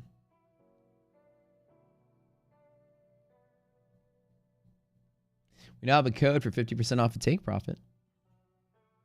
No, you need to have 9K for a payout. What he's probably saying is I need to put a buffer in it for the second, third payout. But the second payout's only 45, not 9. So I really only need about 15K in each account to have some buffer in it. He's just saying I need something left over after the payout to give me some space to navigate. And I need to start my live account with 75K when they roll me in. That's also what he's saying. So I need double the payout. I actually need more. I need 15K extra on top of the 9, which means I need about 23 in case they roll me into live the first payout. They move your balances to the live account if you go live immediately, which in my boat, as a what they like to call influencer, which I think is the stupidest name in the world to call somebody, the influencers tend to not get promoted to live as quickly because they like for you to show off their stuff more. Live accounts are less sexy. So they tend to move you through the ranks slower. You may wonder why your favorite influencer in trading is still trading sending to funded after hundreds of thousands of dollars of payout because the commercial is much sexier for someone to be rolling out 20 Apex accounts than trading a single live Apex account. So FYI. The reason they don't move them to live is because they sell so many sim funded accounts by doing 20x. The commercial is much sexier. Nothing against the choice of the prop firm, but usually if you have an audience in a show, they move very slowly into promoting. Certain firms move very slowly to promote you live, especially the ones that sell a lot of the cheaper accounts. So, do I have an ES trade? Nope, but I'm armed and ready to flip this account with some micros. Bullzone bottom, 20 points lower, 680 tap. Let's go. Let's touch it. Raz is still good. Now, again, the market's healing itself. I'm kind of where I want to be. I'm not going to touch it early. Well, let's just get like a little bit of a flush and a nice spot to build some longs. And I'll long it back through and see if we get it. Yeah. Your favorite influencer makes a lot of money selling stuff. They don't usually promote them. But again, it sells more product. It's a good... I realize that whenever I trade one account, as I told you before, people come watch me make 50K in a single day on my real account back in the day. And it doesn't draw a crowd. The whole trader funding program thing draws a crowd. People don't want to see 50 times 1. They want to see 1 times 50. And for whatever reason, that flurry of green is like walking to a candy store. It makes everyone feel like you're making more. Ooh, I like this better. 20 accounts. I made $500 times 20, guys. I made $10,000 today. Oh, you made $500 today.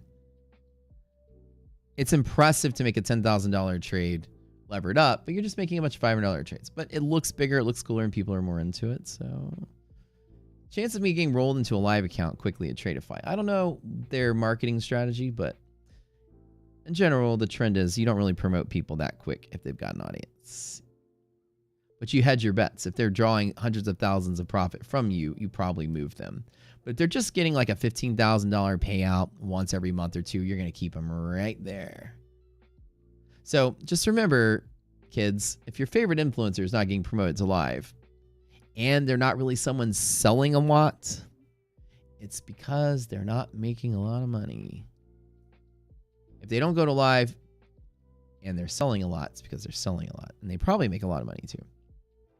So if someone has, I got my $10,000 payout, and once every quarter you hear them talk about their payout or whatever, and they're still doing sim to funded, that's your evidence that they're not a profitable trader.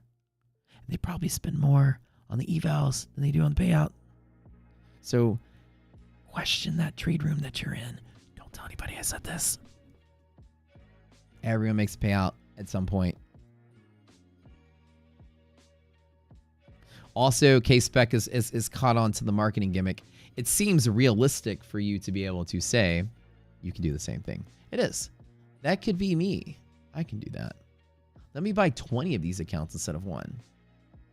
The greatest trick in the world, ladies and gentlemen, like I said, here's the greatest trick in the world. Let me sell you something for $200. Okay, I want you to buy a thing for $200. Let's call it a paper account that pays. One paper account that pays. Okay. Okay, I'm going to sell you a paper account that pays for $200. The junior marketing executive goes, "Sir, I've got an idea. We can try." "Yes, son, what is it?" "Well, instead of selling a $200 paper account, why don't we take that piece of paper and cut that piece of paper into 20 smaller pieces of paper and sell it for 80% off?" Okay. That way, people buy it for $40. And then we get these influencers to trade 20 of them.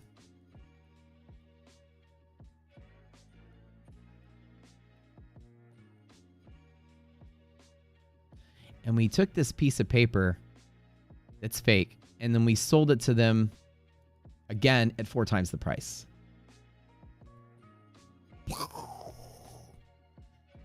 And he's like, well, it just makes them feel like they have more. But it's still a big, giant, fake paper account. We just label it whatever we want. Call it a $100,000 account. By golly, little Jimmy, you're a fucking genius. And let's add rules to it to make it harder for them. And let's let them trade them all together.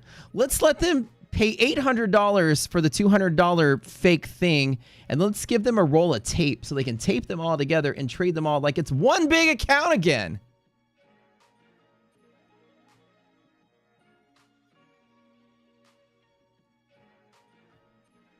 Let's find a trick to sell something for 200 and convince people to pay $800 for it. God damn it, Jimmy, you're a genius.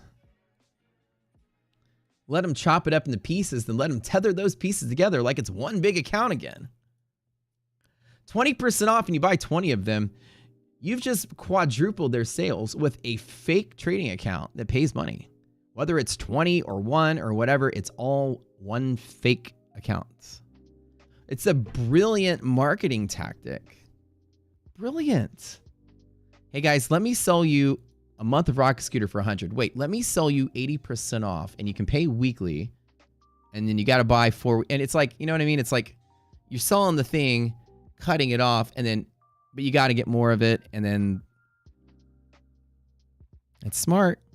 Nobody's knocking it. It is a brilliant marketing strategy that kind of like pokes at your ability to see big flashing lights and be like, oh, there's all this green.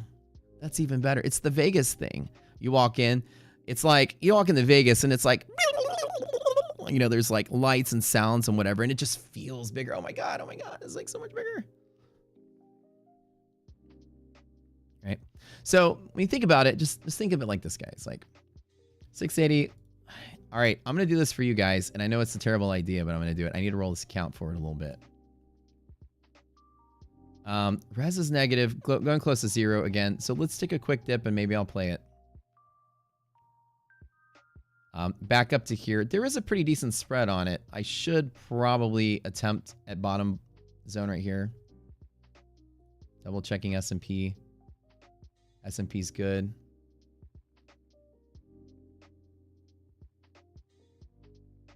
$680, come on. Go $680.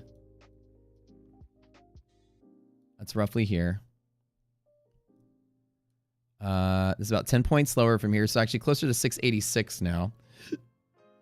10 more points. Come on. It's a brilliant marketing strategy.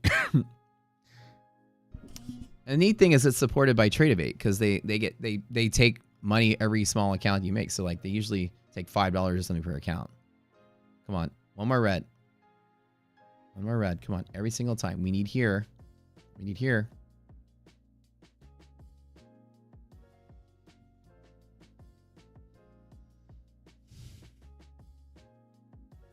Is there a different live webinar when I join with all the tools and software? They're still on YouTube. Yeah. So David, if you go to the Discord, we have a channel called 20 Days Masterclass. It's where the live webinars are posted. They're in the afternoons. And there's no theatrics or goofiness. It's like all education. And so pretty soon, those webinars, once we're finished with this series, are going to be put into your My Courses section of the website. In case Beck says and add rules. Doesn't take profit, charge a monthly fee. That I'm not sure. I've never used them. I just got a code for them lately. Okay. Hey, everybody. Guess who it is? Wait. Where are you going? Oh. Do you guys like her new dress? Look at this. Hold on. It's not a new dress. I thought it's new. It's just a whole suit fit set thing. Suit fit set. I'm not familiar with women's clothing. Sponsored by Celsius. Hi, Docker Pickle. Have a good day today. Later. Bye, guys. How long are you going to be gone for? Probably a couple hours. Are you going to work out today? 5 or 6. Where are we going? Here? In our workout room? Yeah, I'm in our workout room. Set it up later. All right. Bye. All right, see you later.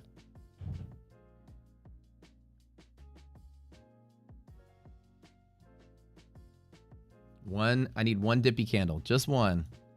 Give me a red. Give me just like this. Give me something good. I'm being too picky here, and then I'll jump back into there. Just hold on to it. And let's see if we can't get the market to continue to squeeze towards the end of the day. S&P still holding that 68 red line, which a yellow line, which is kind of like one of the things that we do want to see happening. It's been a while, and we've been like fighting that resistance for so many weeks. And S&P's holding it like a champ. It's trying to. I'm still not chasing from here. Just give me like a flush to play back in on.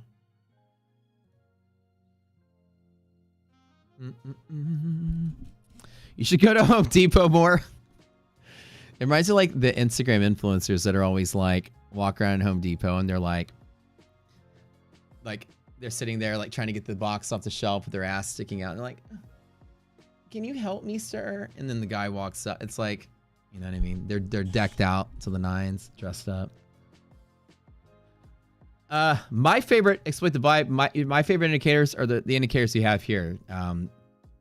Hedge pressure, zones, DD bands, resilience. These are the key. It's all the stuff I use today. Help step home improvement. Help Home Depot employees. Help! I'm stuck. Can you get this box down for me? Be her. She's had a busy day, man. She was at Home Depot like 8 o'clock this morning.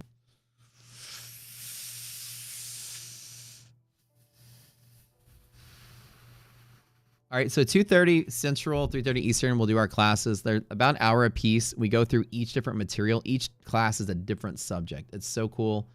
I like it. This is like my magnum opus. This is by far one of the best things I've ever put together.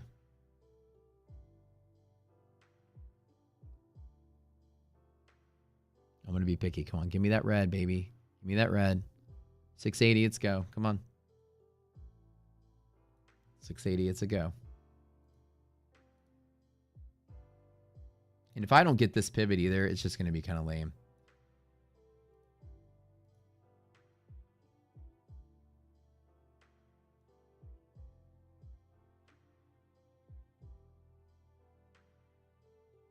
I want to see this. Like it's slow to recover. And then maybe move higher and test. We'll see.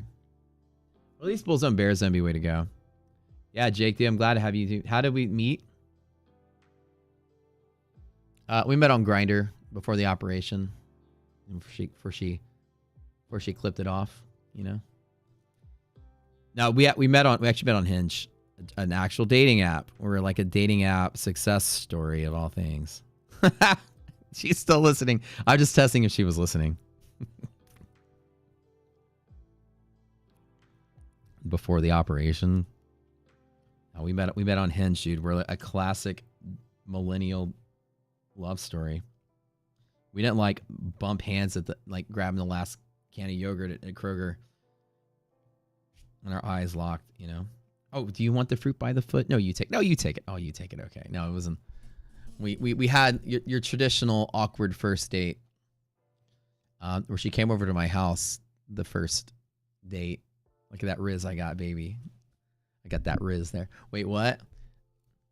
She come over to my house for the first date. iDoc is always listening. I don't know how that happened. She's crazy. That's what it is.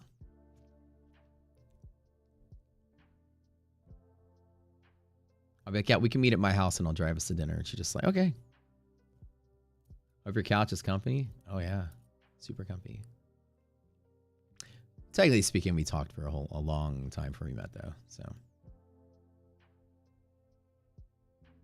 but she definitely got some courage, or I got some charisma. Probably the latter. I mean, we're both streamers, so we both before we met got to like scoop each other out. So that was kind of easy. Because she knows how to beat people up. That's hilarious. We like to make the story even less creepy. We both stalked each other for a while before we met, so that was even better. I like lurked in her Twitch stream for a while.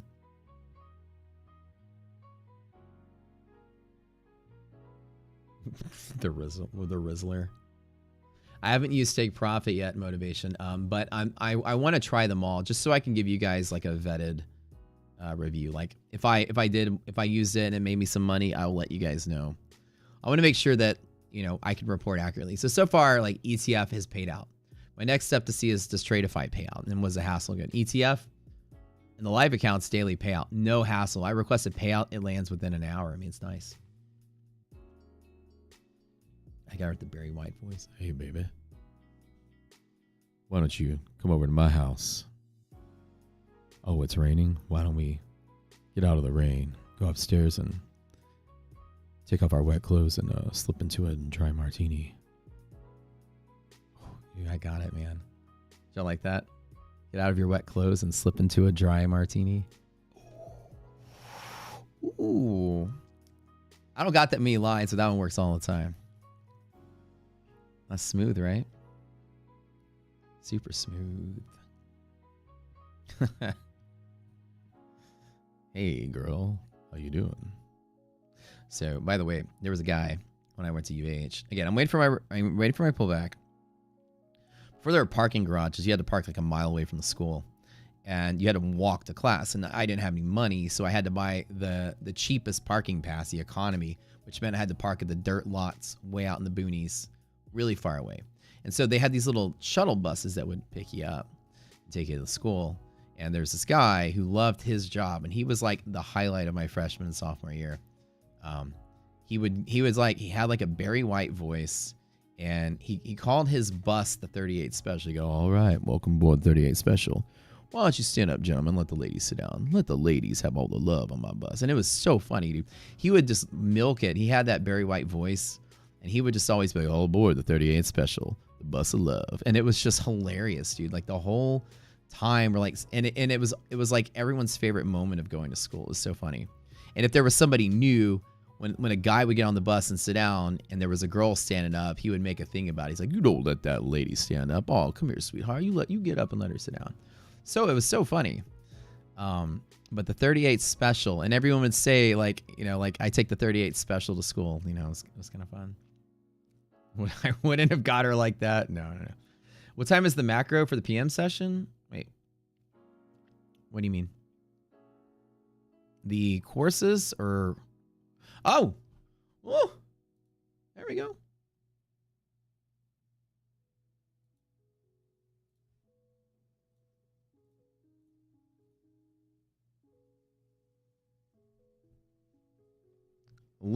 How did I get it on 6? What the fuck? How did I get it on 6 micros? I pushed the button twice on accident?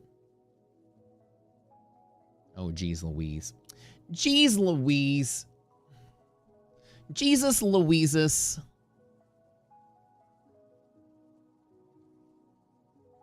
Oh, geez. Oh, Rick. Oh, geez. Oh, golly. Gee, golly. ETF. ETF is daily payouts in their live elite account. So when you move to live, usually you get payouts every day. The sim funded is different. Usually there's a schedule.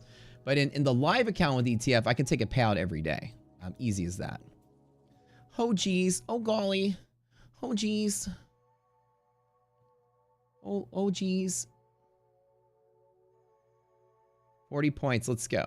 Back to the top.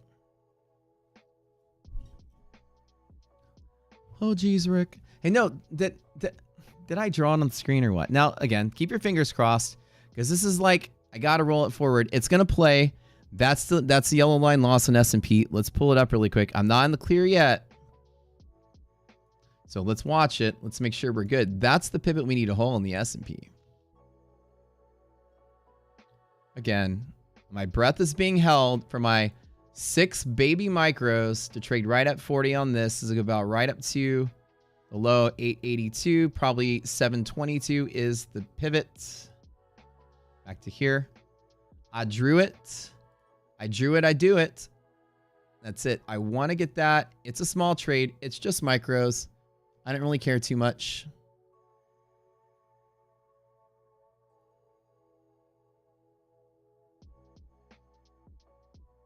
I'll roll it for a little bit.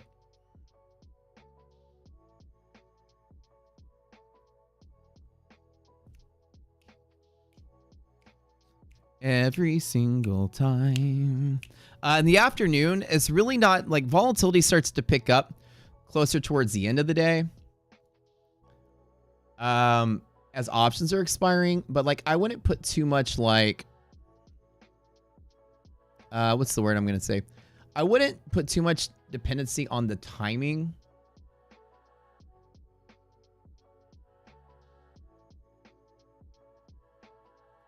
Guys, I'm so fucking good. I drew it on the screen. I drew it, I do it. I drew it, I do it. I drew it, I do it. Let's roll that bad boy forward. Priscilla, baby doll, I love you. This is all you today. She's on it. She didn't let me not take it. And guys, look how much richer I am today. Thank you, Priscilla. IDOC's gonna get mad though because I can't flirt with anyone else. Come on, she made you. Hey, she made you some money. She's paying. Priscilla's paying you for the nails today. I'm. Hold on, wait. I'm that much richer today. Holla. Okay, I made something. Okay, I'm $300-400 richer across the board. Hey, Priscilla. Priscilla's paying for your nails today. She egged me on. She said, "Don't miss your entry." That's it. To 720. That's it. That's just the EST trade. I mean, that's a pretty easy to see move. 40 points from the low to the top. That's basically it. And again, it doesn't take much to frame a trade. I just took it small with some micros. And I waited for it. And there's the patience. I know it sounds crazy. I didn't take it the first time. But thank you for reminding me. You guys, EST, y'all are always on point with reminding me what I need to do. And I'm in and I'm out. There's nothing else to it.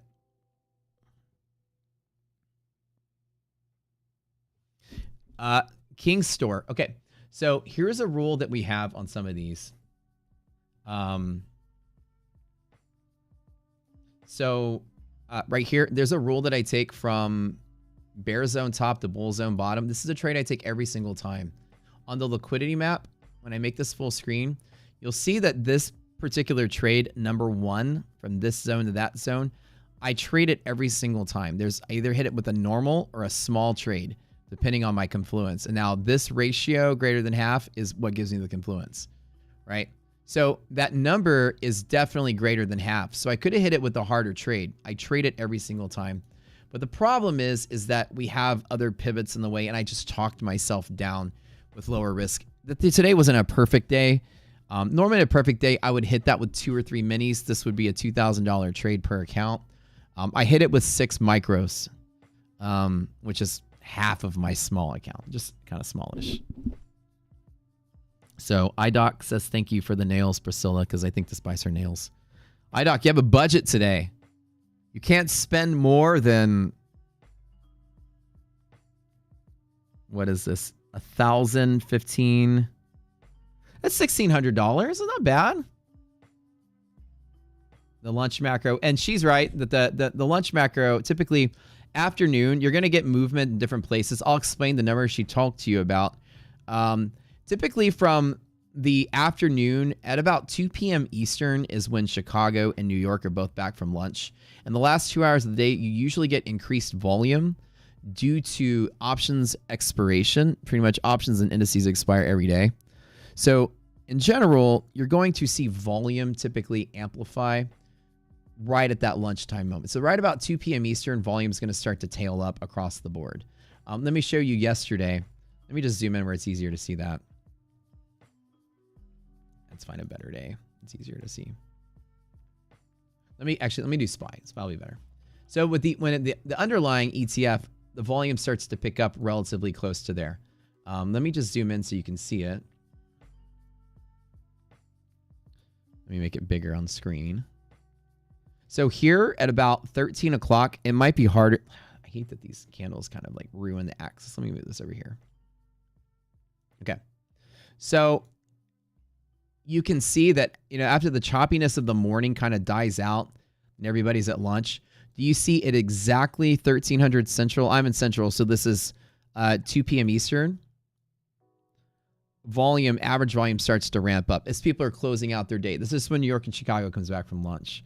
So In a macro sense, you're going to see that volume just starts to increase towards the end of the day as options exposure, and you're starting to ramp up the last 2 hours of theta on those 0-day options. So the risk is very high for them expiring in the money if they're in the money. So people rapidly hedge into it, and then you just spike up till the end of the day. That's one macro. Another is 10 minutes before the market closes. You get the submissions to the market maker on the MOC orders 10 minutes before and after. Before market open, after market open. The last 10 minutes of the day, you will see an increase in volume due to the activity of the dealers trying to position for the final liquidity of the day.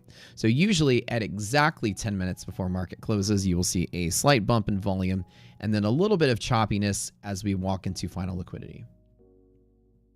So as she's saying, I'm reading her notes. Yeah, somewhere in there you have lunchtime stuff. But these are important key factors to take away. 2 p.m. and 3:50 p.m. you start to see increased activity and volume on a daily basis, and it's consistent. I am trading on the Rocket Scooter trading platform, Ryan, which is this platform here. That is, let me give you the link to it for more information. I appreciate you guys. Y'all always looking out for me. Y'all are the best. Today's MVP, iDoc with her awesome new dress. Priscilla reminding me to take my trade, to not be a wuss. Everyone telling me, Master Rich, you guys telling me, just take it every single time, every single time. Make sure it always is a thing. So it's a 40-point move. Bull zone bottom, back up to there. Now, you could trade zone to zone, but I only wanted to get the 40 points. 680 to about 720 is the 40 points. As soon as I got it, I closed, which was good. Is anyone having issues with the stream stopping and starting? Your computer is compromised. Abort mission. It's probably, Matt, you probably just have internet's probably just like chugging. Happens sometimes. I can see if we're buffering on our end, so we're not. My bit rate's been good all day.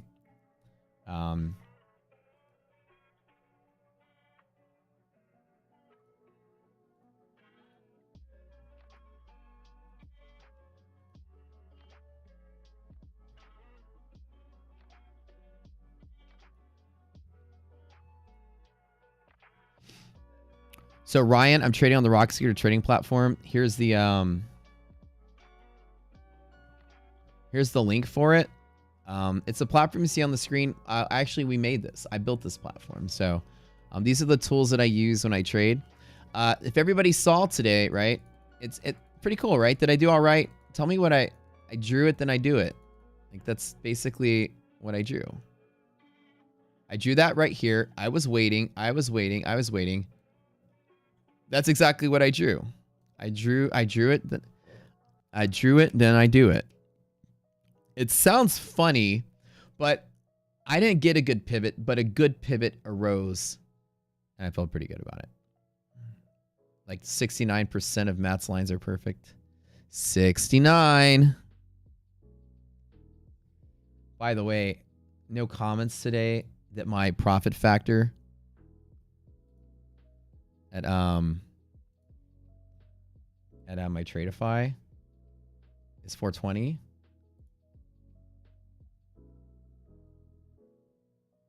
I mean, I'm just saying.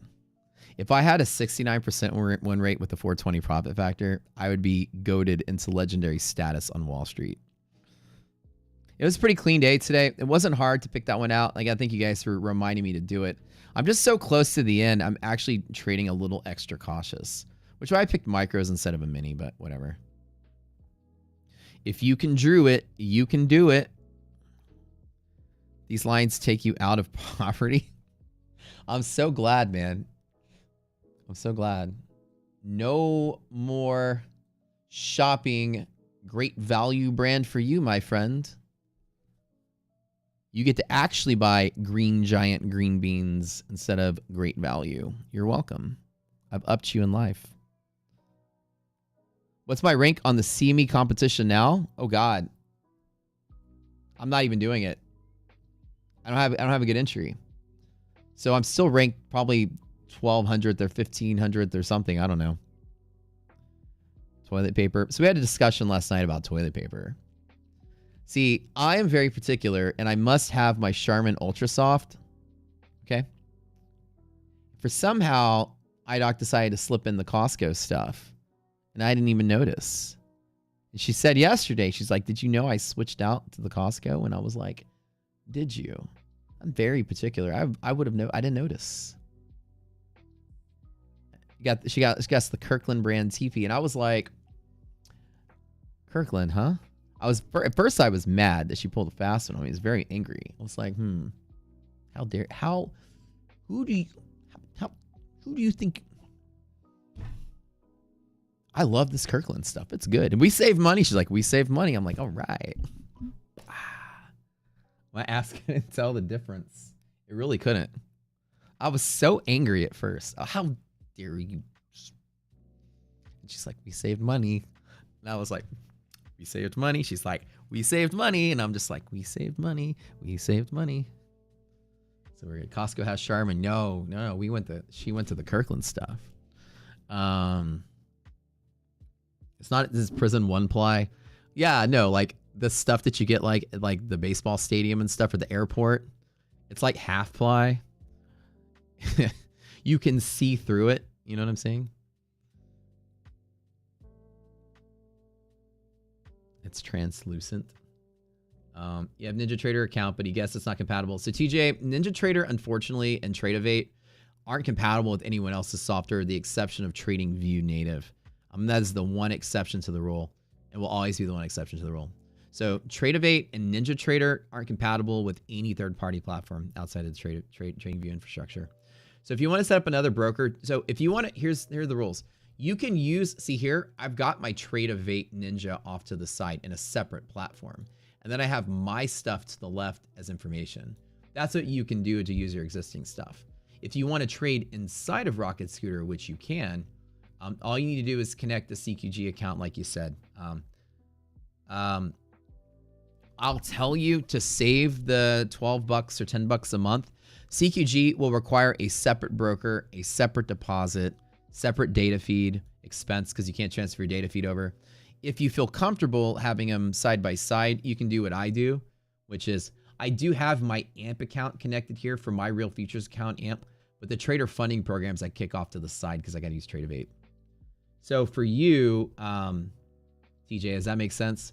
If you like using NinjaTrader, still use it and just put it side by side like that. If you go with the CQG route, you have to put at least a $500 deposit for some of the brokers. I think Edge Clear and Philip and Dorman is $500. AMP is a $100 minimum, and data is roughly like 11, 13 something bucks a month. So you'd have to pay a separate data feed subscription, which will just cost you more every month. So I tell people, if you like your old platform, use your old platform. If you use CQG, you can use your CQG data here. So for example, if you buy CQG for Sierra charts or whatever, your CQG login also works here. So Tradeovate, unfortunately, is its own like Apple of trading. You can't really convert Tradeovate over here. What's profit factor? It's the total amount of gains divided by the total amount of losses.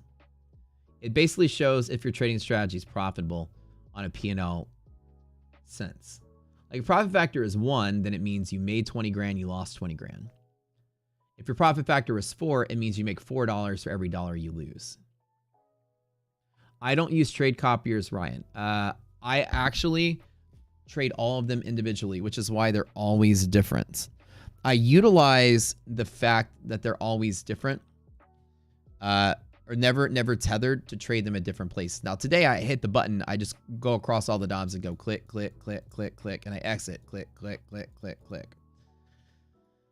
The reason I don't tether them all together is because I use them for different risk like mitigation techniques. An example, and I'll tell you guys, this is the trick. You want to DCA as much as you can. And let me explain to you. Say you have 20 Apex accounts and the market has a high probability pivot from here to here and a high probability pivot from there to there. The way that I trade it is that I don't hit all 20 accounts at the first pivot. Oh, I got 2 nearby to pick from. Okay, let me throw 5 of my accounts at this one and 10 of my accounts at that one. If the 5 go bust, the 10 has a higher probability of making money. I may blow up 5 and win on 10.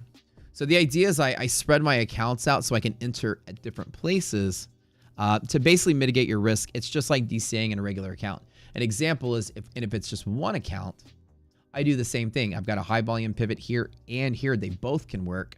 I want to trade 5 contracts total. Well, let me do 1 right here and 4 right there. This is the higher probability pivot after all. So now I've spread my risk out. I might rob myself of a big profit if the 1 takes off, but hey, I got something. But I still have a lot of my money in my pocket, so I can hit it with 4 in case it dips to the next pivot, right? So I spread my accounts out. That is the secret to trader funding programs. By far, the biggest thing I teach people is do not tether your accounts together all together. If you tether them, make them in groups. Like if you have 20, take your 20 and make it in 5 groups of 4. That way you got 5 different groups to play with. Hit it with 4, hit it with 8. You got 8 accounts still on the sidelines in case this was a bad choice. Higher probability pivot, hit it with more accounts, but in chunks, right? So that I do that. And to me, it's monumental difference in my win rate and success rate at winning money in these programs. Because they expect you to tie them all together. And when you tie them together, if you think about it, tying together is basically saying, I'm certain that that's where it's going to pivot. And we take a better stance of, I'm not certain that that's going to pivot. It's about 80% chance under most ideal conditions. Okay, this one's slightly better at 90 under ideal conditions. So I'll hit the lower probability one, but smaller amount. And I'll hit the higher probability one with the biggest amount. Hold on.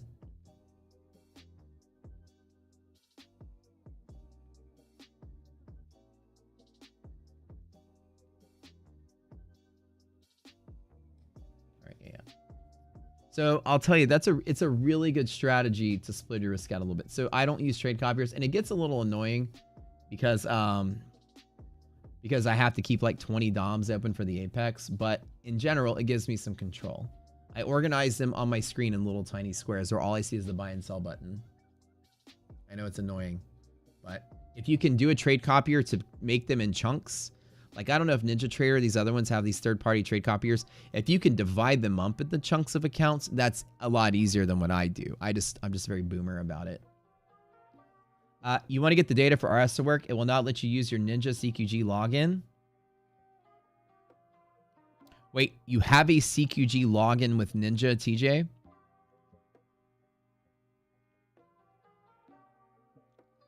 It's CQG, right? So another thing with CQG and data providers, it doesn't let you have 2 simultaneous logins at once. CQG and the exchanges prevent that. You can contact CQG to get a multi-platform login. I think there's a fee. So I'm going to guess 25-ish something a month. But if you have your NinjaTrader open, it's why it's not connecting in Rocket Scooter. Close everything down and then turn it on. You'll see that it works. So it's an either or. Like when I open my CQG, it kicks me out of Rocket Scooter and vice versa. Apex is a trade copier. It's better with the most recent update. Okay, cool. But yeah, and if anything, you contact Ninja and you ask them why it's not compatible with other people and tell them to give you an answer, because a CQG is compatible. But are you sure it's CQG? Is it going to rebound here? I wouldn't touch it from here. Ninja not open? They're not open? CQG is compatible, for sure.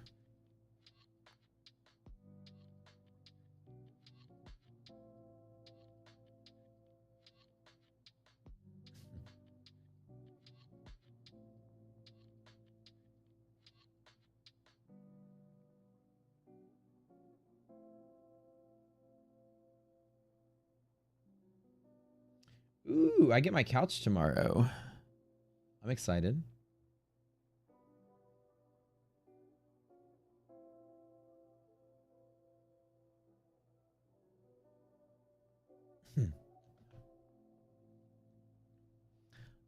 But yeah, so to get your data to work with Rocket Scooter, if your CQG with Ninja doesn't work in our thing, then it's something weird with Ninja. Any CQG will work.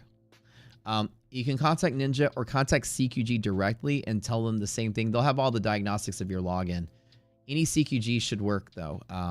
That's the way CQG works. It's universal. The login creds are from Ninja. Are you sure? So you're buying CQG data from Ninja, but it's not a CQG login. It's a Ninja login. It could be that they let you buy your data through CQG, but it's not a CQG login. The way you can test that out is go to CQG's website and go to CQG desktop and try to log in with the CQG's own platform. I'll give you, this is CQG desktop. Google this. And if you can log in there with those credentials, then we'll have to troubleshoot what's going on by calling CQG. If it doesn't log into there either, then Ninja is just tunneling CQG data through you and is not actually creating a CQG white label to allow you to have that transferable, again, because Ninja is like that. It tried, it will not. It's a Ninja thing now. So now you got to call Ninja and gripe at them as to why your CQG login doesn't work on CQG's website. And then they'll give you the answer. They'll probably say it's not really CQG login, it's just CQG data. And it's only compatible with our platform. So they'll probably say that, TJ. You guys, by the way, data feeds, if you guys have questions like TJ has, I'm kind of like the guy to ask that because we're in the boat of, you know, futures data and all this. So we can give you all those answers and help you all out. So if you have a problem with the data, let me know. So if it doesn't work with CQG desktop, try logging out of all your instances of Ninja everywhere and then logging into desktop. Usually it kicks you out of the other one, but just to try it, log out of everything. Try it CQG. If it still doesn't let you log in and says like login not recognized, call CQG and ask them, or call Ninja and ask them and just double check. And if not, then you just got to buy the data. The cheapest way to buy data for our platform is through AMP. It's a $100 minimum deposit, and then they charge you the same fee as everybody. It's a standard fee. It's like CME Group top of book is a buck or $2 a month, and the API fee is like 10. So I roughly pay, I don't know, between 10 and 15 a month for the futures data. And it's real-time data, so I make those payments every month to automate the DD bands and stuff. So really the benefit that it gives you is it automates DD band and gives you some extra futures alerts. And when we do more futures automation, it requires the futures data. Other than that, you can get all the data in our platform in this table without a data feed connected. We'll give you risk interval, yellow line, and the actual upper limits of these bands if you just want to draw them manually in your own platform to save the $12 a month. Yeah, I got you, bro. No problem. It's like, it's data and futures is fucking weird, and it's stupid the way that it works. And again, it's not y'all's fault. It's the futures industry. It was like, it's got such a like a logistical thing. You've got like exchange, you have regulation, exchange, clearing firms, brokers, like, and then you have these like futures didn't have big platforms. You had people that made futures platforms and then people that made APIs to connect brokers to platforms. You would think it would just be like super easy. That was all in one, but it's like all these small companies spawned up to like tie into each other. The futures is just like so many layers of the bureaucracy that it just turned out that way. Third-party platforms, CQG and Rhythmic are like two of the old school like APIs that would connect the third-party platforms, and third-party platforms are compatible with CQG. And basically it was because futures FCMs, brokers, were like a computer in a closet with like 3 employees. There weren't like big firms like Charles Schwab. And so they didn't have like the money to go out and build a platform because nobody really traded futures. It was a smaller industry. So somebody came upon themselves like CQG and Rhythmic was like, aha, let's gather up all these hundreds of futures brokers and let's make an API that can connect them to a platform. Therefore, they don't have to build one, and we'll just make a universal connector. And Rhythmic was one as well. And Rhythmic's slowly like dying out. But it's because futures industry was small, and futures brokers never built their own platforms until Tradeovate came along and Ninja came along. They were two of the first futures, and Ninja Trader for the longest time wasn't even a broker. They were just a platform like us. They connected to CQG, and that's the legacy. The reason why it doesn't work with real CQG, and TJ, they'll probably tell you, it's called the legacy CQG API. It's something that they used to have to connect the third-party platforms, and they cut it off, and it no longer connects to third-party platforms. The only third-party platform Ninja CQG connects to is TradingView. You can take your CQG login with Ninja and log into TradingView with it. Because when Rick cut that off for everybody out there, they didn't cut it off for TradingView because it had such a substantial user base. So they allowed TradingView to be grandfathered in with that. I promise you your CQG login will likely work with TradingView, but that's it. And Tradeovate is this very, Ninja Tradeovate is this very like Apple mentality. They want you to use their shit, no one else's stuff. So they don't open it up outbound for that reason. That legacy CQG API is no longer sold to anybody. As a matter of fact, I confirmed that because CQG invited me to an Astros game. I went out and hung out with all the big wigs of that company, and I was asking them about these APIs and stuff, and they're like, yeah, Tradeovate's a special case we have. We have this one API that works with them and works with a couple of brokers, but it's like, it doesn't connect anywhere else. And we can't connect it anywhere else because they don't want us to, kind of thing. And I'm like, okay. So, that was that.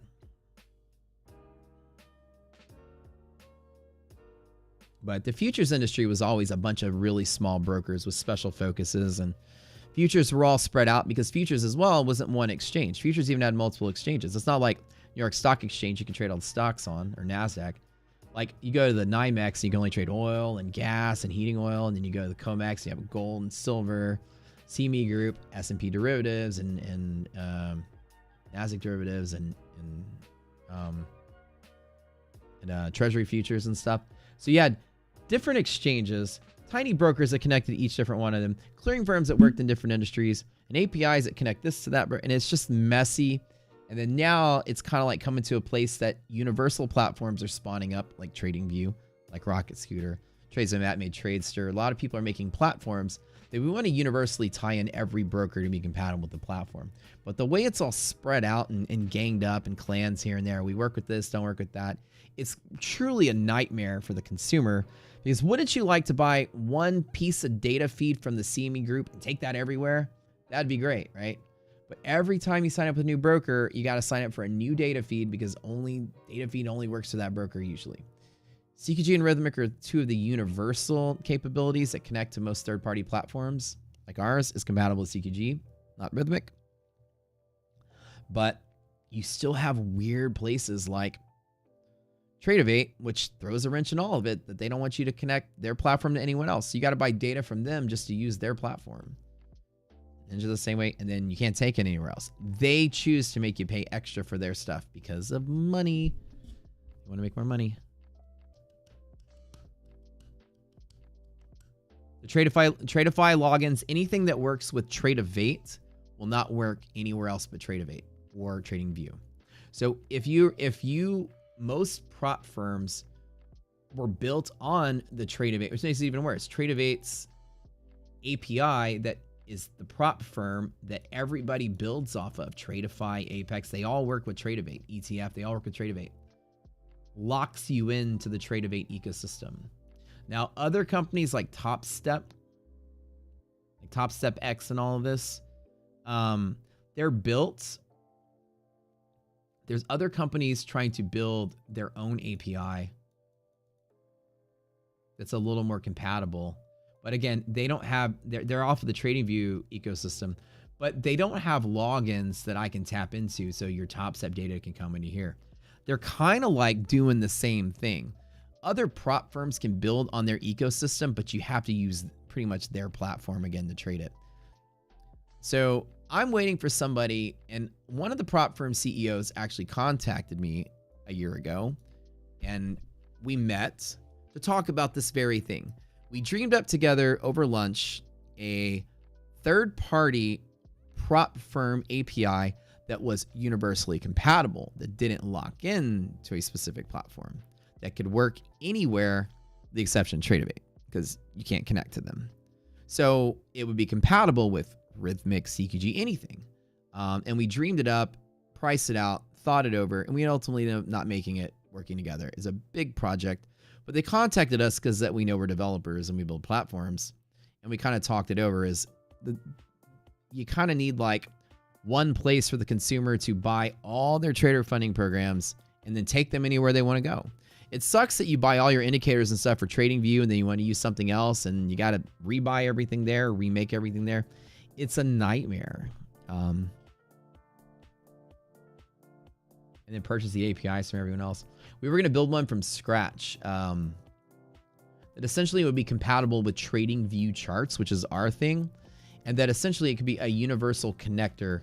For anybody that starts a prop firm under that umbrella, it would give you a CQG or a Rhythmic or a R API login, which we would make compatible with any platform. We would go platform to platform to platform and say, hey, by the way, let's let our login work on your platform and your platform and your platform. And we'd make sure that everybody allowed our login to work with their platform. To be like the non-exclusive version. So in your opinion, what is a great platform that you can see the DOM on like TopStep X? It's not Tradeovate. Ours you can. It doesn't have like TradingView doesn't have a real big reporting feature on it, but Tradeovate is good. That's what I use, and TopStep is good. I've used both of those, and really is the only two I could probably recommend. I haven't used anything else, but TradingView and Thinkorswim. And Thinkorswim is okay, but it's old. All right, guys, we're rich. We made what, $2,000 or something. Actually, it's not bad of a trade.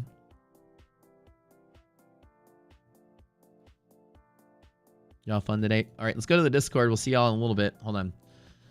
If you haven't checked out our courses, it's $20 to learn everything.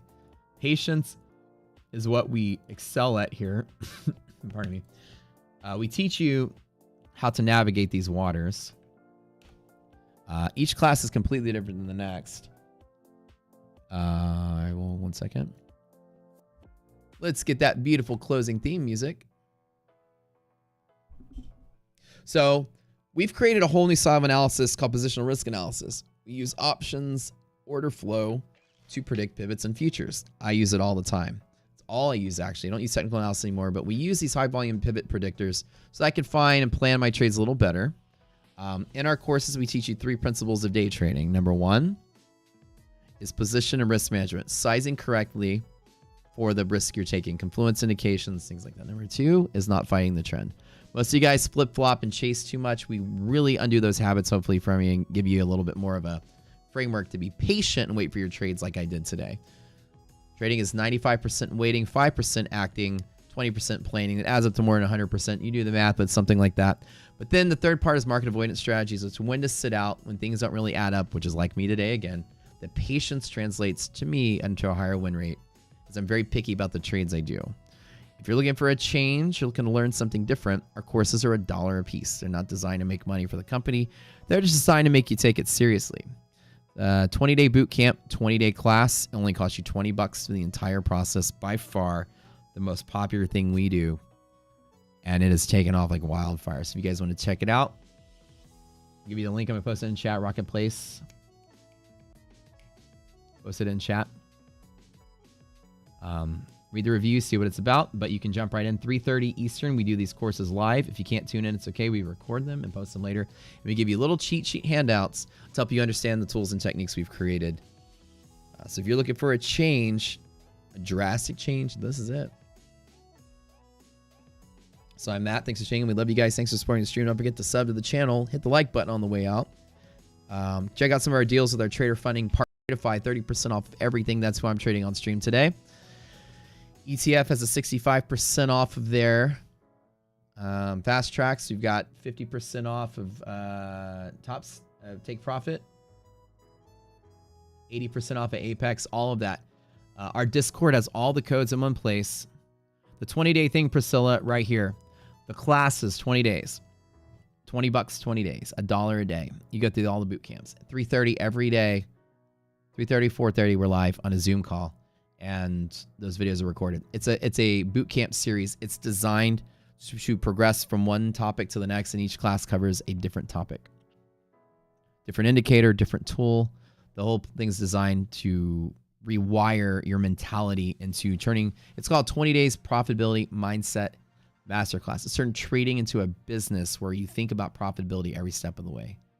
How much risk you're taking, size your position, where you get in, where you get out, where you size down, where you add, where you subtract. What's your confidence on the trade? 80%, 50%. We give you the stats, the numbers, and then you can make stronger, more educated decisions in the market about profitability of your actions versus just trying to guess the direction. Love you guys. Check that out. 3-day money back, even if you don't like the $20 thing. You can ask for a refund. All right, see y'all. I'm out. $20, man. And we did that so that you guys wouldn't have to pay a ridiculous amount of money to learn something. We have so many programs that we try to make affordable for people. You know, our bet, again, is that, you know, you guys like the platform and maybe you'll buy it. But other than that, the course itself, people sell boot camps for like thousands of dollars a seat and stuff like that. This is ridiculous for me. It's $20. We make it $1 a day so you take it seriously. And that's really the only reason to make it $1 a day. You guys would put a little more work into it if you paid for it. All right, we'll see how